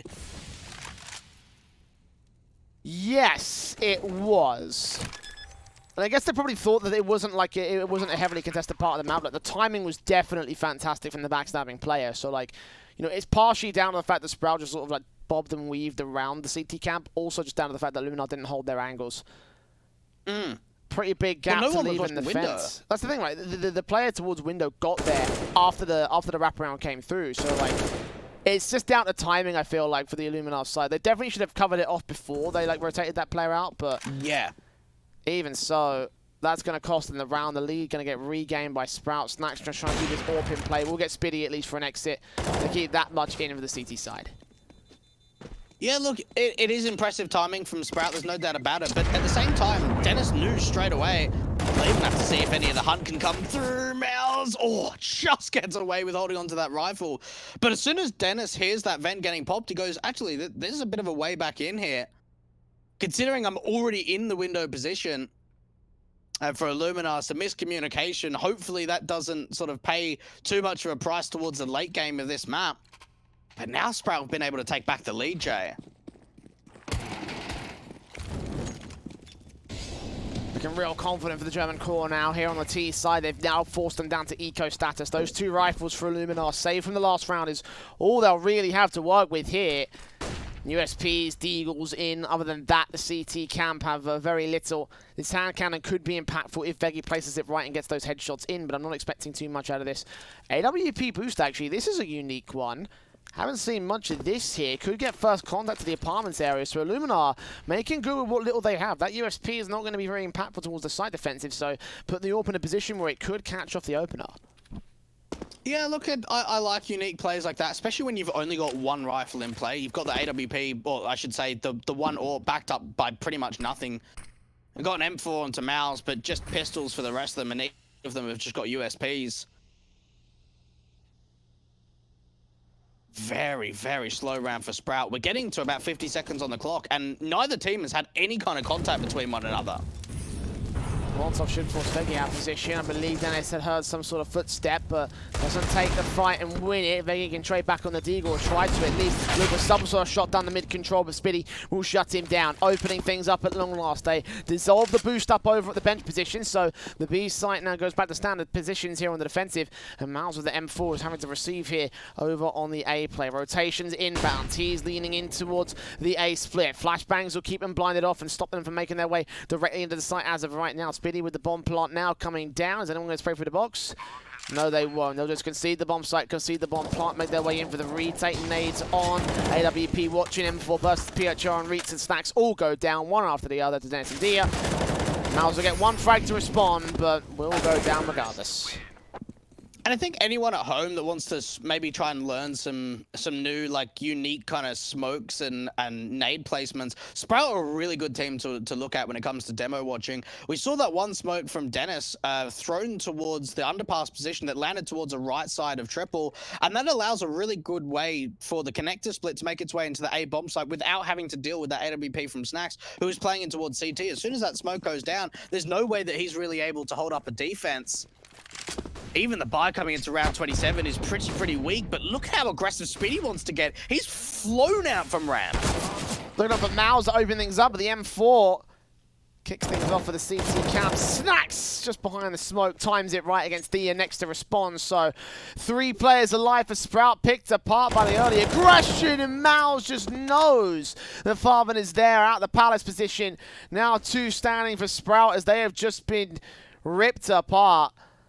Snatching with the AWP spotted next. Spray through on Reeds. Does not quite catch the kill, but tags him to 50.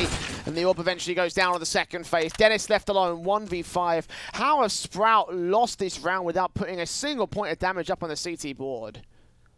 Yeah, it was a bit of a weird one, wasn't it? Because it was a lot of dry running coming out. We saw the first exchange out from ramp, then Dia tries to go for a peek himself, and it seemed like for Sprout, it was one of those rounds where they were like, okay, everyone just kind of do whatever you want, just sort of play a bit of a solo play. We're going to make a bit of aggression out from ramp. If we get a pick, then maybe we can bring the bomb over.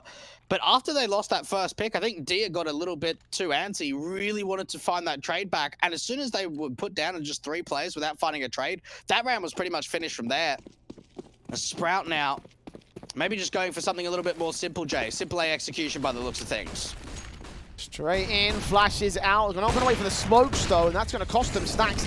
Deals with the first kill out towards the triple box. Unable to get the second frag over to the likes of Farben. In towards Firebox will spray through. Damage under 6 points of health. And eventually getting that wallbang spray. As Snacks times is back into position. 4 on 4. PHR will try take his place in position behind the danger boxes. But the AWP is Snatchy turns up to a wallbang headshot on Veggie. Swing out on 1. Denies that bomb plot for a second. But Snatchy still has lock on with the AWP. Getting that frag to a 3 on 2. Turning the reach for a 3rd frag out towards jungle. 1 standing in Mouse, and Sprout are looking on from that point. Oh, Snatchy's done so much work, and from here, Sprout can force the bomb plan in. Mauser's got so much work to do. 1 versus 3. He's got to try and deal with the NWP. Now, that smoke does draw Snatchy out into the open, and with Dia low, this is still very winnable. Molotov burning. They know exactly where he is. Nathan Dia. Oh, this could land perfectly. Oh! It lands a little bit too far back. Dia's on 2 points of health, and Spiddy's going to close it. The engagement will work wonders anyway, but Dia, think about how close he was to death. That's upsetting for the last Illuminar player, and it's map points again for Sprout. 2 to come back to overtime for Illuminar, but the money's not quite there for a full buy. They're going to force it, obviously, with an open M4 and a FAMAS coming out, and a tactical as well from the CT side. Every tactical. I don't even think we've seen one from Sprout. It's been all Illuminar using these tac pauses. Yep. Realizing that they need to get out of a difficult situation. And you mentioned the point of when we saw those streaks in a row, you know, Snatchy was very limited. That round right there, he popped off massively. He found so many trade kills. And I tell you what, Sprout did very, very well to pick him up, because since joining this lineup, Jay, he's I don't even think he's reached top potential, but he's certainly been performing at the highest level he has his entire career. There is no doubt about that. Yeah, 24 frags for Snatchy. Top fragger for Sprout in the moment. And again, a lot of it has been down to the AWP just being so consistently good at turning situations around. Admittedly, it has been a little bit quiet for several rounds in this half so far, but for Sprout, it might not matter if he can just turn it up for the next one. They just need one round. Doesn't matter if it's a good round, just a round. It's the A stack for the most part here on the initial CT presence. Just those 3 players remaining out there on that side position. Sprout trying to look into the mid control. It's passive and I think quiet across all of Mirage right now. Well, look, Illuminar have to gamble stack, Jay. There's no doubt about it. When you're in a round like this where you're in a weapon disadvantage, you need to be stacking up at least a sight, and that's what they've done towards A. Snack's got a bit of a sight line into connector, but he only lands a tag, and the opening kill goes the way of the T side. They now make it 2. Snacks turn around AWP, shot towards Farben. Dia deals the damage. And 2 standing in Veggie and Reeds. The Molotovs go down. The AK does see Veggie popping out, takes it out of play. Now Reeds is left alone in a 1-on-4 situation. Molotovs down, does take Dennis for a ride. Takes at least 1 frag back, but needs a whole lot more to turn the situation back over to the favor of the CT camp, and it just looks less than likely they'll be able to do much with it. Utility placed in, flashes over. Look on towards the connector position with the AK picked up, but no way in for Reeds here. The bombs are going down. I have a feeling Sprout are going to take this. Yeah, I've got that feeling too, Jay. Reeds, 1 versus 3. All by himself. He's got a little bit of utility. Speedy's down relatively low to 41 points of health. He's got so many players to check out. Does put out a jumping Dia, so that could be a way back in. Smoke towards the bomb itself. Needs to try and pick up a kitten towards the side. The spray towards Ram's not going to connect. And Sprout take Mirage 16-13, winning out their opposition's map pick, Jay. And look, I'll tell you what, for Illuminar, I was actually really impressed with their Mirage. Yeah, maybe they didn't win out the map. There could have been, I don't think there were too many chances where they had advantages and lost the round. I think a lot of the rounds that they did have advantages on, they were converting it. But the biggest element to their downfall was not being able to deal with Snatchy and his just ability to multi-frag with that AWP. Yeah, no, I mean, like, Illuminar did hold a pretty confident map up, you know, considering the last time they faced against Sprout, it was a 16-6 result. Like, there definitely is no adjustments. And I feel like this is the Illuminar that we hope to see every day. You know, you talk about them being a very inconsistent team, and I definitely feel like they're hitting the highs of that consistency in this series. But obviously, the main concern for me is the fact that they just lost their own map pick. Mirage was what they wanted to win on, and they've only gone 16-13 down. Dust 2 coming up after the break here for Illuminar, and it's just like, as we look towards that, like, how do we feel about them potentially doing something against the Sprout side? Look, it's going to be tough. There's no doubt about it. I don't think Dust 2 will be as competitive as Dust 2. I'd like to see them throw up a fight. If they can bring anything to the table like they did on Mirage, then I think it can still be a bit of a contest. But for Sprout, Jay, this is already, you know, step 1 of the sort of victory here in this best of 3. They've won their opposition's map pick. Going into Dust 2, they're feeling really confident. They should be out of 2-0 from here. Like I said, we're heading towards a very short break. When we come back, we map 2 between Illuminar and Sprout. Can Sprout do something here with this 2-0? Can Illuminar pull a very big upset on Dust 2? We're going to go to a break, and when we come back, we'll find out. With the right CPU, you can turn any game from familiar to phenomenal. Unleash the potential in all your gaming with Intel 10th Gen processors. With its optimal balance of threads, cores, and frequency to deliver elite real-world performance, only Intel can bring Marvel's Avengers to life with in-game PC optimizations. Supercharge your Marvel's Avengers experience with Intel Core i5, i7, and i9 processors. On Intel Extreme Master Certified PCs, you'll find a gold badge.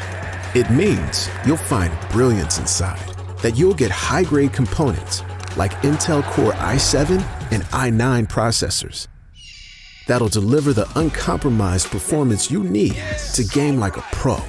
Not to mention, every purchase supports the prize pool of Intel Extreme Masters. Intel, unleash your brilliance. My name is Trace Saranthus. I am building a PC for Jordan Gilbert. My goal was really to get something that was no compromise, super powerful, and ideally not built by Trace. Yes, thank you so much, Jordan Gilbert. You know, we don't make mistakes around here. We made happy accidents. I get a booster seat here. Enter now for a chance to win one of 3 PCs built by me, Jason, or Trace.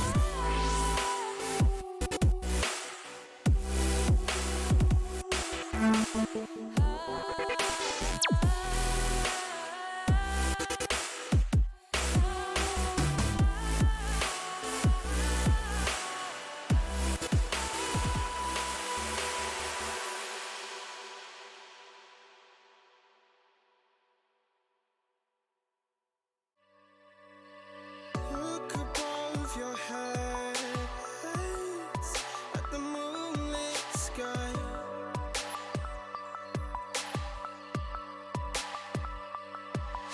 The stardust drips and shines brightly in your eye.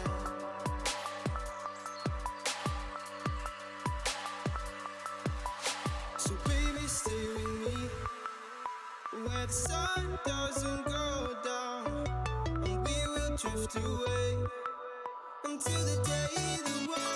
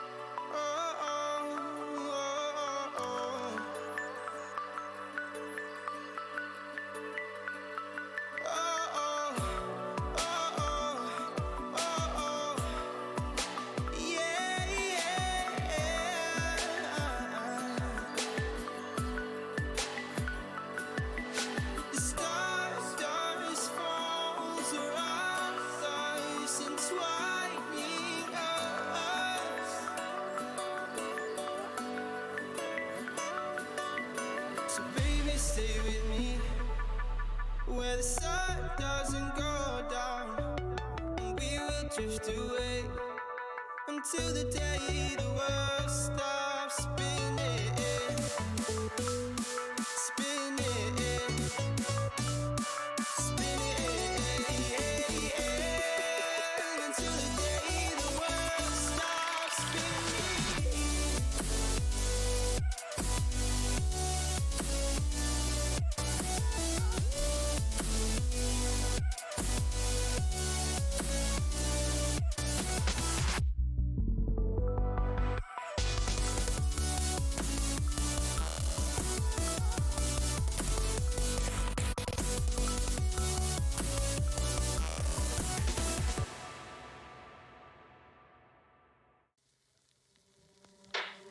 Out of the shadows, I've come to make a name. Ready for battle, 'cause I got a throne to claim. Think that I'll crumble, I'll show you in the slide.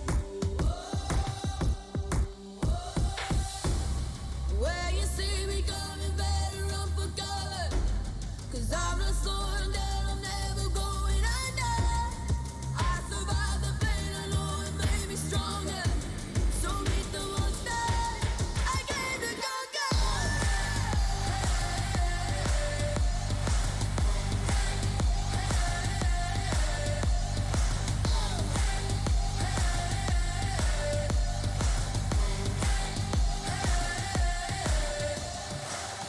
When all the smoke clears, I'll still be on my feet. Forget all of my fears, 'cause I know my destiny. I feel a champion waking inside of me. It's set in motion, the legend's spoken. This is my moment. Can't break my focus, know where I'm going. This is my moment. Where you see me coming, better run for cover, 'cause I'm not slowing down, I'm never going under.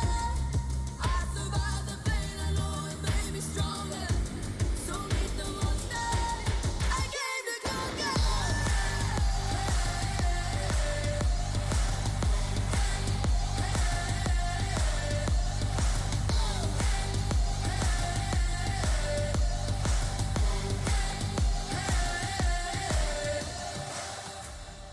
When you see me coming, better run for cover.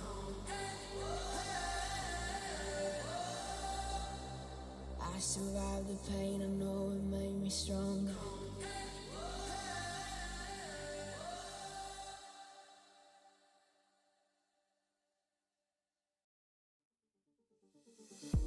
They're looking at us in audience, keep telling us what we can do, but here we are, showing them, making them wish they were you. We've heard the most when it comes to this, yeah, every shade of blue, but don't even care what they all say.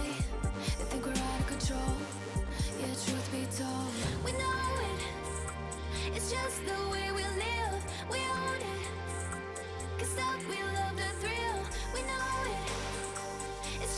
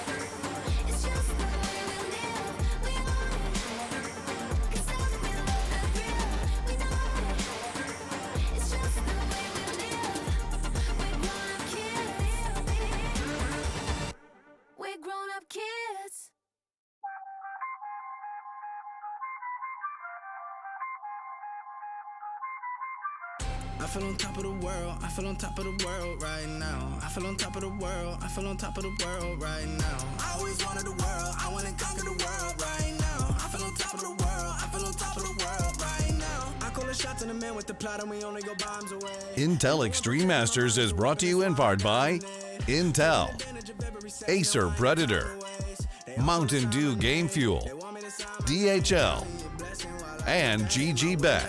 We take 50s and 100s and throw them up to the ceiling. Everything I envision, now everybody gon' witness. On back to the IEM Beijing closed qualifier here for Europe. We're into map 2 between Sprout and Illuminar Gaming. If you're just joining us, you missed out. A pretty close mirage, actually. They had Illuminar holding their own against Sprout. 16 rounds went the way of the German core, however, as Illuminar only managed 13 in total. Therefore, moving into the second map, the Sprout pick is going to be a bit of a bad time for the Polish main squad. Especially considering this is a map they don't play that often. They have not won it once in the last 3 months, so I'm expecting that this will be the map where Sprout really come into their own here, Dweg. Yeah, look, I'm with you there. I think that they can still make it competitive. If they can get to double digits, I'll be impressed. You have a look at their results in the last 3 months, and you might sort of make the point, oh, they haven't won it, but they have still been close. Where you have a look at the other side of the campus, Sprout, they're on an 8-map winning streak on Dust 2. They've had some really big victories. The 16-1 against Forza a couple of weeks ago was like a massive victory for them. But look, I think going into this matchup of Dust 2, it should be relatively simple for Sprout. And look, for Illuminar, they just need to play their own game and just try and pull something out of the bag, Jay. Well, I mean, 16-1 against Forza is definitely one to replicate against a team like Illuminar, I guess you could say. I mean, even 16-9ing out the north side is also a pretty good sort of a situation for the Sprout camp. So I'll be excited to see how well they'll contest as we get to the pistol round. Sprout will be on the T-side startup here. And yeah, like, I'm looking at this whole thing for Illuminar thing, and they got a tough task ahead of them. I'd love to see if they can pull it off. No, don't get me wrong. Like, if they can pull it off, credit where it's due. But to say the least, going into this map, it's going to be a tough little affair for them. They need to get something good on the CT side and translate that into a T-side offense. The pistol round, the double flash, and the smoke in for Spiddy across Dennis. P250's in for several players, of course, so Sprout have a little bit of firepower as they make their way into the A contact. Stacks is ready for the first phase. Yeah, looking to try and see if he can do some early damage. Now, 2 players on the contact out from long will be able to deal with the split attempt because there are 3 players on the T side out from this long commitment. Flash coming through, and the CTs are finding kills. Veggie in particular finds a couple, but the short players have cleared out the site. The problem, though, Jay, the bomb's still stuck in Longhouse. It's being suppressed by 2 other CTs. as Spiddy watches out for the P250 around this corner, trying to take out Veggie or Reeds. Backstabbing coming from the other CT players. As Snatchy deals with Reeds. Veggie is so low back here towards the blue box, and Spiddy will take him down. So Sprout storm the A site. 1 wraparound from PHR will not be able to do much here with the USP. And the defuse kit is nowhere near him either. Bomb will go down, and this will be a tough ask for this lone defender here. You thought for a moment that Illuminar were in the greatest of positions. They were able to take down the long contact, and now PHR is trying to see if he can fight his way back into this retake. 1 versus 2 scenario, Snatchy and Speedy. 1 player has dropped down into the elevated position, just trying to bait out some time. Speedy trying to peek on the contact of Snatchy, but now PHR's turned this into a 1 versus 1, trying to tap away. Both players missing bullets, and Snatchy just wins it out in the end. God, that was down to the wire.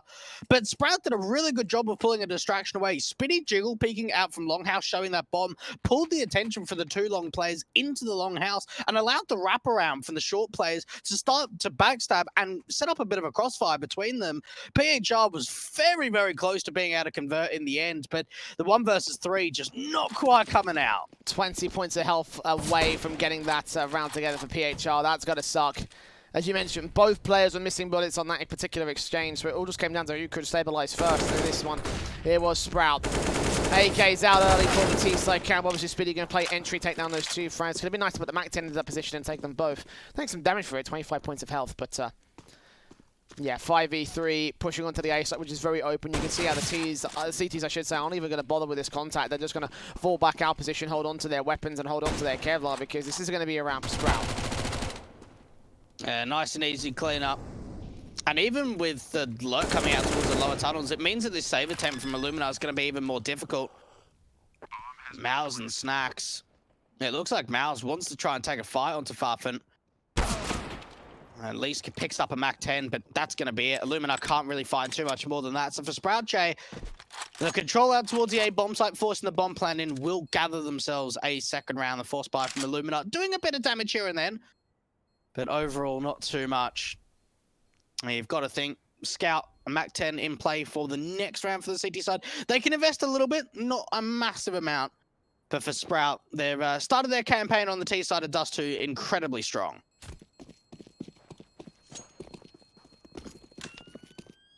Yeah, 2-0. Confident start, keeping the AKs and the Galil in play. No SMGs out for the T-side line.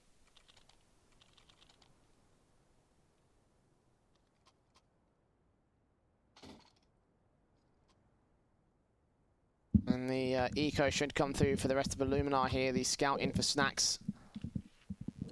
And the MAC-10 out for PHR. And as they can in the right position at the right place. Statchi not going with any particular weapon. I think he's going for the very early AWP, which makes sense for him. He was ridiculously impactful with the AWP when it was out on Mirage. And we've seen it a couple of times, actually, where Sprout in situations like this have gone completely undefended without a rifle, at least on a single player. Now, with Farfan going down, it actually does allow at least a rifle to be picked up. A good start coming out for Illuminar. And Veggie finding that kill towards the lower tunnels. But for Sprout, they're slow walking their way to the A bomb site, and there's really only one player to defend, and it's Reeds out towards CT. Taps up, takes face. Dia will end up dropping the kill back to the T-side camp. Dennis will get Veggie next up towards the mid-control and try and siphon off the rotators here. Flash in, sees the one, sees the Scout as well. They try to double face him, and he do able to overwhelm him to get the AK out of play. So little something for the CTs to save into the next round. Again, they're not going to get this round together as a whole. Sprout not opting to go for the aggressive phase. Not going to hunt them down. They've got low HP across two players. Yeah, hold on to that AK. Maybe get PHR into an exit killing position, but really that's going to be it. Speedy does have the advantage in that scenario if PHR wants to over-aggress due to the shadows. Stacks is still staying around and doing more damage, trying to limit the buy that Sprout can bring to the table into the following round. PHR's been spotted out, so Snacks will be able to just hold on to this AK, but a decent eco considering the investment they had, Jay. Yeah, absolutely. 3 players going down. AK saved in. Illuminar barely buying anything in this round, so AK to come out here should be able to do some decent damage. Of course, it's one rifle they don't have to invest into either. Looks like it's going out to Mouse here on the CT side, which makes a lot of sense. He has a lot of impact when he had the AWP out early for Illuminar when they were on Mirage, so seeing that in for him, seeing him get those entries out against the Sprout side. Now's when the real meat and the challenge begins for Illuminar. Leg shots coming out early from PHR's part. I think Statue taking him down towards the mid-control through the mid-doors. Now Veggie pushes even further forward. Smokes up against Dennis's position, extinguishing that Molotov there for denying any chance right now for the CTs to take him down. They know he's in that corner though. He's going to keep leaning over as the flashes get out and Dennis tries to escape. Snacks takes damage through the contact of the AK, bursts through the M4, goes awry. Dennis opens the round. Snacks is looking for a little bit more, and the overextension does not go his way. Illuminar had to try and find a response back in to find a bit of a trade kill. And with PHR low, this round is just all falling apart. I mean, for Illuminar, they've got 2 players on B, 1 more defender towards A from Reeds. For Sprout, there's still so much time left on the clock, Jay, that they can start to play the mind games. They can try and pull some rotations out. And even after finding the couple of opening kills, they're just waiting, and the peak just comes in. Snatchy only finds a tag, but there's so much damage done. Now they can open up A. This round's done. Yeah, straight in, straight down. Nades up. The T-side will get that plant in for a 4-0 start here for Sprout. Looking real confident here for the German court. And yeah, Illuminar just need to hold on to these weapons, try to save them into the next round, especially for that AK and Mouse, something they won't be able to get much of anything here. And Spitty will catch PHR for 1 more good frag, making it all down to Mouse in 1 versus 5. Yeah, looking confident for these first few rounds. A couple of very heavy damage rounds coming in from the T-side camp, probably a bit unnecessarily damaged over on their economy line, but able to recover with a confident round like this, and now if they can hunt down the AK, if Spiddy can take this out, if Farman can take this out, a big pick up for the T-side line. It's just going to be Miles getting that kill on Spiddy. No more hunt from the back line, second engagement, and actually wins out a second fight. So damage will still sustain itself here for the Sprout camp. Yeah, like, don't let the scoreline sort of deceive you, because for Illuminar, yeah, maybe the rounds haven't been close, but they've still made it pretty expensive for the T side. So at a 4-0 start, you would expect players to sort of be close to like 10k money float, but that's not the case at all. The highest amount of money is Dennis on 6,400. So yeah, the economy has been built up to a decent extent for Sprout, but if Illuminar can chime back with a couple of decent victories, Jade, they can really start to put a chokehold on the economy situation. A fast out towards long for Dennis. Very, very quick with his AK. Needs a little bit more. Fafin as well going to be able to help out. They only find a single trade onto Snacks.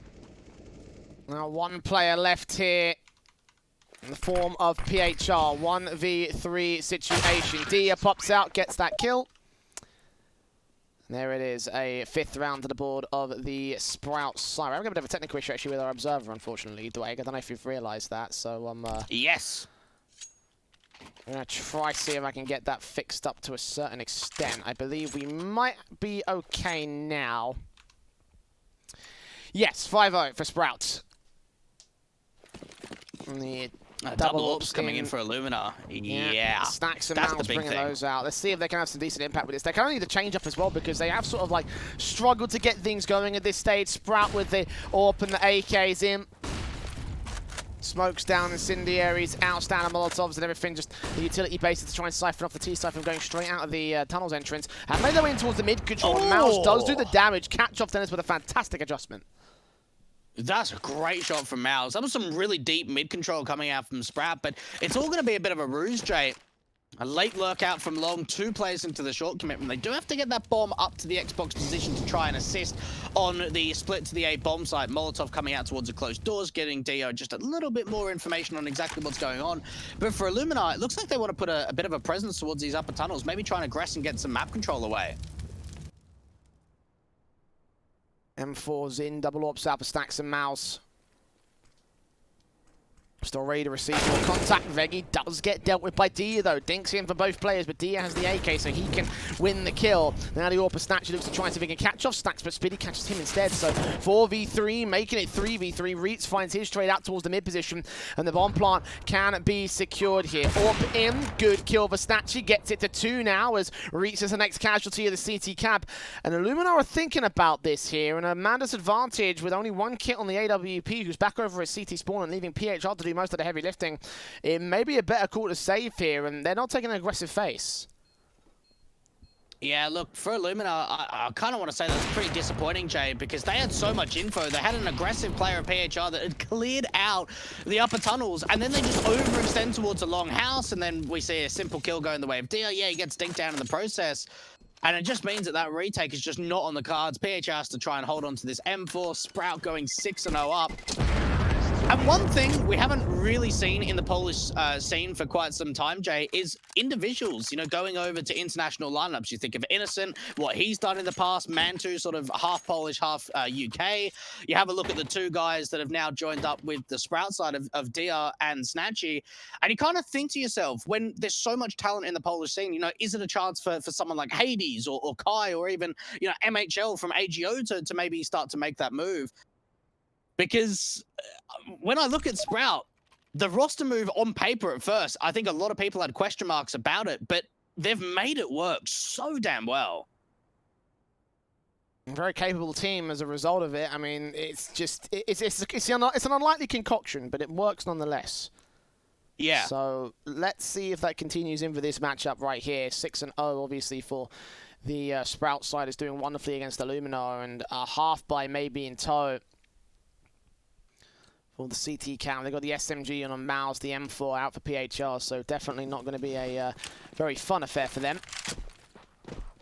Smokes up down towards the mid-control as they make their way into position on the defaults. So they've already got Statue up here towards the longhouse, and Illuminar aren't even going to challenge this position. They're going to focus mostly on the mid and B side. They walk out long right now. Sprout get a simple bomb plant.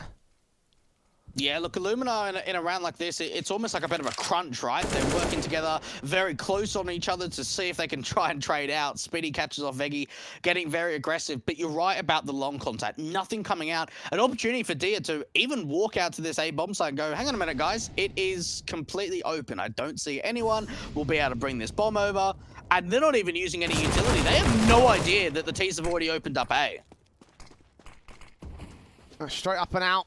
Easy as that. Pick towards me control, ensure the 5 versus 3 will ensue, and there'll be nothing left for the Illuminar to really do much with. I mean, they've got to save that Kevlar, save that M4. Save what little they have to ensure it stays into the next round. Spinny with an upper big box plant. I like that, actually. Not very often you get that out. But it's going to work wonderfully for them regardless, because there's going to be no retake up for the Illuminar. So 7-0, Sprout. So confident here on T side, and I can't say I'm too shocked at this, but I was hoping for a little bit more from the CT side. No, I'm with you, 100%. I think Illuminar over on Mirage did show up in a big way. Yeah, they weren't able to win the map, but still putting up 13 rounds against a strong Sprout side is impressive. And on Dust too, it just has not seen the same sort of shining light of glimmer. Hey, speaking about that bomb plant on top of the boxes, it's one of those post-plant scenarios, right, where it's so difficult to pull off because you're so exposed from CT, from long, from short, that if you just plant so far in the open, there's a potential for a swing out. But if you can actually manage it, it's so difficult for the CTs to retake because you can't defuse it from standing on the floor of the site. You actually have to get on top of the boxes to be able to defuse the bomb.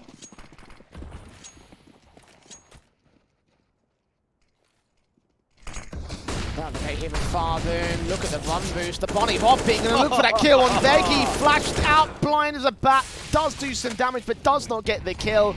Nice effort from Farden. If he was able to connect that to a frag, then fair play. But it's Illuminar getting out on top with this one. Opening frag found just by the sheer aggressive force of Farden. And now Sprout go right back into the passive play here. Out towards mid control, being very quiet about it. Putting some flashbangs out towards the short positions, but not giving up much to the Illuminar info. I don't know how I feel about that play, Jay. It was like one of those trick plays, the one every now and then where they try something a little bit special, even for PHR, so up close and personal with Dennis, just spots him on the edge of the smoke. Now, Fafin was ducking down, making sure he wasn't getting blind by those flashes, but all by himself. And now with Dennis being dealt with, Illuminar are on track to be able to win out their first round, you would expect. Off in for Stacks, getting D next. 2 standing now for the Sprout side. Unfortunately, in a round that they haven't been able to get as confidently together as they have done in the past. Actually, they're going to try to respond, though, but as he gets dealt with, Spiddy is quick to follow suit from Veggie out towards the long position. So, first to the board of Illuminar has taken a fair amount of time. But will they follow up? Because if they can't follow up, then this momentum is going to basically be all for naught on Illuminar. They got that double ults back in for Snacks and Mouse, which did have some decent impact when they brought it out the first time, but they need to convert it in on this next round. Utility in for everybody as well. So with those 2 AKs in tow, Illuminar do have a decent chance. Yeah, you've got to think the response has got to be on the cards here. Fast out towards the long house. And for Illuminar, it seems like they're contesting long a little bit later than the early rounds. 1-for-1 trade comes out from mid. Bit of a sloppy spray from Dia. And Veggie actually catches off guard. Yeah, he's only on 22 points of health, so he was taken down low. But that's a great duel going the way of the CT side. And it gives them complete control of long, too.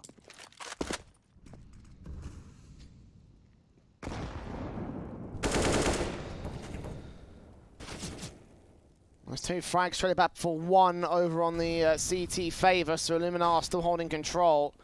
Haven't got short control, though. No one is watching that position. As Mouse gets Dennis, it'll only be left to these 2 players out here in the mid-face. And they could just walk straight into the A site, get a free bomb plant here. The only thing they have to deal with is Reitz, who's now just starting to rotate back from away from the long position and just go straight. Dry facing from Farven at the right moment because there are no CTs here. They haven't got much utility either. A single HE and a smoke down, which might be good to assist the bomb plant when it comes down to smoking off some of the common positions, or at least holding off away from the CT spawn. Either way, M4 starts swinging. They've made some noise, and I don't know what's going on. They've been seen now. Reed's going to back up, wait for his teammates. They'll concede the bomb plant. Sprout in with the most ridiculous clutch retake of their lives. Spoke off from the short position by the looks of things for the T side, and they want to try and not play together, but in fact take some individual duels. Spinny trying to tap away, but Farfan's now turned it into 1 versus 2. Molly onto the side means an easy swing out to the open. He does damage onto PHR, but not enough to convert the kill. Illuminar play out the numbers game, and you thought for a moment there for Sprout that things could have turned around for them. At least getting the bomb plant does give them that extra bit of money, even though they could have bought anyway going into the following round. But for Illuminar, a strong retake, not losing too much there. Yeah, 7-2.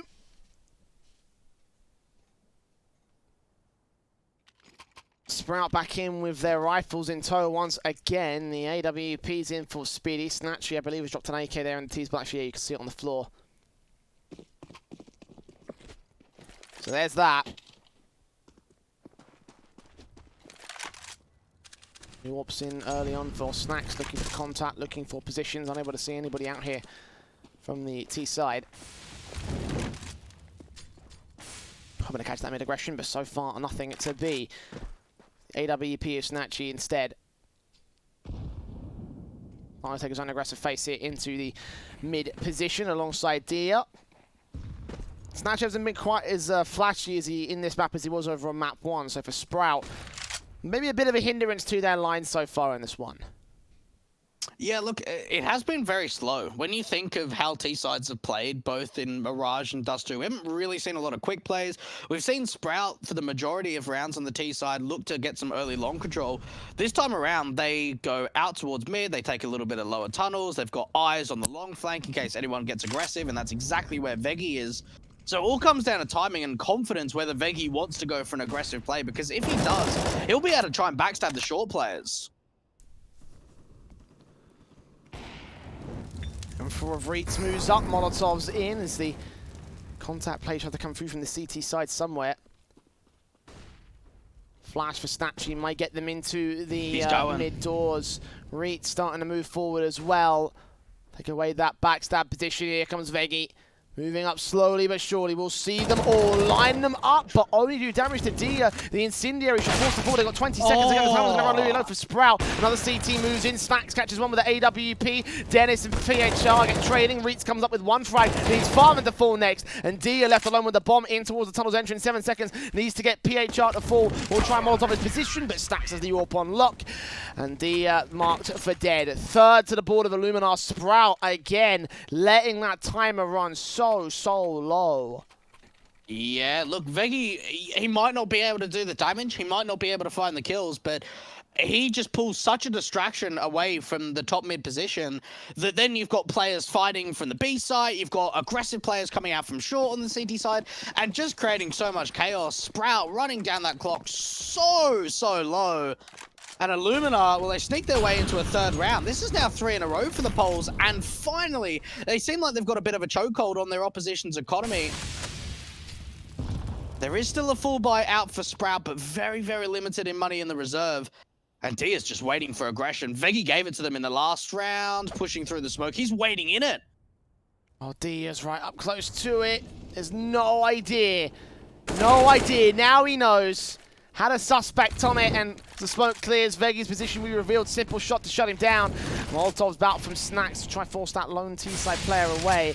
He'll smoke out to siphon off his position, but meanwhile the T-side players will start acting towards this short control. Dennis again dry facing as they've drawn their attention away. They've had a good read on how Illuminar react to positional plays from the T-side. The AWP of Snacks going to try get involved on the defensive. Does get towards short, does drop Dennis. One, but no idea on where Dennis is coming in from. This ball maker's way up through short onto the A site as Dennis looks for both players, looking to shut them down, takes off that AWP, can't catch Reitz, but that'll be left to Dia's domain.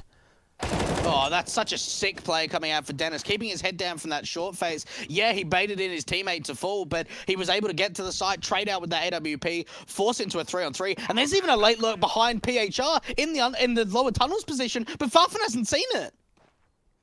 Healing up here for the AK, smokes down, they move forward. CT trying to convert around the AWP, watching and waiting, and he looks back to the back line. Mouse comes up with one frag. Reitz gets another. It's all left to Farv and out towards the CT spawn here. Dealt with by Mouse as he peeks up, and Illuminar able to secure 4 regardless. A fantastic retake from the CT side. We thought of Sprout had so many advantages as well going into that one. The returns, the flanks, the missed positions that Illuminar weren't able to read.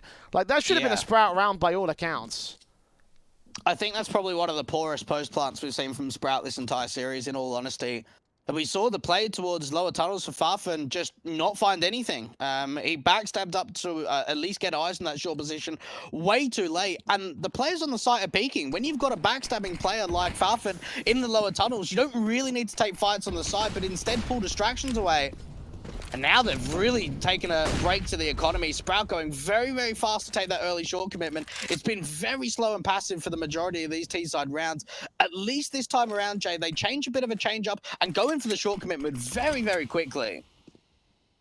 Now Smoke's down, AWP in, ready to receive on Snax' part. Molotovs will try to force him away as he turns his head out, expecting the flashbangs to come through, but nothing seen by Sprout. They're all stacked up here.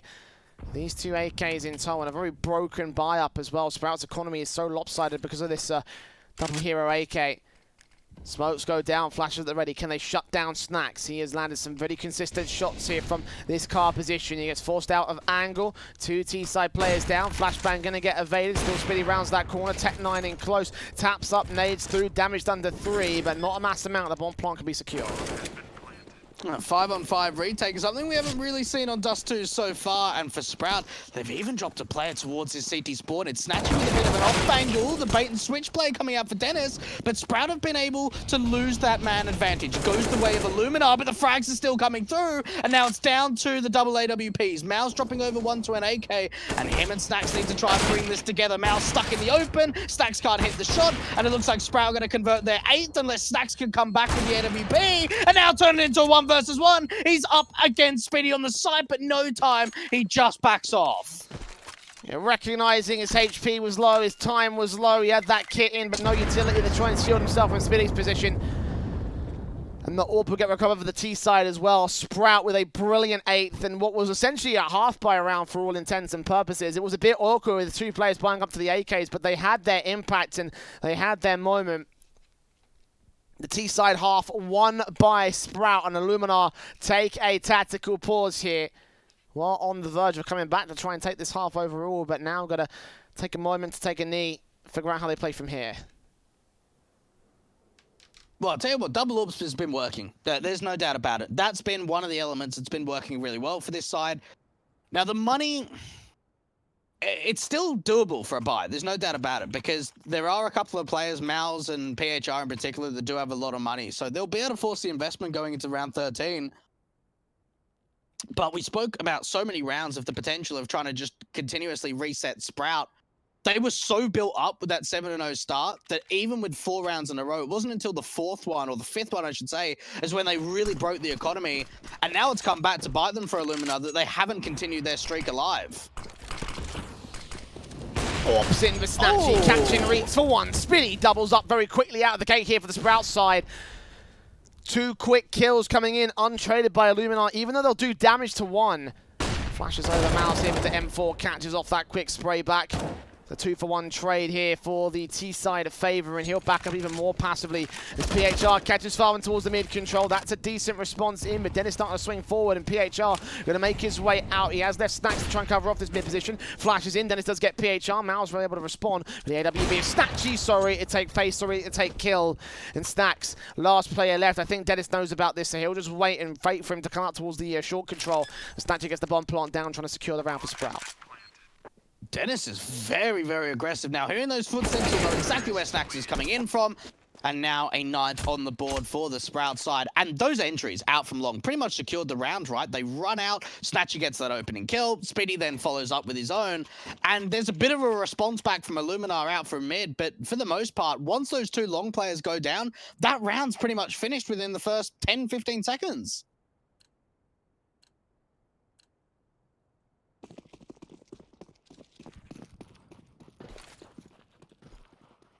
Eco full out, got to come through from Illuminar, stacking their way in towards this long position, hoping to catch off a kill on one of the T-side members, but this is essentially going to be a 10th for the Sprout side. Matt 10's in. You can see Farmer going to make his way up against the CT players here. Good kills to be found here by the MAC-10. The SMG going to get its money out. Secondary kill comes out towards one that probably shouldn't have gone down, but either way, now that they know where the last two CTs are at, they can push that bomb in towards the B site. You can clean up the rest of the pieces. And we have double digits to the board of Sprouts. And I think this is what we expected, right? Illuminar had a bit of a contest with 4 in a row, but overall, we expected Sprout to dominate on Dust 2, and well, the scoreline just says it all, 10-4. I mean, first half for Mirage was, what, an 8-7 lead for Sprout? Only by 1 round, now up by 6, and could even be further. Oh, what a shot onto Mouse to start off, and even Snacks goes down too! Double orbs brought in because Sprout can afford it here. Taking the firing range down towards that mid position, taking that first frag. Reitz is trying to hope for something out here towards the mid control. The flash is in, we'll try again the short control, which Illuminar have not pressed forward for in a while now. Bullets flying down range. Blind shots connecting to Reitz up towards top mid. Snatchy isn't letting it go. Will make their way up. Snatchy is going to get dealt with by PHR, so 4-on-4 situation. Even standing for the man advantage, but the HP advantage is well and true to the favour of the T-side, and they're going to try and utilise that to their favour. Veggie spotted up here towards the site takes fight against D that he loses. Reitz on 19 points of health. Catches one towards short as the T start aggressive from long. They will catch those 2 frags of far and spray transfers, and Mouse is dealt with by Dennis on the other side of the map. 11-4, a confident half from Sprout going in towards their CT side. We'll see if they can continue after this very short break.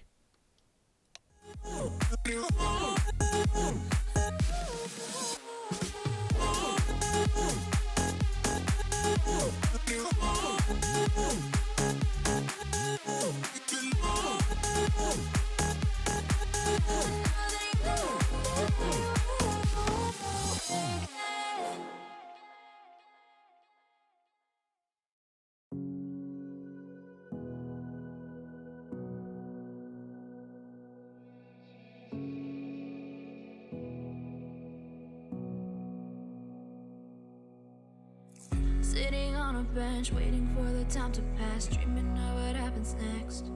I see what I wanna be, questioning my destiny, only knowing what I see. I don't even realize I've already made a path, and I can change it anytime. I can't take it back. I know what I want, but it seems so damn far away. I know I sound crazy to the ones who said I know I empower those who dream like me. I know I sound crazy to the ones who said I know I empower those who dream like me. And you say you wanna be somebody.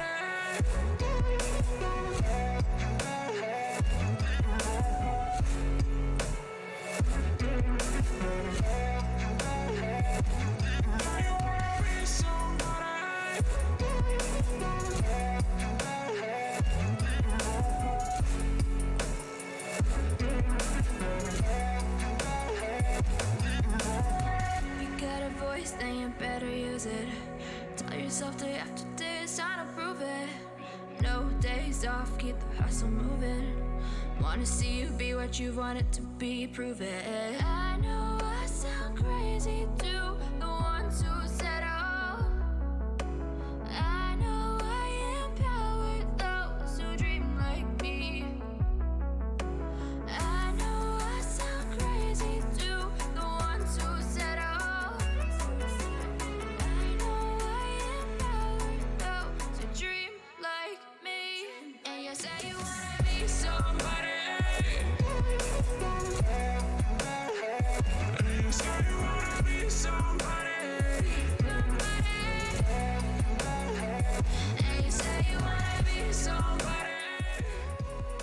Sprouts dominating in a much more dominating fashion by comparison to map number 1 of Mirage here on Dust 2. It may continue to just get worse and worse for Illuminar as we go to the CT half of Sprout. They just need 5 to take the W here and move on in the upper bracket to take on K23, who just beat out Amiga over on the mainstream.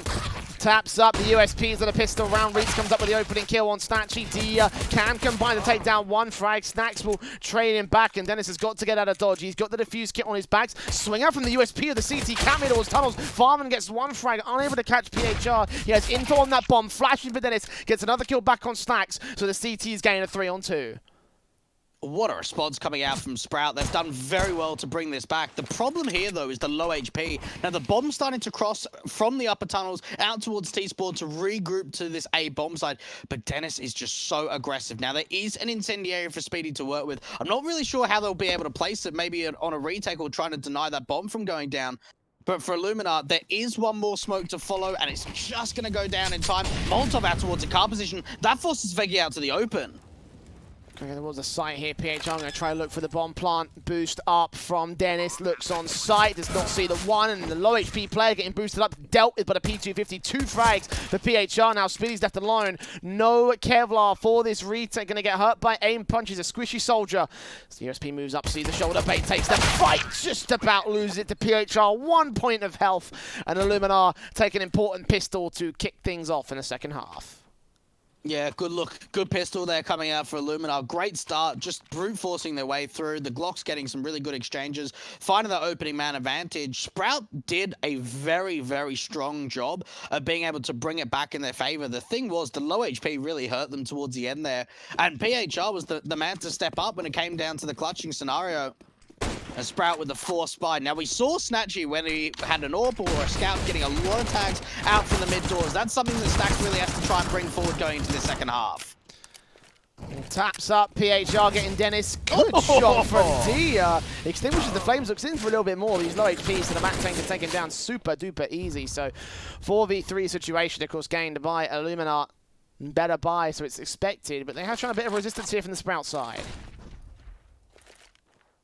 Grouped up for long. Now, for Illuminar, they pretty much have to commit to this long play, right? Because they don't have any map control anywhere else on the map. Nothing out from mid, no lurks out towards the B bomb side. So for Illuminar, they are sort of funneled into this long take, but it's still working out really nicely for them. Flash coming out. Oh, the Deagle can't find anything for Faf and Speedy as well.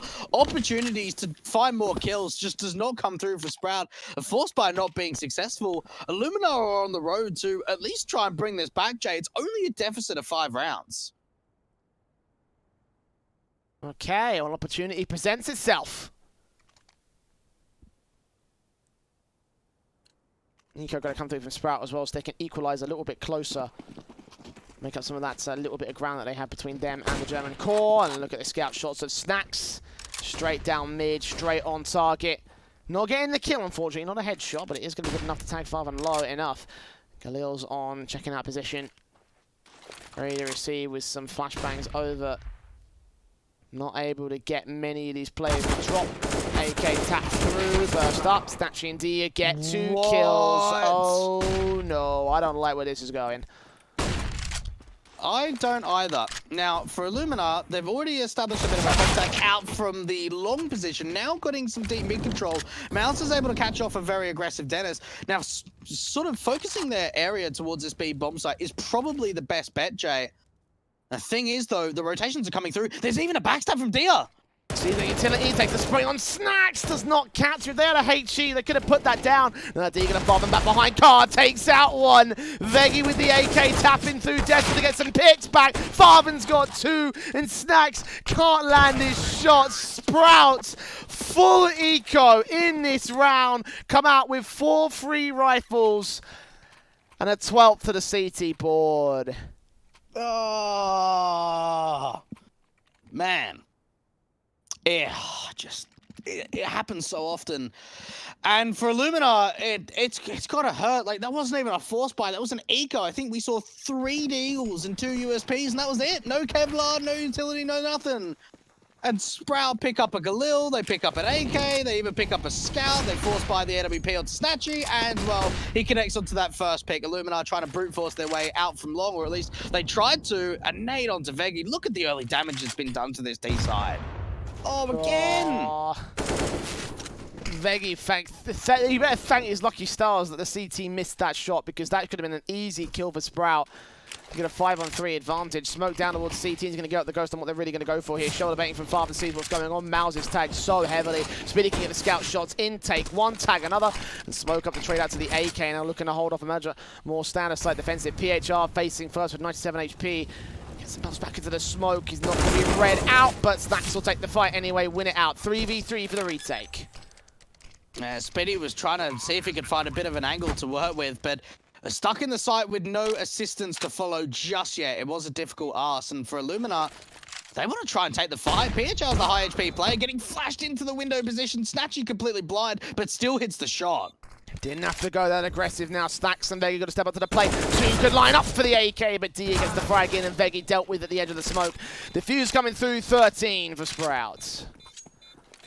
For Illuminar, it all started off wrong, didn't it? Out towards the long challenge, they go very quick. It looked like they wanted to bring everyone from long, and then as soon as Snatchy finds the opening pick, and then Veggie's double naded down to 3 HP, they go, yeah, nah, we're not going to go long anymore. This is over. We're going to have to try and make some presence over to the B site. And while the trades were decent, the retake was even better for Sprout. 13-6. Bomb plan coming in for the last round for Illuminar. Still won't give them enough money to go for the full buy, Jay. And, well, they've left the bomb towards Esport again. So that fight in the SMG comes straight out here. 3 kills for Father. Nice and easy. Nice and efficient. PHR dealt with Veggie last left here in 1 versus 5. Out towards top mid where that AWP is watching. Snatchy takes that fight, doesn't sustain any damage, but now Father can peek up, try to get the SMG kills in with the rifles peeking in from the long control. Looking the wrong way at the wrong time. 14-6, 2 to go for Sprout to win the map and the series. Illuminar back in with the buy, their final buy, their last stand here in this map. Now we saw Illuminar putting up 13 rounds on their map pick of Mirage, only 6 so far in Dust 2, so if they can just maybe bring it a little bit further forward, it will, I suppose, help their confidence going into the lower bracket run, Jay. Like you said a little bit early on, Sprout 2 rounds away from being able to face K23 in the next round of the upper bracket.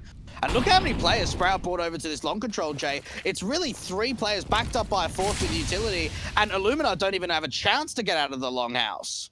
They're seeing the nades come through the smokes as well. They should have realised that those 3 came in simultaneously, so they should know that there's these 2 players out here. But Spiddy deals the damage on his own. Straight up and out for the Sprout side. 2 frags, untraded, undamaged on the CT camp as well. Illuminar got Dennis to take on next. Mal's going to back up a little bit. That nade to his position should do the damage. Doesn't quite land perfectly, but 72 HP. He's still heavily tagged. Yeah, it's still a fair bit. And the Speedy playing anti-flash just works out fantastically for him. And he's by himself at long. Yeah, they took it with a large majority of players on the city side, but it was really him to defend the entire area of the map. And even for Dia, you can feel like he wants to get aggressive here, trying to get a bit of a sound cue up towards where Snacks is to that short position. And he's looking for a bit of a duel. Both players take damage, but Dia's able to back off and not overextend too far. 5-on-3. Mouse into the back lines. The AK will hunt for ramp control. Orp in for Snatchy, ready to receive. Molotov's out. Here comes the shot. And Mouse gets the kill instead. Okay, now we've just got Dennis over at Goose. 2 receiving. He peeks out a bit too fast. Snacks gets that frag. And it looks like Illuminar might hold on, but Speedy trades back. Flashbang in to allow Dia to deny the plant. Jump facing, getting the kill. Orp and Snacks still here towards shore. Needs these 3 kills in the next 15 seconds. All get bombed down to try and stall for extra time, but surely he should realize that Speedy's way too close. Trying to force him into peak. The AWP goes for the jumping shot. Snacks, 3 seconds. Gonna try and hunt for the last. The Father will drop him. 15 to the border. Sprout map and match point here. Oh, really well played there from Snacks, baiting out the peak to come through for the CT side, not committing to the bomb plan, drawing out the CTs to turn it into a 1 versus 1, but just not getting the shot off in time. And Sprout have got to 15. After losing the pistol and losing the anti-eco, Jay, you thought, okay, this could be a bit of a slow start for Sprout, but they've really turned up the heat when it comes to the progression. Double AWPs on the CT side, and for Illuminar, maybe a play into this B bomb site could be on the cards here. But look at the early damage again! Flashes in, Dennis will catch that one kill. Vega gets Spitty to trade back, so Illuminar making their last stand here towards the B side, and Veggie landing fantastic headshots with that Galil. Farvin and Spitty to fall to his hands. A 4 versus 3 gained by Illuminar. Money's not fantastic for Sprout. I think it might be a safe call. They have to, and look, a little bit of missed utility there coming out from Sprout to set themselves up for some defensive utility. Illuminar just brute force their way into that B bomb site. I was really surprised, even with the early damage done to this team side, that Sprout weren't able to trade on some more of these kills. Spitty couldn't find anything as the B anchor. They've left Dia very, very aggressive to try and see if he can find some exits. Maybe a swing out, and there it is onto Reeds. At least trying to limit the buy. That's great. Yeah, Luminar win the round, Jay, but there's only 2 players staying alive on this team side. That may even make a difference to make sure, well, there's going to be absolutely no AWP investment. That's for sure for the T side. Yeah, a lot of damage being sustained there. Very, very good exit frags from Sprout. If you can't win the round, take as much as you can with you, and that's exactly what they'll do in that one. Scout in for Snacks instead of the big green gun. No AK for him either. There's an M4 for Reeds that will hurt the firepower even more so in PHR being on Galil. All in all, it's a very scrappy kind of buy. They'll make the best of it though. Snacks tagging up Farvin, shutting down that boost towards the mid control. And a tagged up player over on the B side defense may well be an opportunity available to them. Farfern baited out with that AWP, so they've got the information of where that AWP's been playing from. But for Illuminar, it looks like they want to try and retake this long control. There's 2 players out from long on the side. Here comes up good, takes out Veggie. Good start for Sprout. Up in the Snatchy. Gets out of dodge. The nades on Snatchy. Fantastic bunny hops. The Molotov should force him even further away. Illuminar slow this down as Dennis takes a frag back on Snacks out towards the longhouse. I'm amazed that Snatchy was able to get out of there alive, Jay. Like you said, B-opping into the CT spawn. And now for Sprout, they're holding on to a 2-man advantage. Illuminar, they have to commit to mid to B. This is really their only options, unless they want to try and fake it and go up through short. But they're running out of options. They're running out of time. They're running out of players. 45 seconds to the clock. Could be a fantastic turnaround against the double AWPs. And the rifle's in play. Flashes over. Setting utility up for the T side. Snatchy ready. The AWP in. Incendiary thrown back. Sees 2 T sides. Catches Mouse for 1 good frag. Focusing fire on the rest of the T positions. Dia sprays through. And Snatchy will close it down with a headshot. 16-7. Sprout are going to cinch the series 2-0. A very close map 1. But Dust 2 is where things really fell apart for Illuminar. And credit where it's due, man. We gave them a lot of help. We gave them a lot of criticism for how inconsistent this Polish team are. And how inconsistent Polish CS is in general. But in that first map, like Illuminar showed us of what the best of what they can do. Like I feel like if they were able to replicate that over on DOS 2, that could have been an opportunity. But the reality is, it's not a great map for Illuminar, so I think they can hold their heads high at the very least. Yeah, look, always when you're playing a closed qualifier and you've got invited teams versus teams at qualifier from the open qualifier, there is going to be a skill difference. There's no doubt about it. We've seen all 4 best of 3s today, Jay, being 2-0s. The only one actually going the way of the open qualified team was the K23 result, which was over on the mainstream while we were covering this game. But certainly in the Spirit Fate game, I don't think we got to see the best coming out from Fate at all. Looking at this one from Sprout and Illuminar, I think certainly on that first map, we saw the potential of what can come through from Illuminar. So that does give me a bit of hope for them in the lower bracket to see if they can continue their campaign, Jay.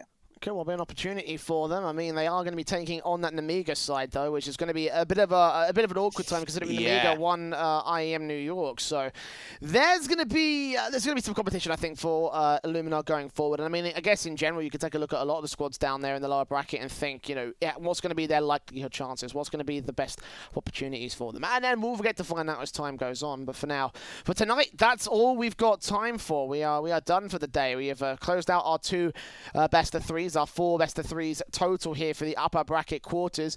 In your semis, we will have Team Spirit taking on North and K23 taking on Sprout tomorrow in the morning, along with our lower bracket matches from the first round of action. So plenty of Counter-Strike to come your way for tomorrow in the European closed qualifiers. But for tonight, that's all we have for you today. If you want to catch up with even more CSGO action, then over on ESL CSGO on the mainstream, we have the IEM New York, IEM Beijing closed qualifier for North America. See, that's why North America, New York. Yeah. So that's a lot of action to come up a little bit later on tonight as well, if you want to stay tuned into that. Again, over on the mainstream at ESL CSGO. Oh, I'll certainly be checking that out. Who's playing Rebirth and Rugrats to start off? That would be actually a really decent game. Well, I know where I'm going now, Jay. Well, we'll see how well they will be able to contest. Plenty of action, of course, still to come over the next couple of days. We're covering the EU and NA close qualifiers over the course of the entire weekend, so make sure you're tuning back in and following this channel. Till then, though, I've been the Eternal Jay, and my co-commentator has been Dwayne. I want to thank you very much for watching and for listening, and we'll see you back here tomorrow for even more of IEM Beijing. With the right CPU, you can turn any game from familiar to phenomenal. Unleash the potential in all your gaming with Intel 10th Gen processors. With its optimal balance of threads, cores, and frequency to deliver elite real-world performance, only Intel can bring Marvel's Avengers to life with in-game PC optimizations. Supercharge your Marvel's Avengers experience with Intel Core i5, i7, and i9 processors. On Intel Extreme Master Certified PCs, you'll find a gold badge. It means you'll find brilliance inside, that you'll get high-grade components like Intel Core i7 and i9 processors that'll deliver the uncompromised performance you need to game like a pro. Not to mention, every purchase supports the prize pool of Intel Extreme Masters. Intel, unleash your brilliance. My name is Trace Saranthus. I am building a PC for Jordan Gilbert. My goal was really to get something that was no compromise, super powerful, and ideally not built by Trace. Yes, thank you so much, Jordan Gilbert. You know, we don't make mistakes around here. We made happy accidents. I get a booster seat here. Enter now for a chance to win one of 3 PCs built by me, Jason, or Trace.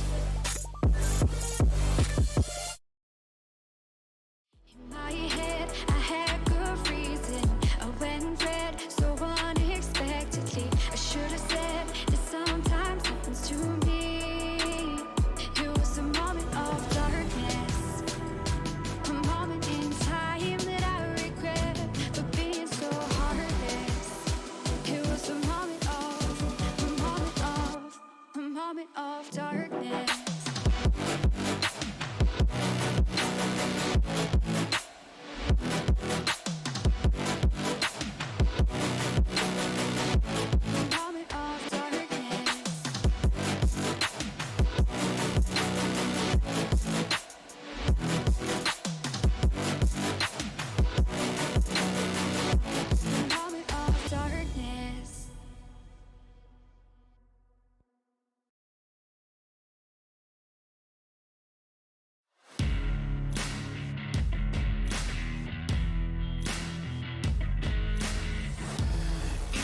Your destiny, slay your enemy, raise a legacy. No more apologies, trust your abilities, gather the energies. Pull yourself back together, been staying off track forever. Child of the nation, go seek redemption, time for salvation. Today is meant to be day of victory, time for history. Rebirth's a tendency, fight the entropy, channel your rivalry. You're praying for fortune to come, you're hearing the sound of the drums. It's too late to backtrack, get back your back now, keep your feet on the road and stand up. You've got what it takes to fight back. Don't stop until you black out, out. Stand up, you've got what it takes to fight back. Don't stop until you back out. Give all you got and show them how to make a miracle. Stand up, you've got what it takes to fight back. Don't stop until you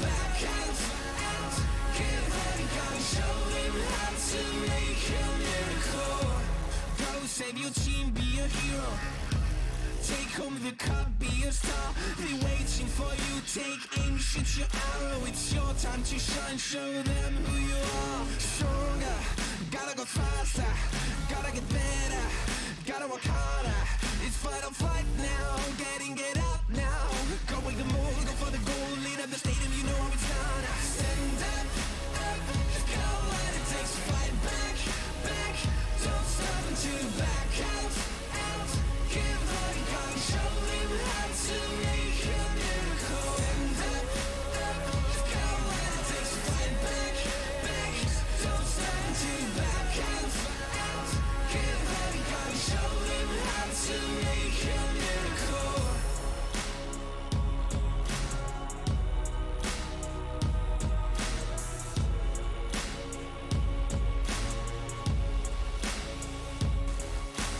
Stand up, you've got what it takes to fight back.